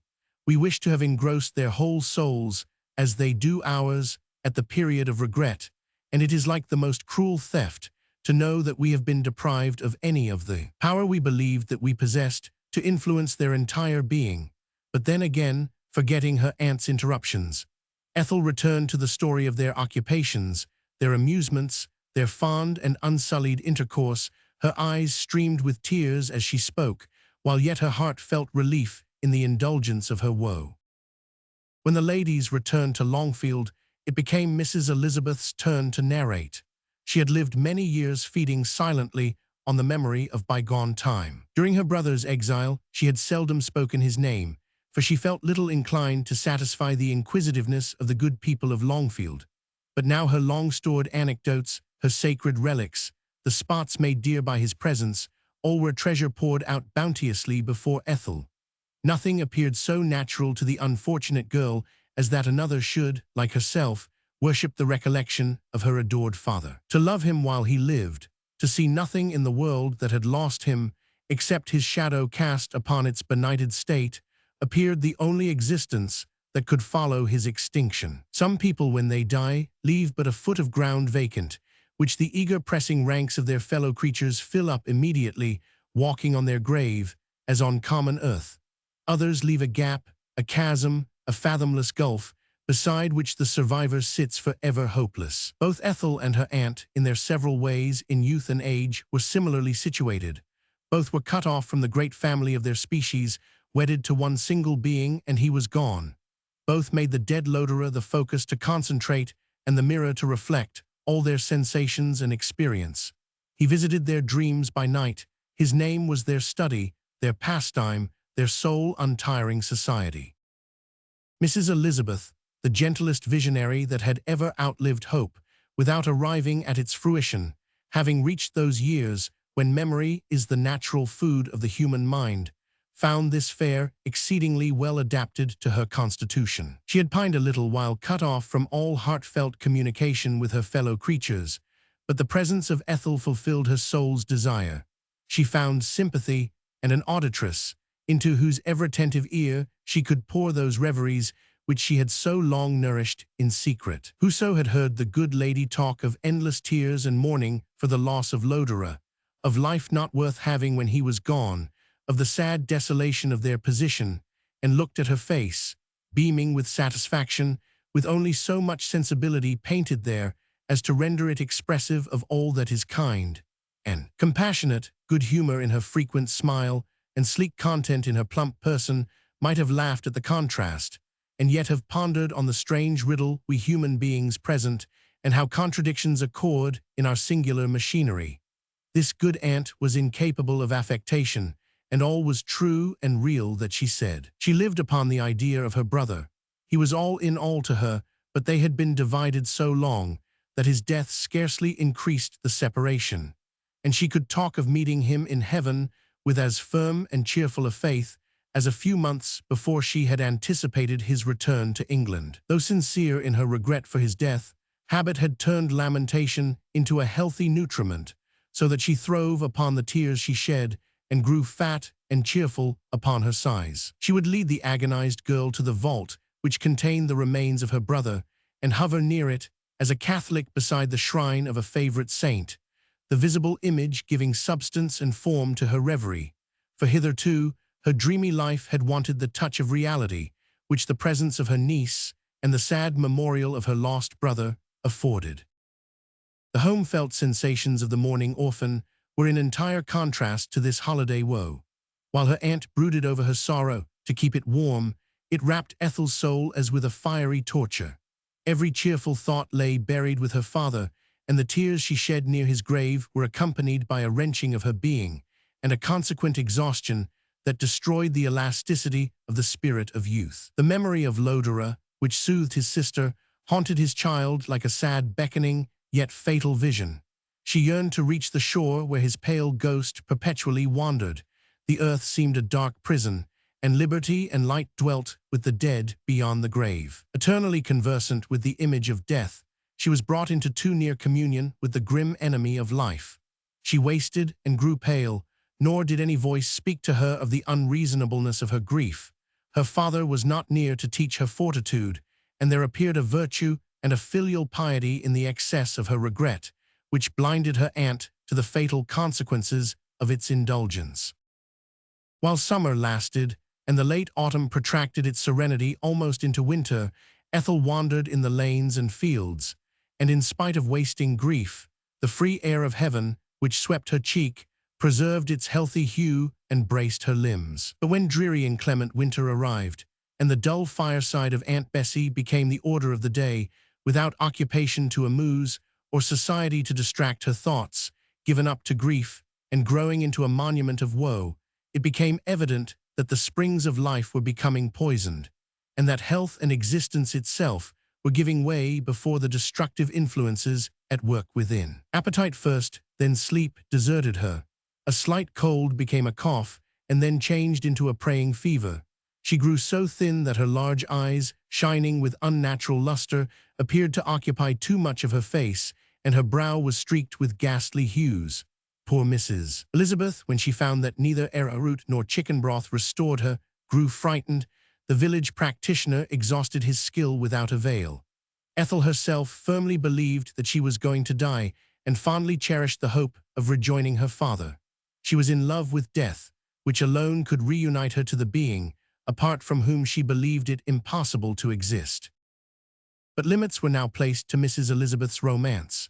The danger of Ethel was a frightful reality that awoke every natural feeling. Ethel, the representative of her brother, the last of their nearly extinct race, the sole relation she possessed, the only creature whom she could entirely love, was dear to her beyond expression, and the dread of losing her gave activity to her slothful resolves. Having seldom, during the whole course of her life, been called upon to put any plan or wish of hers into actual execution, what another would have immediately and easily done was an event to call forth all her energies and to require all her courage. Luckily, she possessed sufficient to meet the present exigency. She wrote up to London to her single correspondent there, her brother's solicitor. A house was taken, and the first warm days of spring found the ladies established in the metropolis. A physician had been called in, and he pronounced the mind only to be sick. Amuse her, he said, occupy her, prevent her from dwelling on those thoughts which have preyed upon her health. Let her see new faces, new places, everything new, and youth and a good constitution will do the rest. There seemed so much truth in this advice that all dangerous symptoms disappeared from the moment of Ethel's leaving Essex. Her strength returned, her face resumed its former loveliness, and Aunt Bessie, overjoyed at the change, occupied herself earnestly in discovering amusements for her niece in the numerous, widespread, and very busy congregation of human beings which forms the western portion of London. Chapter 18. You are now in London, that great sea, whose ebb and flow at once is deaf and loud. Shelley. There is no uninhabited desart so dreary as the peopled streets of London, to those who have no ties with its inhabitants, nor any pursuits in common with its busy crowds. A drop of water in the ocean is no symbol of the situation of an isolated individual thrown upon the stream of metropolitan life. That amalgamates with its kindred element, but the solitary being finds no pole of attraction to cause a union with its fellows, and bastilled by the laws of society, it is condemned to incommunicative solitude. Ethel was thrown completely upon her aunt, and her aunt was a cipher in the world. She had not a single acquaintance in London and was wholly inexperienced in its ways. She dragged Ethel about to see sights, and Ethel was amused for a time. The playhouses were a great source of entertainment to her, and all kinds of exhibitions, panoramas, and shows served to fill up her day. Still, the great want of all shed an air of dullness over everything, the absence of human intercourse, and of the conversation and sympathy of her species. Ethel, as she drove through the mazy streets and mingled with the equipages in the park, could not help thinking what pleasant people might be found among the many she saw, and how strange it was that her aunt did not speak even to one among them. This solitude, joined to a sense of exclusion, became very painful. Again and again she sighed for the Illinois that was inhabited by human beings, humble and uncultivated as they might be. She knew their wants and could interest herself in their goings-on. All the moving crowd of men and women now around her seemed so many automata. She started when she heard them address each other and express any feeling or intention that distinguished them from the shadows of a phantasmagoria. Where were the boasted delights of European intercourse which Lodore had vaunted, the elegancies and the wit, or the improvement to be derived from its society? The men and women of talent, of refinement and taste, who by their conversation awaken the soul to new powers, and exhilarate the spirits with a purer madness than wine, who with alternate gaiety and wisdom, humor and sagacity, amuse while they teach, accompanying their lessons with that spirit of sympathy, that speaking to the eye and ear, as well as to the mind, which books can so poorly imitate. Here doubtless I should find all these, thought Ethel, as she surveyed the audience at the theaters or the daily congregations she met in her drives. Yet I live here as if not only I inhabited a land whose language was unknown to me, for then I might converse by signs, but as if I had fallen among beings of another species with whom I have no affinity. I should almost say that I walked among them invisible, did they not condescend sometimes to gaze at me, proving that at least I am seen. Time sped on very quickly, meanwhile, in spite of these repinings, for her days were passed in the utmost monotony, so that though the hours a little lagged, yet she wondered where they were when they were gone, and they had spent more than a month in town. Though it seemed but a few days, Ethel had entirely recovered her health and more than her former beauty.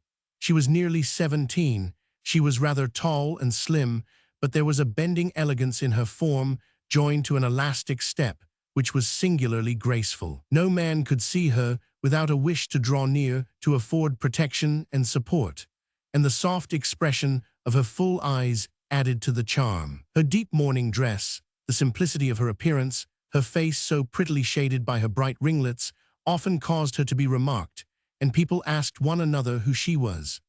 None knew, and the old-fashioned appearance of Mrs. Elizabeth Fitzhenry and the want of style which characterized all her arrangements prevented our very aristocratic gentry from paying as much attention to her as they otherwise would.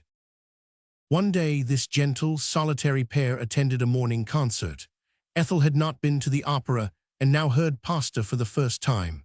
Her father had cultivated her taste for Italian music, for without cultivation, without in some degree understanding and being familiar with an art, it is rare that we admire even the most perfect specimens of it. Ethel listened with rapt attention, her heart beat quick, and her eyes became suffused with tears which she could not suppress.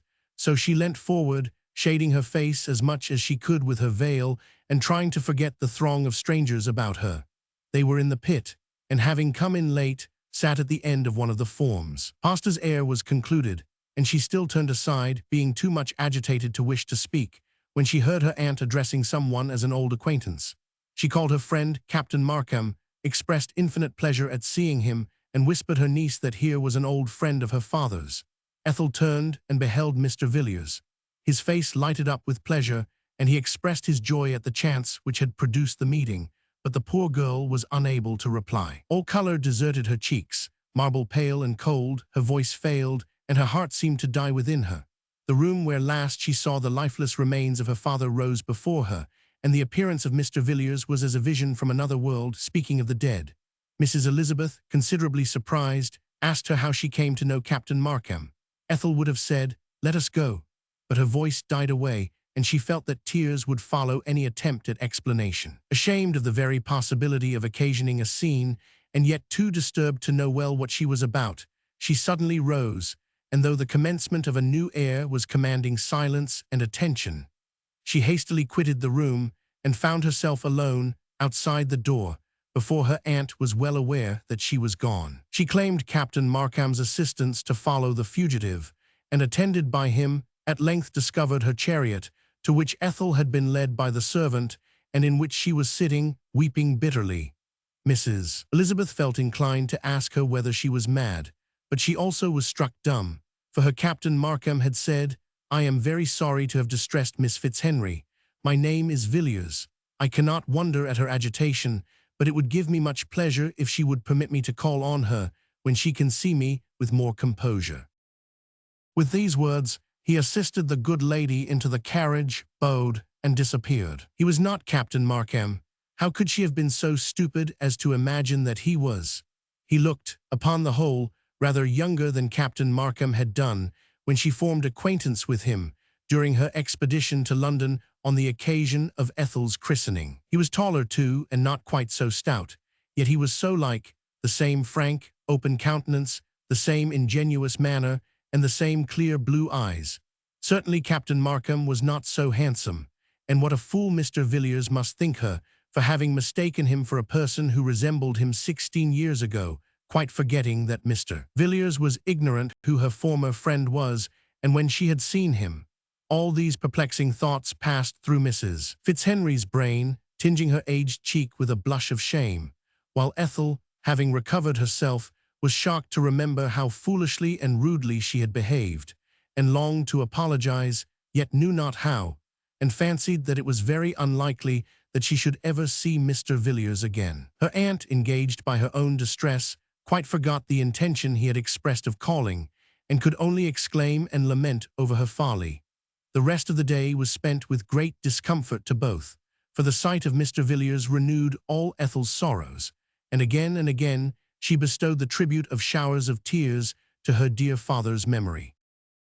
The following day, much to Ethel's delight, and the annoyance of Mrs. Elizabeth, who could not get over her sense of shame, Mr. Villiers presented himself in their drawing-room. Villiers, however, was a man speedily to overcome even any prejudice formed against him. Far more easily, therefore, could he obviate the good aunt's confusion and put her at her ease. His was one of those sunny countenances that spoke a heart ready to give itself away in kindness, a cheering voice, whose tones echoed the frankness and cordiality of his nature. Blessed with a buoyant and even careless spirit as far as regarded himself, he had a softness, a delicacy, and a gentleness with respect to others, which animated his manners with irresistible fascination. His heart was open to pity, his soul the noblest and clearest ever fashioned by nature in her happiest mood. He had been educated in the world, he lived for the world, for he had not genius to raise himself above the habits and pursuits of his countrymen, yet he took only the better part of their practices, and shed a grace over them so alien to their essence, that anyone might have been deceived, and have fancied that he proceeded on a system and principles of his own.